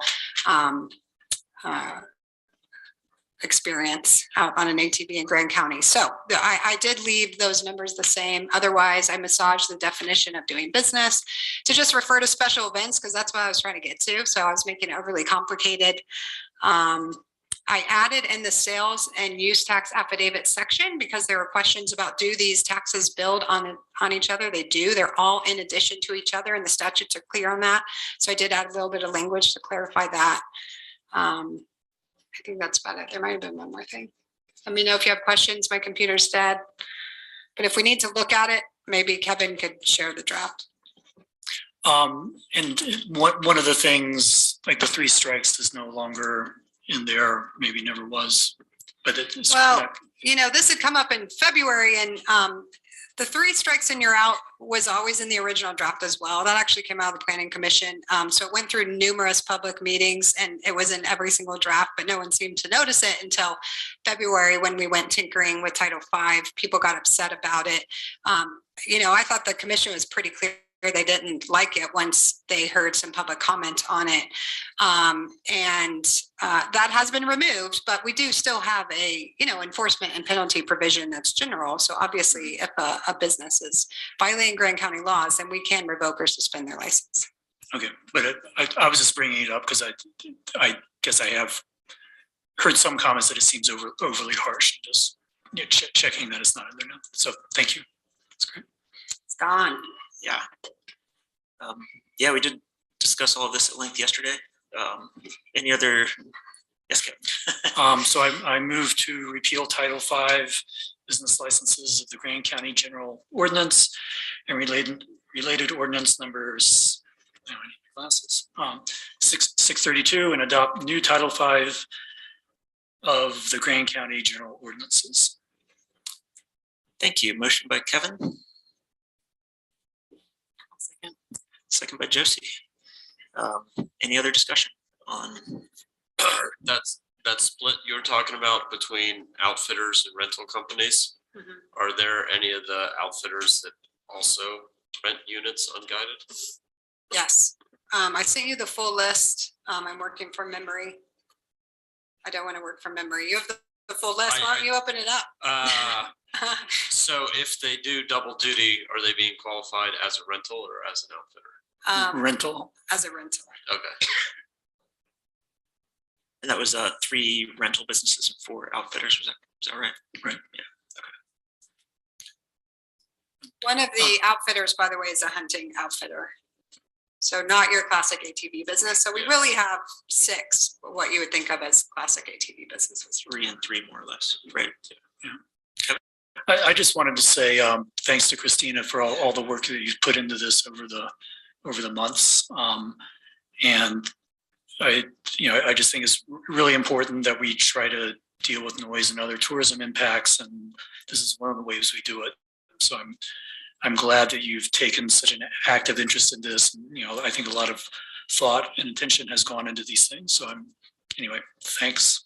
And that effort will be ongoing, but it's good to acknowledge it. Yeah, heartily second that, Kevin. Thank you very much, Christina. That's Appreciate that. Good, hard work. Tough work too. All right. Anyone else? I have a motion on the table by Kevin and a second by Josie. All those in favor, raise your hand. Motion passes 6-0. All right. On to item K, approving rural county grant part A, fiscal year 22 spending reallocation for economic development. Ben Alter, economic development specialist, and August Granith, economic development director.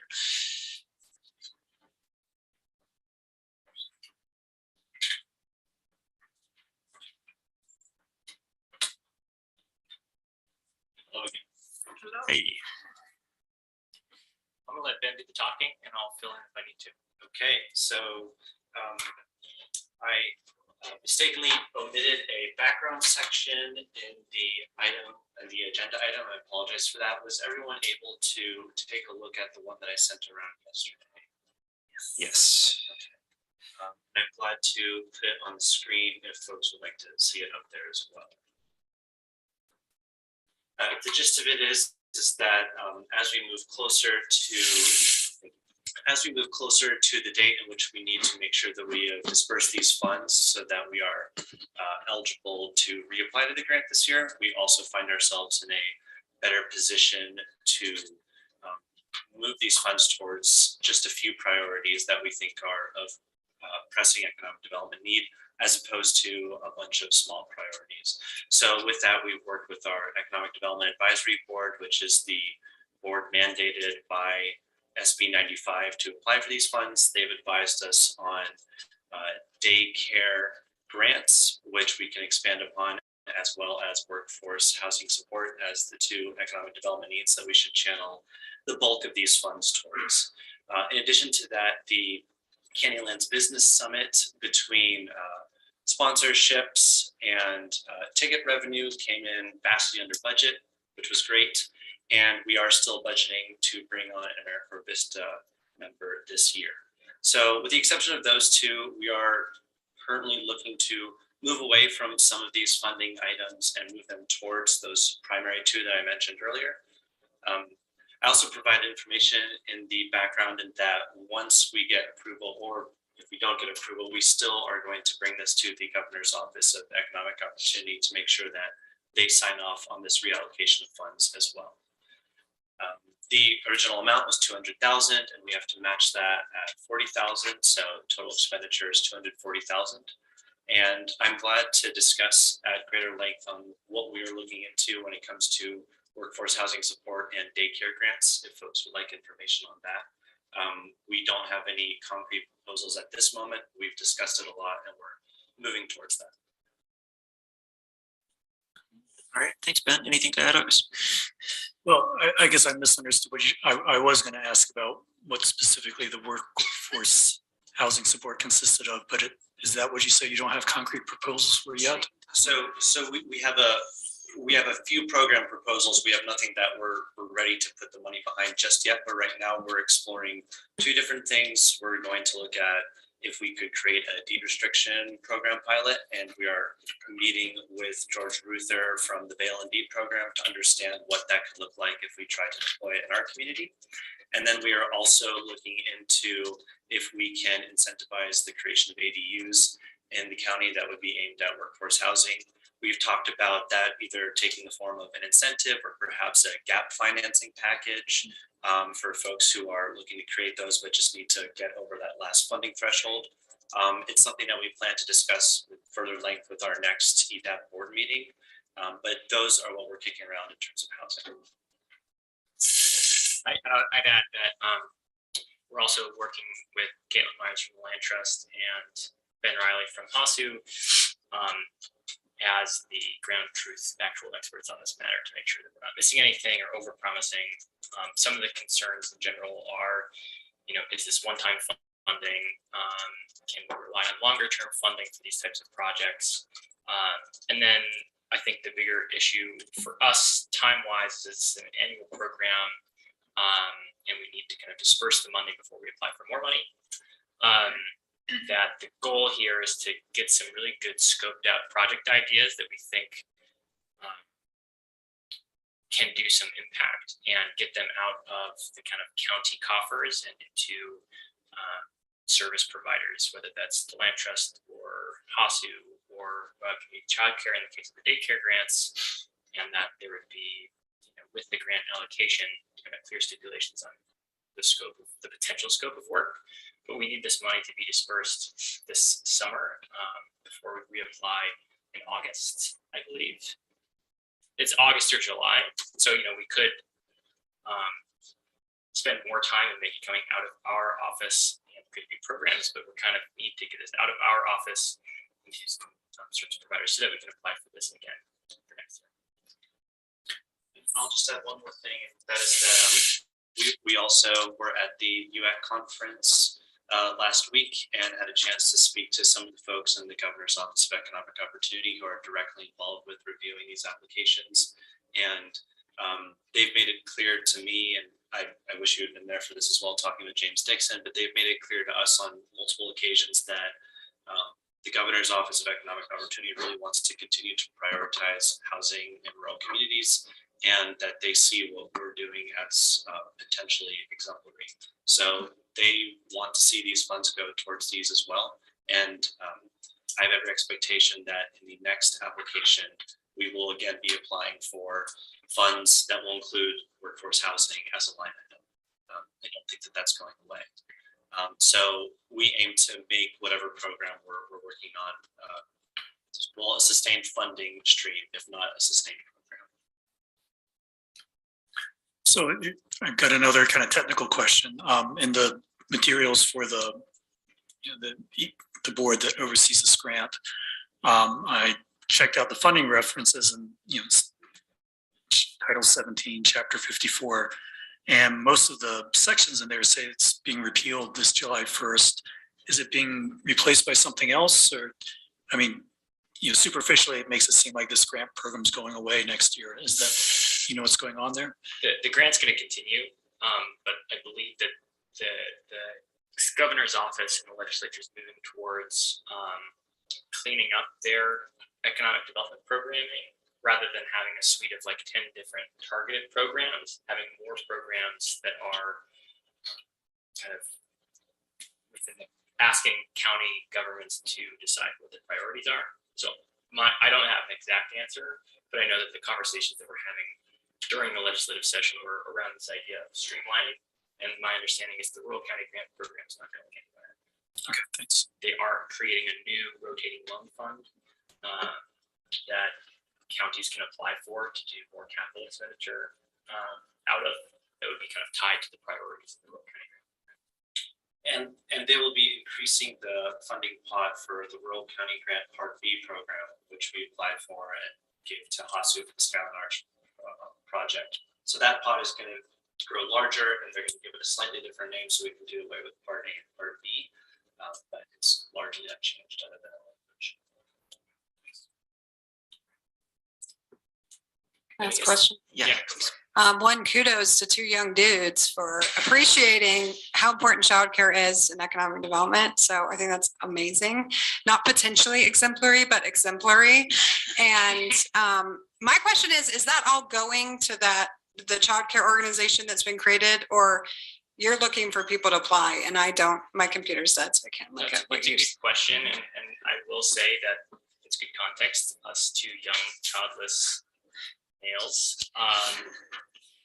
and that a lot of this kind of came through our board member Rob Walker's engagement with Mud Community Childcare Nonprofit. And the first thing that we did when we wanted to reevaluate the funding line from 35 grand to potentially more, after hearing some initial feedback, was we had an informal roundtable with caregivers and providers in the area, people who work for the State Department of Workforce Services, who oversees subsidies, and other folks who've been advocates for these services for a long time in our community, and pretty much said up at the front, like, we want to support this, but we don't really know how. We don't know what we're talking about. We're going to be blatantly honest. And so that was a really great listening session. It gave us some very concrete ideas. I think initially we thought it would be very much like increase supply, try to incentivize the creation of new spaces. And that's it's shifted more towards a suite of programs that starts with kind of supporting the existing programs that are available to make sure we don't lose any childcare spots, and that creating a positive ecosystem within which the current providers would be good recruiters for future expansion, because it's one of the tougher underpaid jobs with super high need in the community, right up there with housing in terms of need. So yeah, and so on that note, two things we're looking forward to is one, we're probably going to hold another one of these roundtables with the providers in the area to continue to ascertain what we think we can shift these funds towards. And we are also going to, in the not so near future, look at, can we approach this idea of incentivizing the creation of new childcare programs as well. But like August said, after that first roundtable, our focus really turned towards kind of shoring up our base.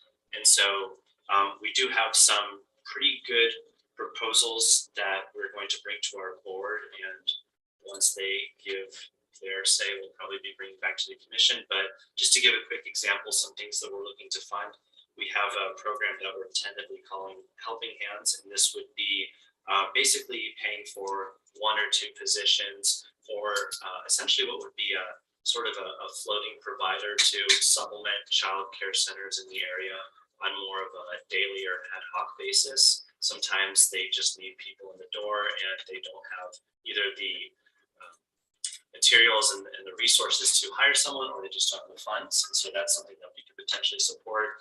And coming with that, we would also be able to try and offer through this individual cleaning assistance and grocery store pickup. These are things that the roundtable identified would be extremely helpful. We're also looking at potentially creating what we're calling a peer support network. One of the things we noticed from the roundtable was that everyone really liked being there. As I said to August, like, I never have this issue when we have public meetings, but like everyone was there early. And stayed late. Yeah, and stayed late and was happy to be there, and it was so upbeat you wouldn't know they were so stressed. And so we kind of determined that, you know, providing that space in itself, adult time and time to talk about what works best, and also things other than childcare could be a great resource. And frankly, that's a small amount of money that can go a long way. So we're looking at that. And then we're also talking about can we create new provider incentives, like I said, but that's further down the road. That's the bulk of it right now, but we welcome, you know, input on that as we continue through that process. Yeah, and then the idea would be we basically have a funding proposal that says here's generally how we want this money to be spent, but we give it to community childcare advantage. They're moving there, I think, within this context of these conversations, away from we're going to be a new center to being kind of like a facilitator for that providers. And so, you know, they can have someone who's providing administrative to support all of the various providers. So almost capacity building rather than supply increasing as an organization. So this will come back to you once the final proposal is I guess the last thing I wanted to say on this kind of line of funding from Rural County Grant is that, you know, this is anything that is approved is a program of the Governor's Office of Economic Opportunity. So basically anything that's approved, that office is given their approval on. And that the diversification line of TRT, basically the only statutory requirements are that it is either, you know, similar, expanded on an existing program from the Governor's Office of Economic Opportunity. So I see everything that is in Rural County Grant to be kind of an opportunity to pilot projects that we could put more money into from the TRT diversification carve-out in the future. So I see these opportunities to say, do these work with a smaller amount of money, and kind of get the approval basically of the Governor's Office of Economic Opportunity to spend TRT diversification money on in the future. That's the only thing on that. All right, thank you. So I move to approve the Grand County Economic Development Department's suggested reallocation of funds for the fiscal year 22 Rural County Grant Part A award. Thanks, Kevin. Second by Evan. Any further discussion? Thank you, guys. Yeah, very much appreciate the work you do on this. If there's no further discussion, I will call for a vote on the motion. All those in favor? Passes unanimously 6-0. I'll make a motion that we postpone item L and M. Second. All right, I have a motion by Mary to postpone items L and M and a second by Evan. Any discussion on that? I just want to, you know, for the benefit of the public, there was discussion earlier today that maybe this needs to be run by more people or thought through a little bit more before moving forward. So that's why we're postponing. Right. Thank you, Kevin. Thank you, Kevin. All those in favor of the motion? Passes unanimously. All right, we're on to the consent agenda. Item N, approving Utah Department of Agriculture and Food invasive species mitigation grant application for fiscal year 2022 and 2023. And item O, approving local consent for Roughies on the Rocks single event liquor permit. Motion to accept the consent agenda items as read. Thank you, Mary. Second. All right, motion by Mary to approve consent agenda, second by Sarah. Any discussion on consent agenda?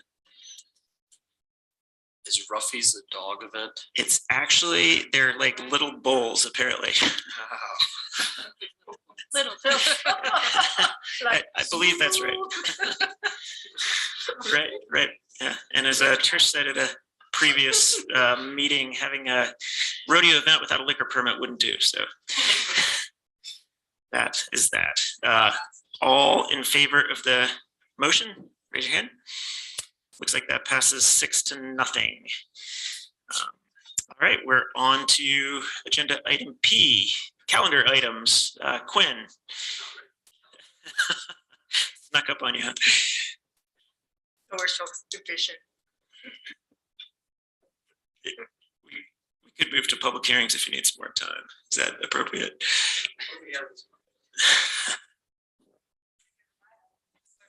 Right. Speaking of, yeah.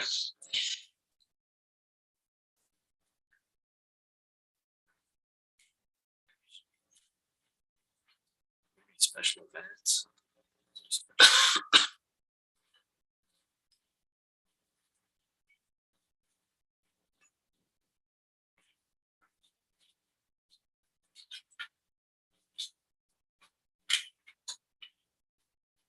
The Barrel Rush Race Clinic. Hang on, I got these. The Mandy Rush Barrel Race Clinic, the Bronco Safari, and then Gone Moab on the 22nd, and then Barrels for Bucks on the 28th through the 30th. Coming in June, we've got the PRCA Rodeo. And we've got a bunch of other stuff in June as well, but we can wait for that. So that's all for special events coming up. Got a few other county meetings this week. All right. Those are eternal. So. Right. Any discussion on calendar items? We're on to agenda item Q, public hearing to solicit public comment on the Grand County General Plan. And that is John Gunther, Planning and Zoning Director. Thank you.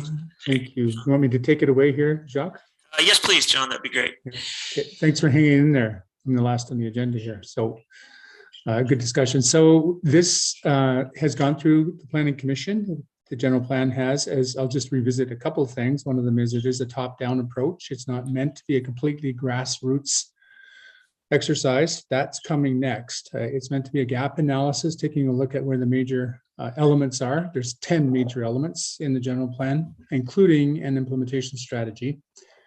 And the goal is to put the gaps out there and then take a look at how to fill them over the next 2 years.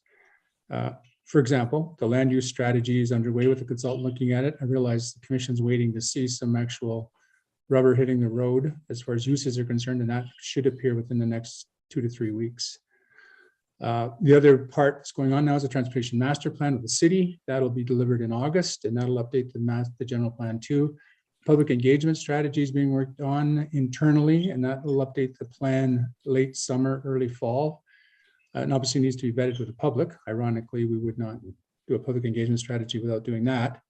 The other thing I should say before I got too far is that I think her name was Charla. She was in earlier talking about public engagement. We had 2 meetings last week, neighborhood planning meetings that were meant to be kind of a beginning part of neighborhood planning. One was on the 27th in the GRISA offices in Spanish Valley. We had about 25 people there. It was really robust, lots of good comments. We took the names, of course, we do that all the time, and then we took comments. So we had quite a number of different types of comments, some the usual ones you would expect. And then we had another one on the 28th. That's the one she's referring to in the Grand Center. These were more of a test kind of thing to see what neighborhood planning looks like. I realize we're a busy time of the season. That's one of the things, but she left, and part of the reason I think for the small turnout when she was there was we started at 4 o'clock. I think what we need to do is with these neighborhood planning things and start them and stop them, not as an open house.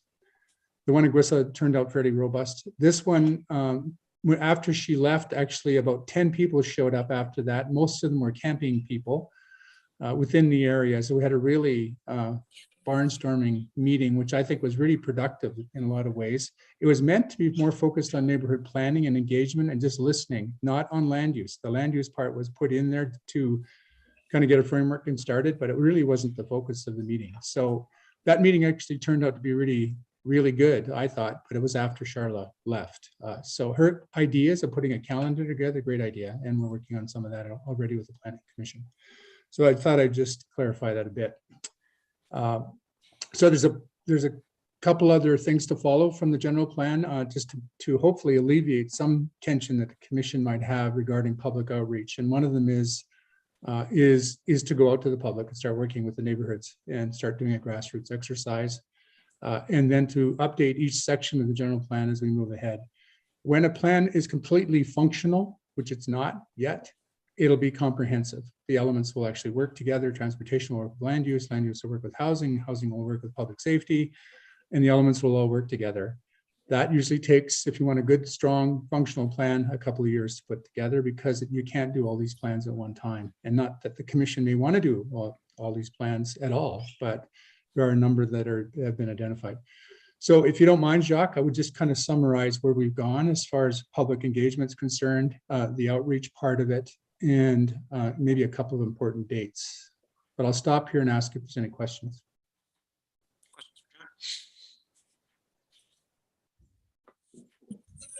John, I was just wondering if, there's, you can't see the audience, but there's not a whole lot of people here to speak at the public hearing.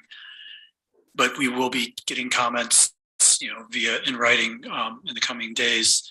Could you just, if someone wanted to just look at the most important parts of the plan, kind of highlight where people might want to pay the most attention? Does anything stand out to you? Yeah, we've got a spreadsheet in the attachments, which is pretty extensive. I think what I could do, which we haven't done, Kevin, I can load that on our Grand County Connects as well as some of the other attachments are there. There's two separate attachments. And that would be a good reference point. Most of those comments are coming from commission members, yourself included. Sarah made a lot of comments, as did Emily Campbell with the Planning Commission. So I think those focus a lot of the areas. We actually did get a public comment in just before this meeting started at 5 o'clock. Really well done, I think, on environmentally sensitive areas. So we'll be responding to that one over the next 3 or 4 days here and getting back at the end of the public hearing next week. So does that help? It helps some, but I guess I was talking not so much about existing comments that have already been made, but if someone was interested in looking at this but didn't have time to read all the way through section 17, where would they best focus their efforts? Wherever their interest is, so I'm not, you're looking at kind of a roadmap of kind of hotspots. I think the biggest place to go is the implementation section. Section 15 summarizes most of it. Does that help? There's a spreadsheet. There's two spreadsheets there with all the elements across the top, 10 elements, and studies and gaps in the first section, and then decision-making in the bottom section. So, and then there's all the sections, all the elements are discussed in about 5 pages in section 15 with implementation strategies. That might be the best way to kind of summarize. And then the executive summary's got a fair bit in about the first 7 or 8 pages. Okay, thank you. Yeah. So if you don't mind, I'll just go ahead with some of the milestones. November the 10th, 2021, we had a public open house in concert with the transportation plan. Fairly good turnout. I think the one Charlotte went to was one of the lowest turnouts we've had. I think all the other ones, the Star Center one was good. December 2nd, we had a steering committee review and guidance. December 13th, posting of the first draft of the Planning Commission workshop. January 10th was a joint Planning Commission and County Commission workshop. And then from the 10th to the 25th was a penultimate draft and sent out for comment to agencies. February 25th to the March 14th is a final draft posted and prepared for the Planning Commission meeting on and a referral to public hearing. March 14th, the planning commission referenced for public notice, and the public hearing was set for April 11th. And the planning commission forwarded it to the county commission for recommendation for adoption with suggested 3 changes. They asked for seasonal housing opportunities to be mentioned, renewable energy goals, and noise mitigation policies. And all of those were included as best we could. Of course, you can always do better. And then, as I mentioned before, we've got a number of plans that are underway and ones that are being considered. The economic master plan with the Travel Council obviously is on the books and in the budget. The affordable housing master plan is being worked on internally with HASU and with the housing committee. The impact fee study, I believe, is with administration with Chris, taking a look at the capital improvement parts of that. There's a lot of elements in housing in there too. So we're looking at the baseline analysis right now. And then the land use one I mentioned should be done in June. And then the next step that we'd like to have, if this successfully passes through Grand County Commission, is an implementation workshop with the Planning Commission in June. And that would be probably a 3 or 4 hour session with them, with recommendations coming to the commission on a work plan. In my experience, when a fully functional plan is adopted, there's over 200 work programs that come out of it. Utah is a different state as far as the regulatory import of the general plan. It doesn't tend to get the credence that it probably deserves. So we need to reinforce that as we start developing the land use code, which will be the next big focus of the department, is to get a completely redrafted land use code. So with that, I'll turn it back to Jacques. Great. Any other questions for John or any other discussion before I open up the public hearing? All right, then we will open the public hearing to solicit public comment on the Grand County General Plan 2030. The public hearing will remain open until Wednesday, May 11th at 5 p.m. Is there anyone who would like to make a comment right now in the chambers? Is there anyone on Zoom who would care to make a comment? No one on Zoom either. All right, well, we will solicit public comment by email.